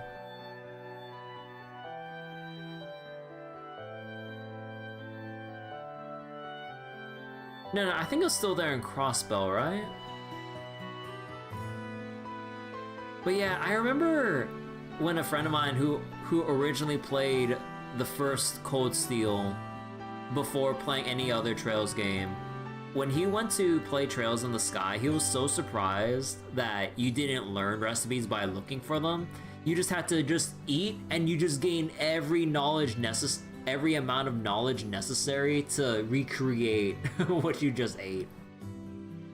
But honestly, I miss this way of getting recipes in Trails, cause like it's kind of annoying when you're trying to look for stuff and you end up missing it because you missed an NPC that mentions a recipe in passing, instead of just looking and seeing what's on offer and then just eating it right there and collecting it. Although Although I guess in the later Cold Steel games and Daybreak and stuff, you go up to a store and you eat their unique signature dish, and you basically learn their recipe right there. But yeah, actually wait, how did it work in Daybreak?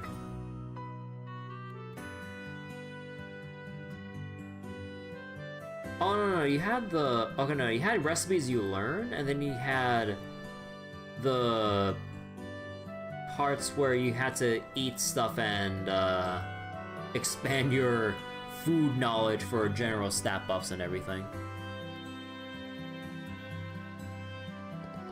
If you come across a dish you've never seen before, you should try eating it right away.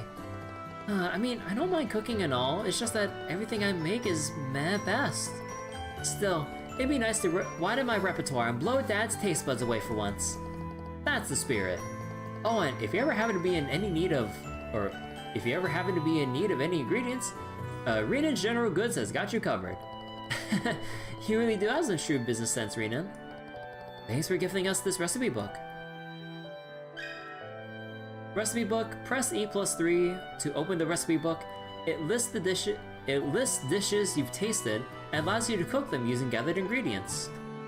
When you cook each dish for the first time, various beneficial effects will occur, such as boosting your entire party's stats. Cooking certain dishes may even inspire you to discover new recipes. Oh. Oh. So we're back to doing peculiar dishes and stuff. Huh. Although, wait. Successful dish effect for the first time, plus 20 HP, max HP for all allies. Oh, okay, so that's how they incentivize people to complete the recipe book. Every new dish gives you an incremental upgrade. Huh. I mean, it do be kind of like the recipe book in Daybreak where you're trying to sample every unique dish and drink possible. And then once you reach certain thresholds, you just get like certain stat buffs across the board. Here, the moment you create something, you get the stat up. Huh, okay. Congrats on passing the bracer exam. Why don't you buy a little something to celebrate? I'll give you a deal. What to pick, what to pick. Let's see, Liberl news. Ah, yes, I gotta go I'll buy pick it. this. I made up my mind. You know I gotta go buy it. I'll take this. Thank you for your patronage. Okay, Orbment. Change cover. Aww. God, it's so adorable. Too bad these little shits keep draining your EP and stealing your craft points every time they slap you. Except speed. On the costume screen, you can change your allies' outfits, hair colors, and accessories. You can disable their appearance during events in the options menu. Wait, in the options menu?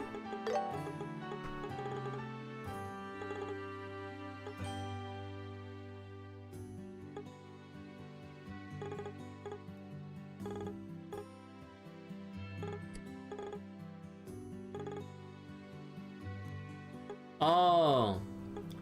Oh yeah, you can always display your goofy ass accessories like during cutscenes, or you can hide them during cutscenes. Oh. Okay, that's nice as an option. Although for the most part, I personally try to keep it as clean as possible on the first playthrough. Even though technically I've played Sky, but this is the first time we played Sky in 3D where we have like actual accessory options. But yeah, wait, let me see how they look though. Oh my god.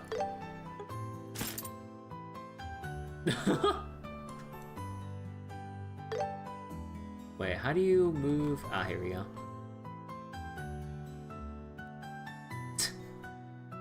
Oh my god.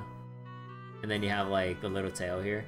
Oh, even the bag shakes around a little. Oh, that's cool.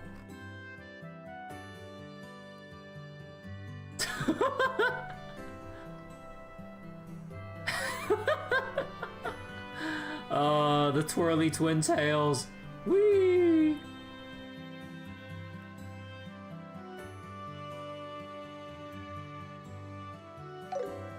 Oh, okay, then remove this. Wait, but is it different on Joshua? No, it's still brown. Okay. Also, wait. You didn't have any special orders What of... do we need? Yeah, you don't have any special orders of, Stregas or whatever. Thank you for your patronage. Okay. Where's our recipe book? Here it is.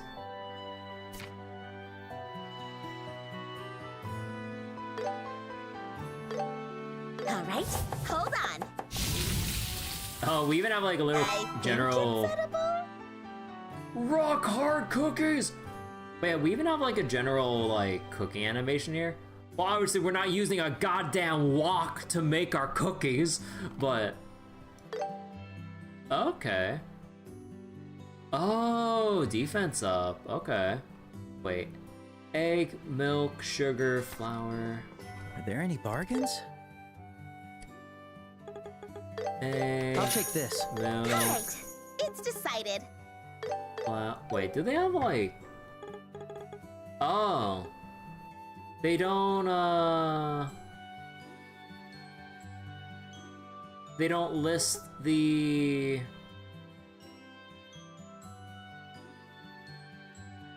What was it? When you hover over ingredients, before they would list, like, a thing on the side of the shop menu to show which dishes are related to the ingredients that you're hovering over, so you know that, like, oh, like, a cookie would need a thing of sugar I got it. and a thing of eggs. But yeah, no, you would have to go back into the recipe book to look for the ingredient requirements. Oh, that's kind of a letdown. It'd be kind of nice if they had a little thing like on the bottom of the shop menu here to show you, like, you know, related dishes. And this time I'm not missing a button prompt on this, right? Thank you for your patronage. Oh, freshly milled flour. What to pick, what to pick. I'll take this. Thank you for your patronage. Let them cook. Sure, leave it to me. All right, it's complete. Actually, that's not a wok, it's just a big ass pan. Max HP increase. So, no special thing for the peculiar dish? Interesting.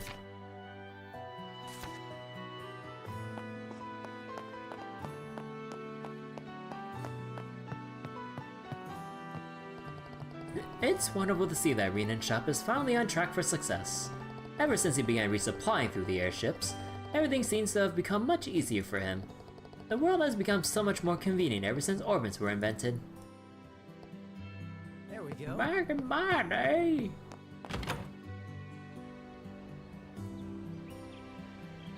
Squirrel still chilling in there. Okay, how much money do we got now? Let me check. 300? Maybe I can sell a couple more and get some extra shoes. I can't decide. Okay. I'm not 100. Aw, dang. Okay, I was kind of wondering. I was kind of wondering if we would have the infinite Mira exploit, like in Cold Steel 1. Cause like, Falcom basically wised up after, like, I think after Cold Steel 3? Or technically Cold Steel 2, I mean. Because in Cold Steel 1, you can break the in-game economy by just making Elliot just cook up his signature dish, and then because the dish was worth more than the sum of its parts, you would always have a net positive. So then you could always just, like, make infinite money and not have to worry about farming up money for the rest of the game. I was kind of hoping like with the remake, they would have that slip from their minds. Nah, okay. Dang. Man, actually, what do I sell here? Feel like I shouldn't sell. Well, okay, I should at least keep one Zaren powder. Well, actually, do I have anything to exchange? Well, not really. Thank you for your patronage. I'll buy it later.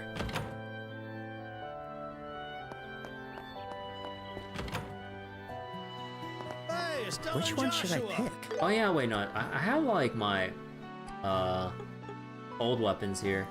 But I want to keep the old weapons because I like seeing the long list of our weapons from the start of the game. Although we'll sell the vest though.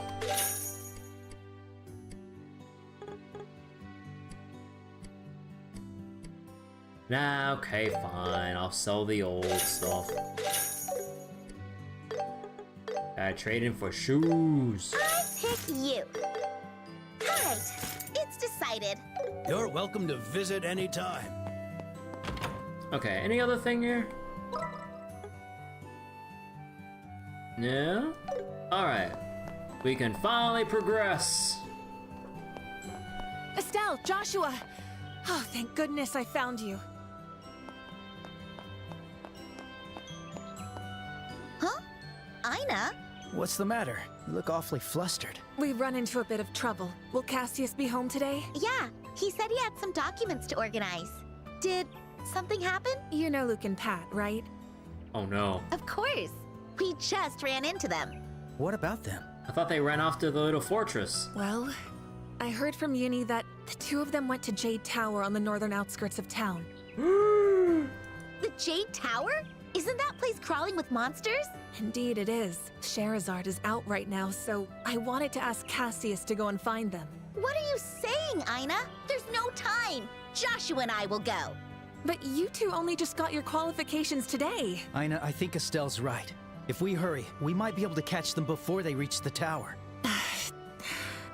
All right, I'll take full responsibility for this then. This is an official request from the Bracer Guild. Please go find the children. Roger. Understood. The Jade Tower is along Malga Trail further to the west. You can reach Malga Trail from the northern exit. I'll be waiting at the guild. Please let me know if something happens. Our first job. Joshua, let's move. Right. Alright. Map menu, map of the Liberl, press M or F for the whole map. Or the whole region map. See M to open the map menu. Here you can view an enlarged map or the full map by pressing F. Did I really miss that? Oh man. Wait, they're right. I kind of missed what, I kind of never looked at the top left of the screen. Oh! Okay, that's cool! Yeah, you can see like the whole thing here. Elise Highway, Mistwald, Gurun Gate, the Persil Farm all the way down there, Milch Main Road. Ah, yeah. Good old memories of getting bodied by the first monster chest at Milch Main Road. When I didn't know shit about the Trail series. Then I opened a chest, I'm like, what the hell are all these monsters? Yeah, Vert Bridge, Jade Tower, Malga Trail, Malga Mine, Nebo Valley, East Bose Highway, good old Hawken Gate, dude.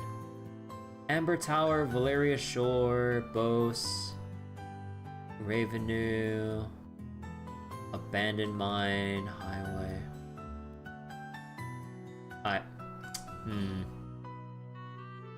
Let's see. Crone Mountains, Trail, Crone Pass. Oh yeah, the Crone Pass and everything. Orphanage, Minoria, Marine Lighthouse, Azalea Bay, Bruin, Genesis Roll Academy, Aina Causeway, Azure Tower, Airlatin, Caldia Limestone Cave, oh right, that long ass tunnel system. Holy crap. Elmo. Wolf 4, Crimson Tower. Man, we really had a long winding way, like from Wolf Fort, sneaking all the way around the Calvard. Huh, god damn, I don't remember this part of the geography here. Soldat Army Road, Lachton Fortress, Sanctime Gates, Airbroy Villa. Oh.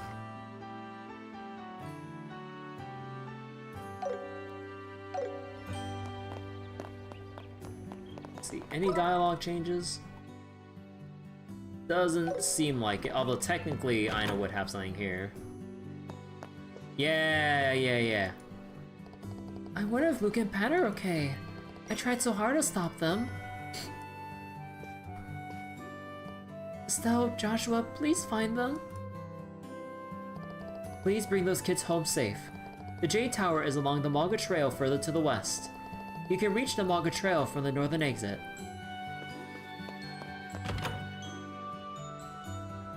I wonder, do any of the NPCs inside have any change dialogue? Nah, probably not.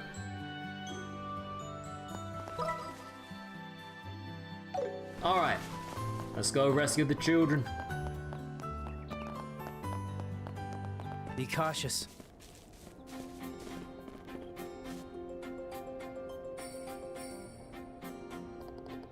Flying felines, huh? These guys are pretty fast. Yeah, and they're tougher than they look. But you can't let our guard down. Keep a close eye on how they move. Enemy advantage and hard attacks. If the leader is attacked while in a critical state, a command battle begins with an enemy advantage. The enemy will attack first. Enemies in critical condition may launch a hard attack. If you're hit by a hard attack, the enemy gains immediate advantage, triggering a command battle. And yeah, if I remember correctly, you're not allowed to evade those, right? Just like in Daybreak. Although they don't mention that. They don't mention you can, whether or not you can dodge roll a hard attack from these enemies. You can adjust battle difficulty in the options menu. Difficulty affects both quick and command battles. We'll win this in no time.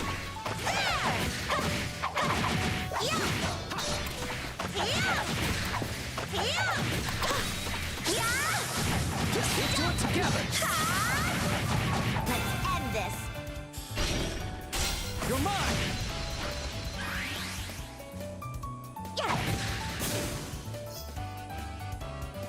Leave it to me. Got it. I keep pressing E to try to bring out the craft menu, but it's F. Like, oh my god. Although I get what they're going for though with like the button layout. Although, wait. You would think if like, wait, R, F, V. Wait a second.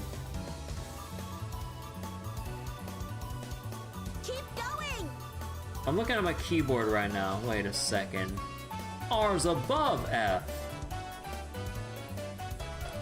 Oh well. The perfect move.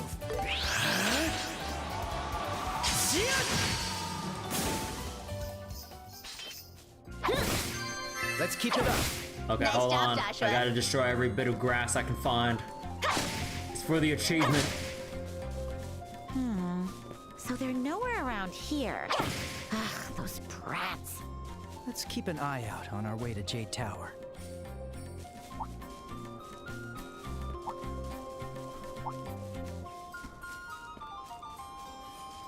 Here we go. Ready to finish this. Keep it up. Got it. You're mine.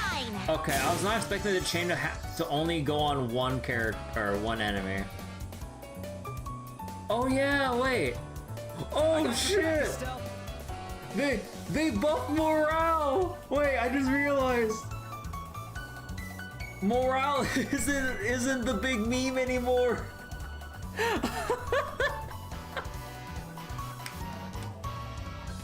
Before, morale would just be a plain strength up. It's still good, but when you see how the rest of the protagonists in the Trail series has their own set of like buffs and stuff, Estelle would be kind of the butt of the joke where her morale buff is just strength up, but then everyone else has like strength up, craft point boost, among like other stuff. No, it's actually really good here. Defense up as well with craft point regen. Like, wait, hell yeah. Although I really do want to take advantage of the stunned enemies here, so I should probably kill them first. This? There! Ha! Stun! You're mine! But yeah, morale is not a joke anymore. Let's go.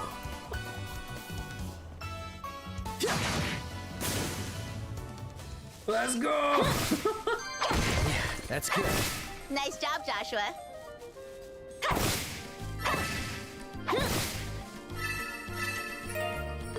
More droplets.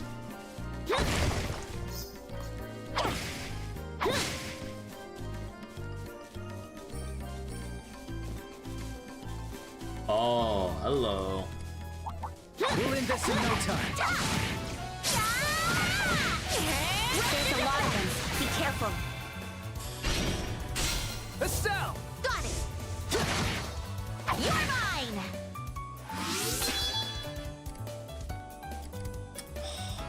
I want to do morale for the bonus, this? but look at this. We got.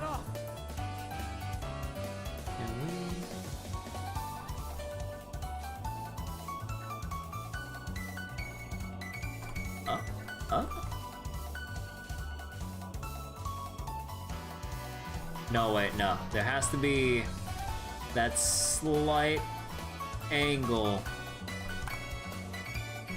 I got your back, Estelle. No, I can't get all the. I can't get all of them for the side bonus. Hurricane!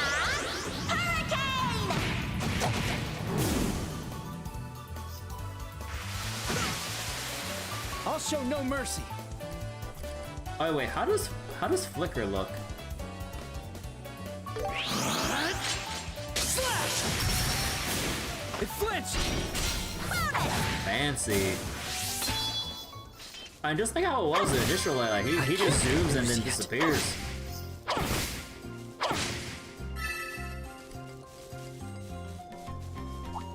Hello. We'll end this in no time. Come at me! You're mine!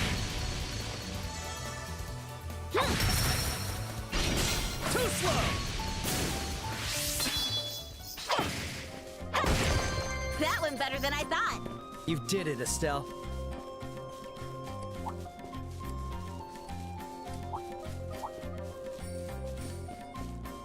Come on. What? Oh, they running off Be because they're careful, scared? Estelle.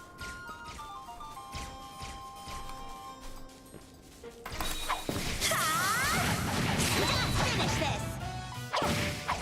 Not done yet. Let's focus! Estelle! Yeah!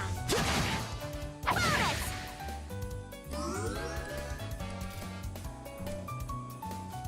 How's this? Stay calm.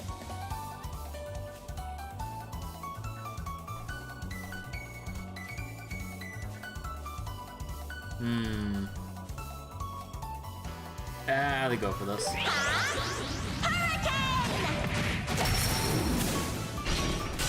Follow my lead! Yeah! Oh. Oh wait. Oh, it only gives crits for Estelle if you do a chain. Okay. I'll show no mercy. So it only applies to whoever's turn is. Okay. Keep going!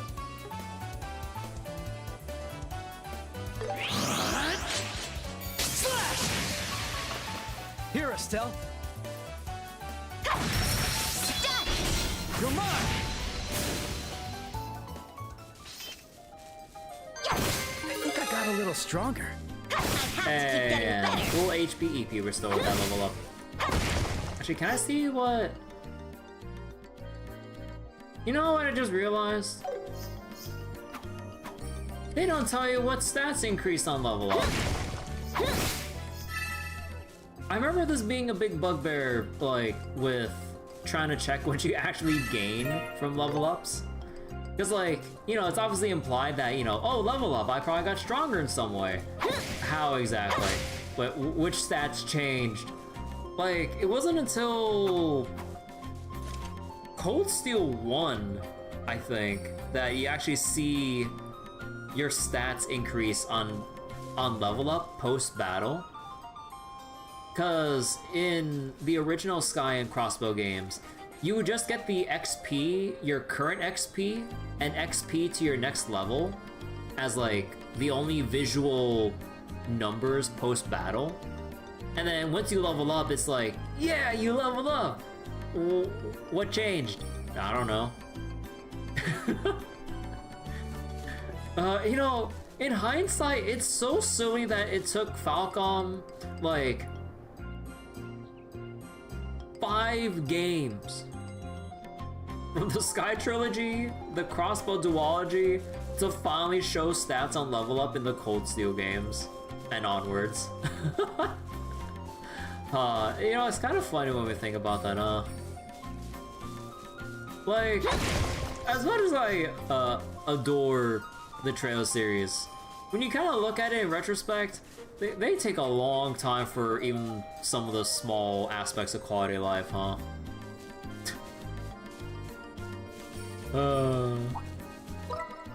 Ooh. Man, if we had access to S-Crafts, we can totally demolish a group of enemies for a 3-time bonus. But right now, we don't exactly have the means to... Oh no, even then, with how it goes in first chapter, our initial S-Crafts are limited, right?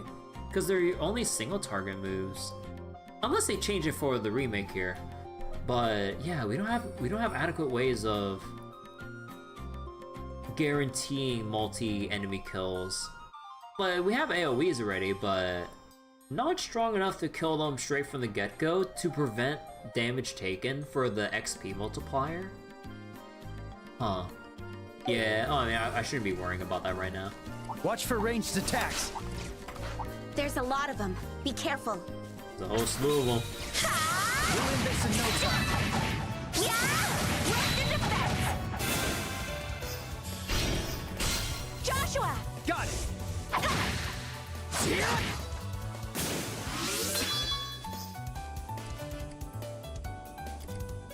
How's this?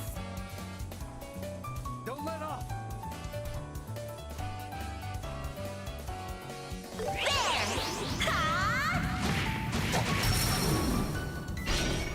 Too slow!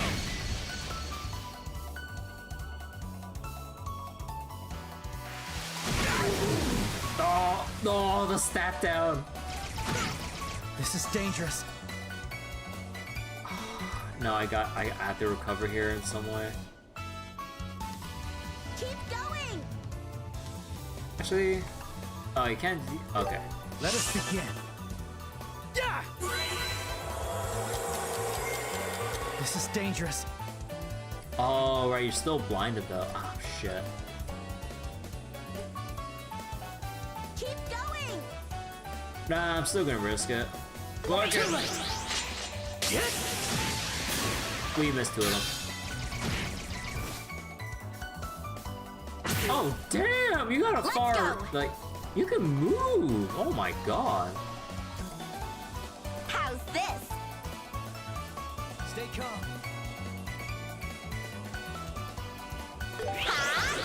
Hurricane! Stunt! You're mine! This is the end! Oh, you actually got a finishing blow. Oh shit. That went better than I thought. We're on a roll.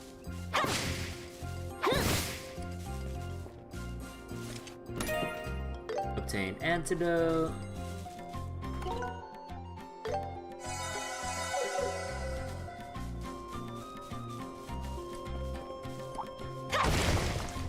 I'll be your opponent. There's a lot of them. Be careful. Yeah! We'll do it together.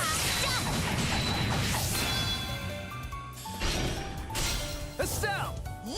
I should do a better job of grouping them up so we can chain attack like all of them at the same time. Cause yeah, if I group that a bit better, I can definitely kill all 4 off of a I got your back, Estelle. off of a party advantage. Yeah, I should do a better job wrangling them together so we can actually kill them without taking damage.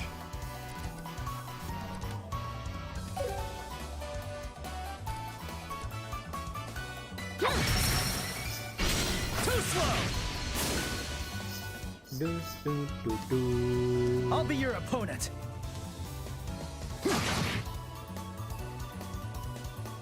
Wait, hey, what you got? I'll We'll show probably no got with mercy. Estelle. The perfect move. Oh wait. Oh, we got the panic music.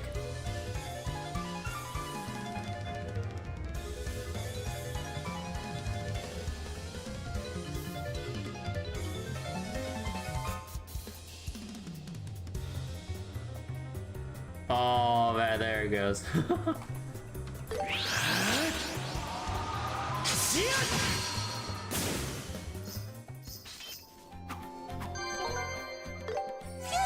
Yeah, Close that's one. good. Nice job, Joshua. Actually, is there a way we can check our... Oh, here it is. Status screen, you can view parameters, overdrive capabilities, support abilities. Ah, here it... Okay, it's just because I didn't open up the screen yet. Okay, let's see.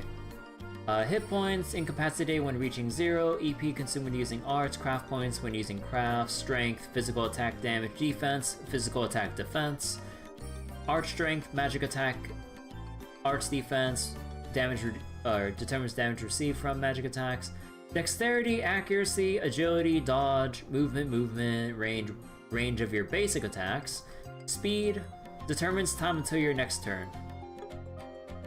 Accuracy, increased chance for attacks to hit. Crit rate, increased chance for attacks to critically hit. Crit damage is 50% extra damage. Evasion or your dodge rate, increases chance to dodge physical attacks, and you guarantee a counterattack. Man. Daybreak could never. Trails of Daybreak could never. Because Falcom learned their mistakes with certain aspects of balancing with dodge and counter builds in the Cold Steel arc.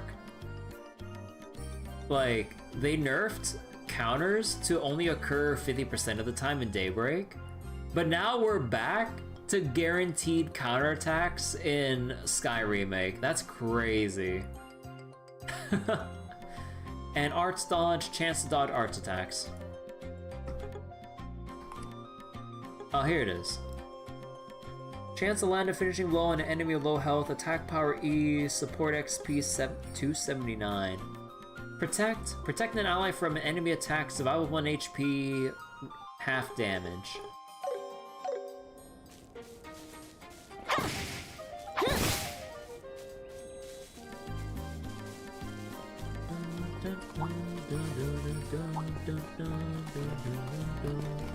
I'll take you down!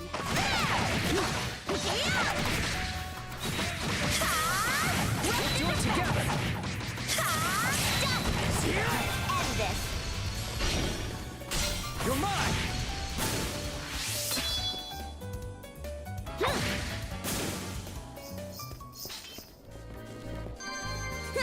How do you like that?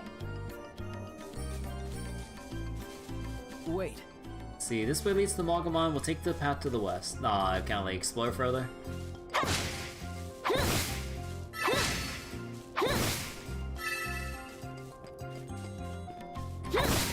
Watch for ranged attacks. I'll take you down!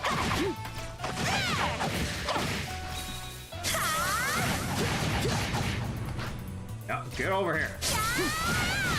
Let's do it together! Come at me! Estelle! You got it! You're mine! How's this? Hurricane! Stun! You're mine. This is the end! Yeah, finishing blow.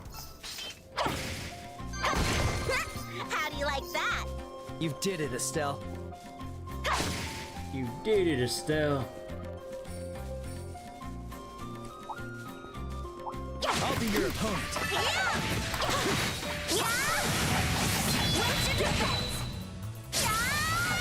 Let's focus. Estelle! Got it. You're mine. Oh, what do you mean that wasn't a triple kill? Oh, that's because you weren't stunned, so you didn't take the brunt of the heavy attacks.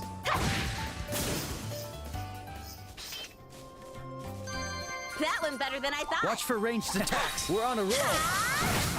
We'll do it together. Let's end this. Man, I need like a vacuum move for a heavy attack because I can't group them together with Estelle. Where's Lloyd when you need him?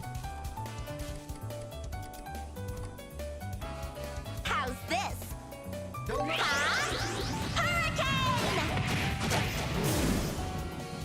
I can't tell with that. I'll be your opponent. Did we generate more Sepith on hit with that hurricane, or was that just on the killing blow?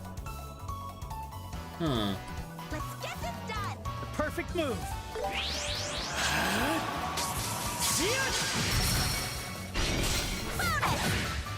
Leave it to me.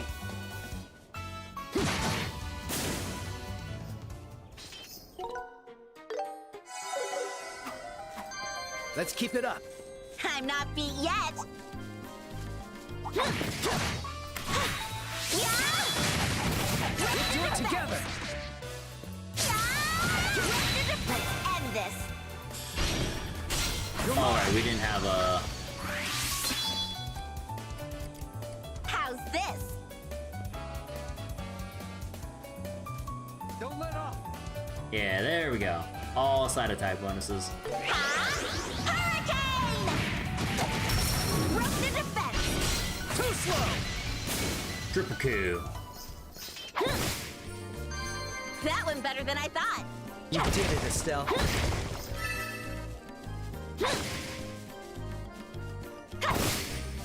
These plants ain't gonna break themselves. I need that achievement. Luke! Pat! It looks like children came through here. They really did head to the tower. How did you even figure that out? Those brats better be prepared for us. Oh wait, that was actually an alternate path for the chest there. Okay, hold on.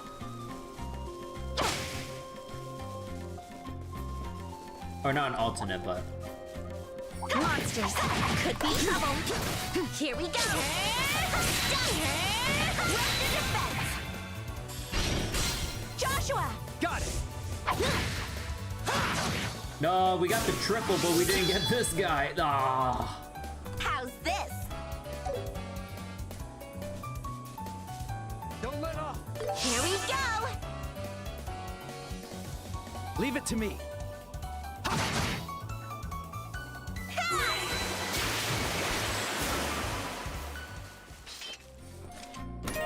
Dang, even for Nightmare though, we still do a crap ton of damage to the early enemies here. We're on a roll. Because like normally we'd be actually we'd actually be having a hard time with enemies even when you update your equipment in the prologue. Or at least last I remember. Huh. But yeah, definitely still a fair amount, or what was it? Decently Be forgiving. careful, Estelle. Yeah! Here we go! Next. Focus! Too slow. You know, I like how you can still click on the buttons for follow-up or chain. Like, you only have like... Actually, wait, is it timed? You know, I need to test that. How's Like, this? does your opportunity actually go away if you wait long enough? Hurricane! Does it actually? Oh, yeah. I'll be your opponent. So, if you really want to, within that short span of time, instead of just pressing the button, you can actually mouse over the button instead of just pressing the hotkey.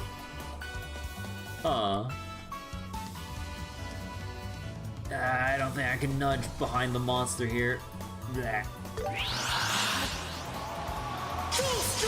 Wait a second. Oh, I just noticed something. Let's keep it up. They Nice made job, Joshua. Joshua's Oh yeah, wait, yeah, the numbers are, well, definitely different. Because Dual Strike used to be 20 craft points. Like that was like the biggest thing that made it OP. It was exceptionally cost effective. And it triggered 2 separate hits, which helped regenerate your craft points to basically sustain like a very high average damage per turn throughout a fight. I mean, that and technically, they did make this a small AoE, which kind of justifies the cost increase though. Because again, here we have like impede, back attack bonus, it's a small AoE now. So yeah, it makes sense that this is like a bit more expensive as an attack. Because before it used to be just single target, with no extra bonuses.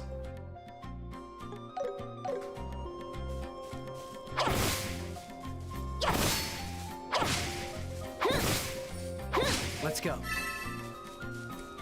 Joshua, dodge it! Dodge it! They have superior numbers. Stay on guard. Come on. We'll end this in no time. Oh, okay, that's pretty sick. Keep at it. Yeah! You're mine! Okay, I think I'm just gonna keep Joshua on what was it? On point. The little like diving or the little plunging attack that he like when he like dives through a whole bunch of enemies. It's a lot more, what was it? Easier to, what was it? It's easier to deal with a pack of enemies like that compared to Estelle, where her constant hurricane spam when she does a dodge heavy attack, it displaces the enemies by a huge amount, making it a bit counterintuitive to start with a party advantage into a chain, because Estelle separates all the enemies. But yeah, Joshua can actually do a better job of wrangling the enemies together. I'll get you all. Go, Joshua!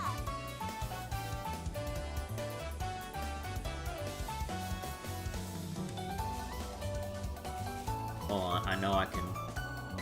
Is there no like? Nah. Okay, I guess we just had to go for this then.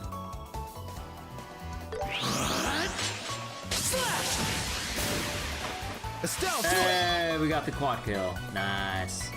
How's this? Hurricane!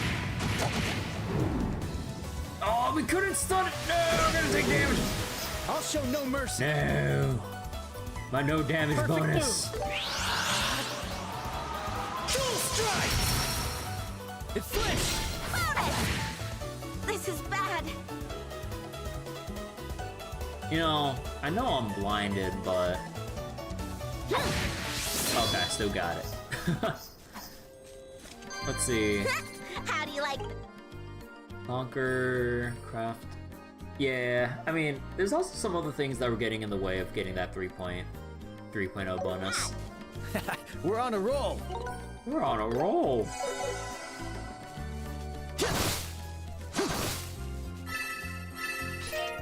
Ooh, step with mass. Nice.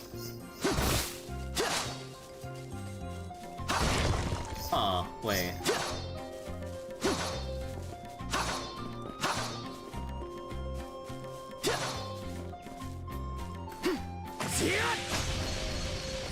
Oh, okay. So we have our basic attacks here. Like, the basic 3 hits here.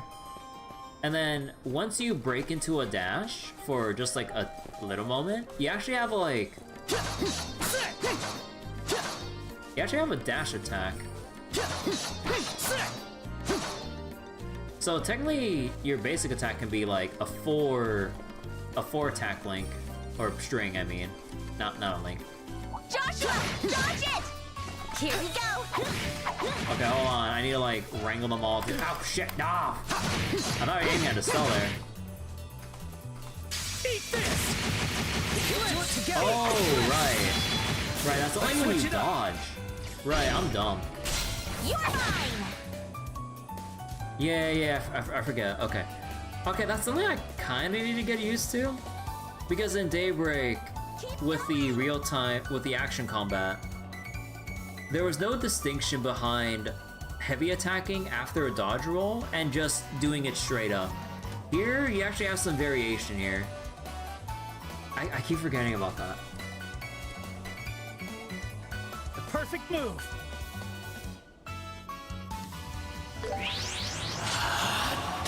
Dual strike!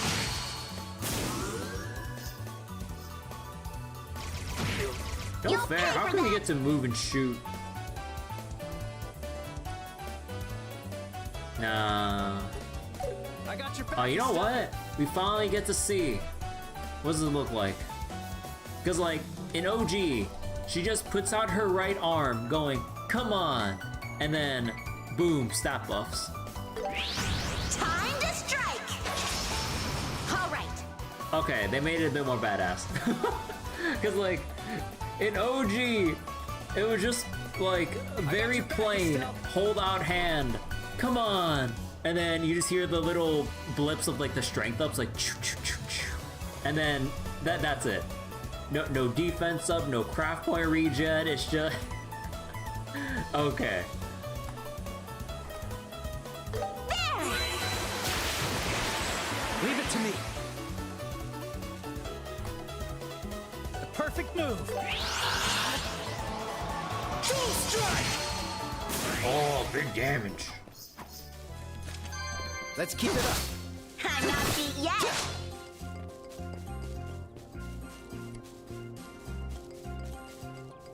Oh, wow. Man. That's crazy seeing, like, the Jade Tower in the distance like this. I forget how they initially revealed it in, OG Sky. Now then. But normally, because of how big the towers are and how fixed the camera angles can be in with the 2D trails in general, you would always have like an angled perspective walking around, unless like they have a special cutscene where they pan around to show the layout of the environment. But yeah, now we just get to see like the giant, like one of the giant towers here. What do they call them again? Tetra. I mean, they'll tell us in story, but like, was it Tetra cyclical? No, towers or something? It was Tetra something, right? I was about to say Septarian, but no, Septarians are a different thing entirely. Did I miss anything? Okay.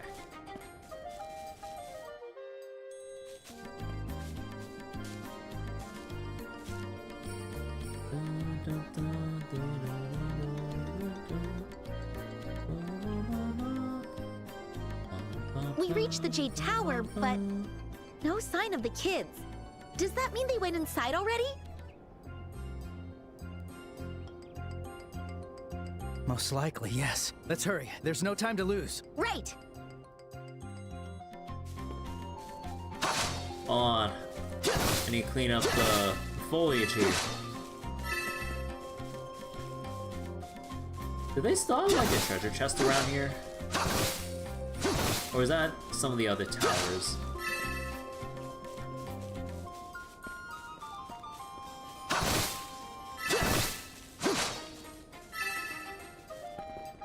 Okay. Wait a second. Okay. I thought they were gonna hide a treasure chest behind here. That seemed like something they would do.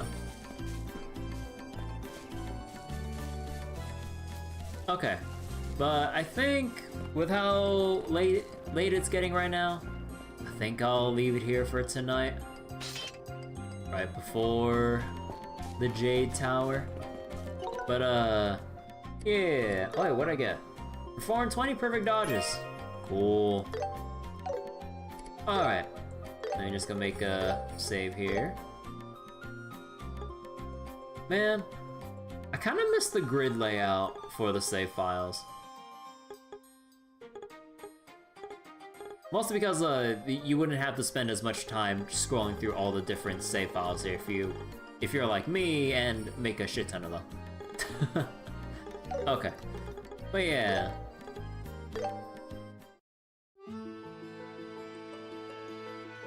Oh. Huh. I mean, we haven't gotten past the prologue yet, but I'm guessing with how this is, I guess we're not gonna continue what we've done with like from I believe the Cold Steel games onwards, or was it Cold Steel 3 onwards? I don't remember. That they changed the title cards depending on, you know, where we're at. I mean, obviously we're still in the prologue, so I'd understand that we wouldn't have any changes in the title cards. I guess I have to progress further and see into the first chapter of whether or not they'll change the title cards to signify the progression of the story. But yeah, God, I don't know why I'm stuttering a lot. But it was always a treat in like Daybreak, Reverie, and whatnot. As you progress through the story, you get to see different title cards depending on what part of the story that you're in, for whose perspective you're in, probably. And it was like a really cool way of just showing like the different parts of the cast and regions as you go along your giant trek throughout the game and all that. But yeah, like, I know we didn't get through the prologue yet because I've taken the anime. Like, I know we didn't get through everything in the prologue because of how long I was taking getting through dialogue and just checking like the settings and seeing what little differences there may or may not be between like OG and the remake and everything. Although I will say, I know like they're sticking closer to the original script compared to the XE localization, but man, I kind of miss some of the really silly Estelle lines already. You know, the meme line I really wish was kept in. Why is my present a boy? You know, stuff like that. I kind of wish we kept some of the goofiness in. It still kind of fits, because, you know, Estelle's still a young girl at that time, and with how much of a rambunctious tomboy she is, that still fits perfectly, I'd say. Man, I still wish we had that. Although, I don't exactly remember too many of the other potential wacky lines that other characters have said. Again, it's been like 7 years since I've first played or first gotten into the Trail series with Trails in the Sky first chapter. But yeah, like first impressions with like tonight's session and all, like the game looks amazing. Like the 3D stylized looks, you know, like definitely compared to like how Daybreak is, because like, I mean, Daybreak is like, what was it? Definitely like higher, I guess, quality or fidelity with everything, but then the first chapter remake has a really nice like 3D stylized look to it. Like I really like the vibrancy with like the environment and characters and stuff. That really like, I don't know how to describe the feeling like of looking at this art style compared to like Daybreak. But yeah, I'm really liking the visuals with the remake. And obviously we still have like the notable, like the memorable music from Trails in the Sky. And you can also select, like, if you so wish. Where is it? Yeah. Oh, wait. Do they have them all playing concurrently, but then it just switches the volume levels? Oh! Oh, they're pulling an FTL where they have all 3 tracks playing. But then they switch the audio the exact moment you switch the modes. Oh shit.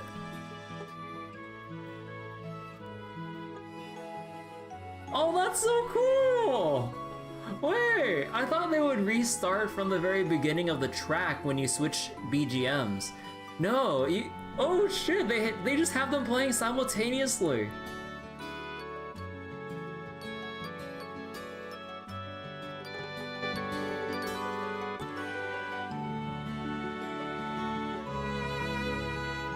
Oh, that's so cool! Wait! Oh, that's so cool. Oh my god, I feel so giddy just because of that. Like, because you would think that they just disrupt the song as, you know, it tries to load in the other versions of the BGMs for Trails, because, you know, you have the original, and then you have, like, the standard one that's supposed to be for the remake and everything. And then you have the... Oh, no, isn't standard the Evo version? Is that it? And then arranged is, like, a separate soundtrack altogether, right? I don't remember how... I don't remember how Falcom organizes all of their soundtracks, because, like, there's multiple soundtracks for the Trail series. Yeah, you know, you have the tracks from the games themselves, the evolution versions, which is like, you know, like a different arrangement, I guess, or version? I'm not sure what the difference in the terminology is between like versions and arrangements, but yeah, you have like the Evo versions, and then you have a separate arranged version from whatever different album or other part of the game I'm probably not remembering. And then you have like just special albums altogether, which is just like completely special renditions, versions, or takes on like certain iconic songs across the series. Huh. But yeah, what was I getting to? Like the music, the graphics, like the integration with the modern combat of Trails to Daybreak. Going from quick battle to command battle feels just as good as ever. There is some slight differences with how the movement or attacks feel, although I think that's because I'm not doing hard lock-ons to enemies. Because I believe in Daybreak I've usually hard locked onto enemies, but here I'm just doing like soft lock-ons, I think. So there's like a bit more of a loose feel to the action combat, but I think that's just like with how I'm approaching the combat more than like anything with the game itself. But yeah, also the fact that they've also integrated like what was it? It's like they're kind of mixing in like systems from all different Trails games. Cause like you have the Daybreak like real-time action combat with transition to turn-based. And then you have the Trails of Cold Steel follow-ups and chain moves, which I assume once we get our full cast of 4 party members at once, we can do the burst move where we have like hit every enemy at once with a full 5 gauge. But yeah, so we have like elements of Cold Steel here. And then okay, thank goodness we don't have Master Quartz, because those canonically have not been invented yet.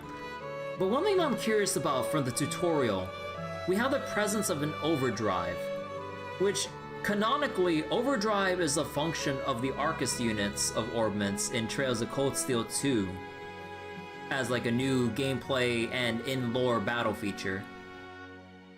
But it would have to be something different, because canonically, it cannot be a thing. So maybe it's just like a different battle feature, it just shares the name Overdrive, but it's not the Overdrive from Cold Steel 2.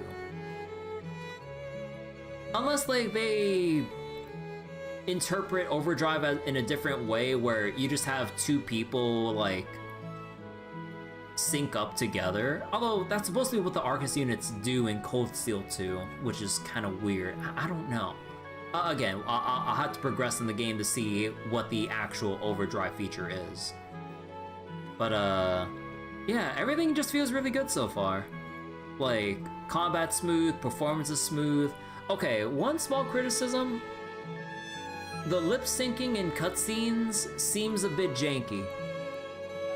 Like, I understand that, like, you know, it wouldn't be the wisest use of resources to retime all the lip syncing based on the language and everything.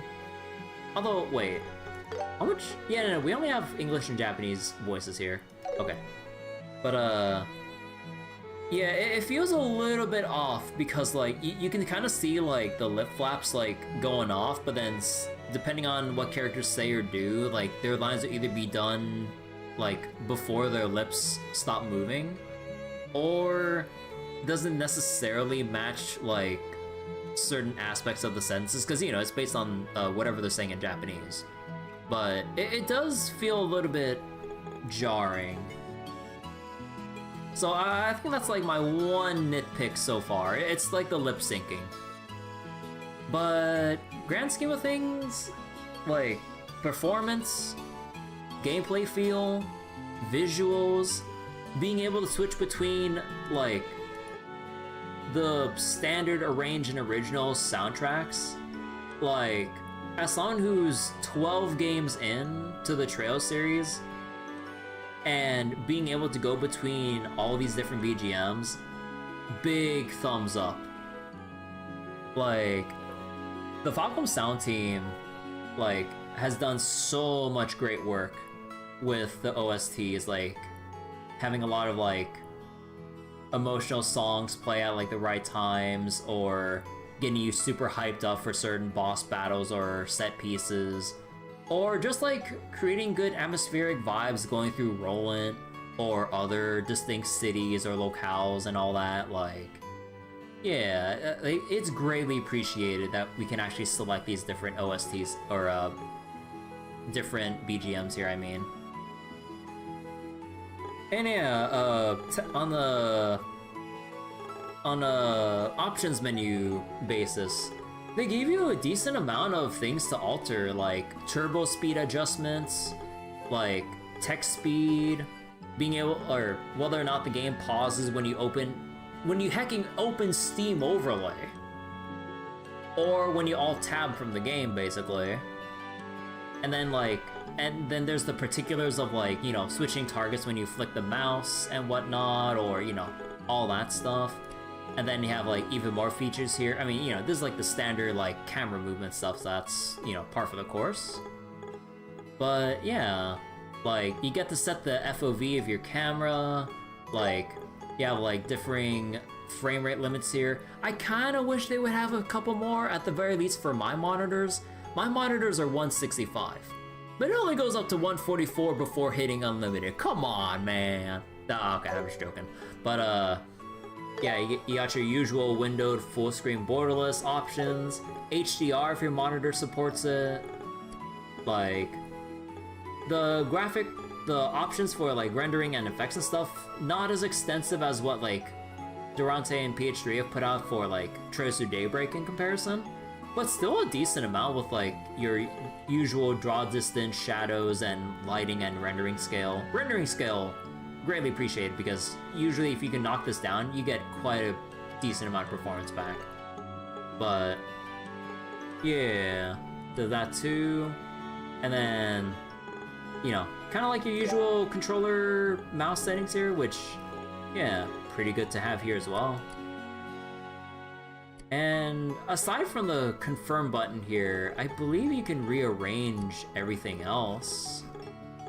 Because I don't think anything else is hard-coded, right? It's just the confirm button? Yeah, that's what it looks like. But yeah, like, I'm really excited to see what the rest of the remake has in store. Like, good job to everyone that worked on the remake and stuff.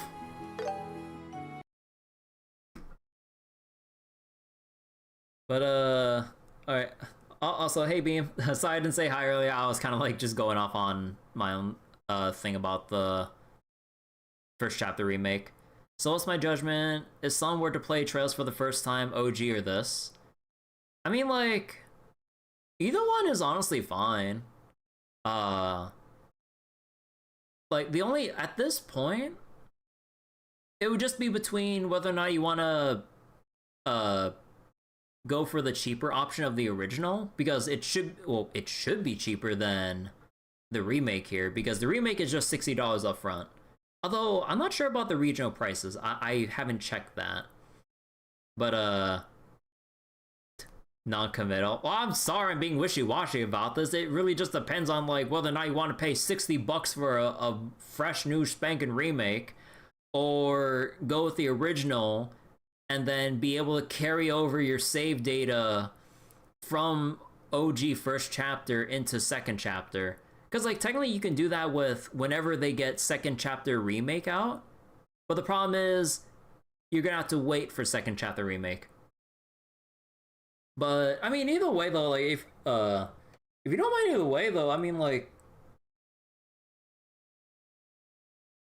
well, I know like a lot of what I'm saying is like cop out shit, but it's just like, it just really depends whether or not you want to just spend the full $60 for it or whatever regional equivalent, or if you just want to play with like the original, because like they're both perfectly fine.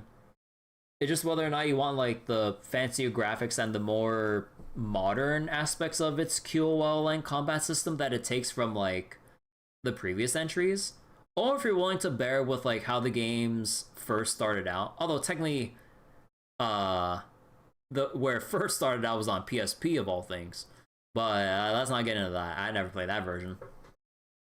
But yeah, like, I'm like, what was it? If you're one to care about like, or what was it, like, if someone were to play Trails or look into Trails for the first time after looking up that, you know, Trails in the Sky first chapter or the original are, you know, the first entries into the series, like, you know, time wise and just, you know, it's literally the first game and all.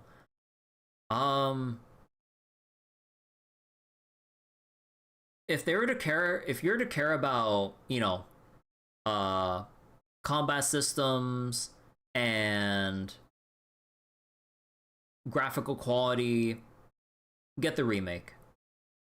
If you don't mind that, or maybe your PC isn't as powerful, or if you don't mind either potential jank or what was it? Oh, okay, because OG Trails in the Sky has no voices except for battle lines, unless you're willing to download a patch that has the Evo versions of Trails in the Sky with the Japanese voices that you can patch onto the original Trails in the Sky, funnily enough.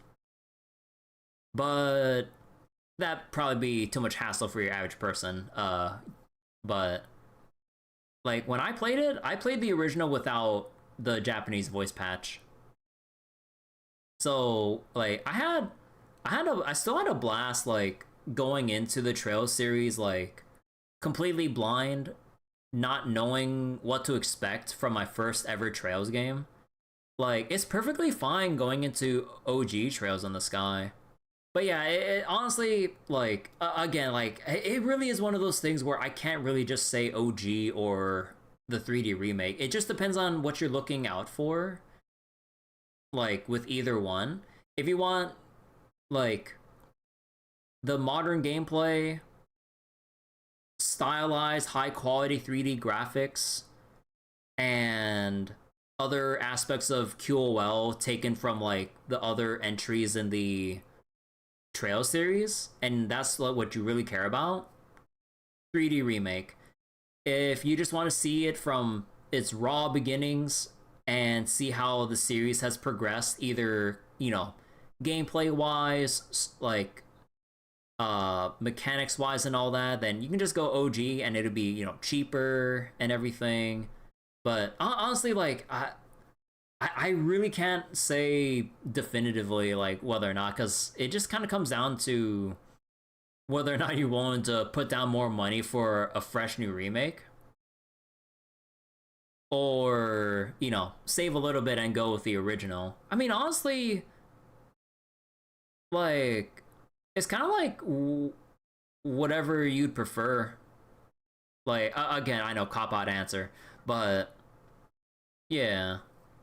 So when and if you have the spare time, you just do a coin flip. I mean, honestly, yeah, like, you can't really decide, because honestly, I'm having a hard time deciding on which one I'd rather recommend.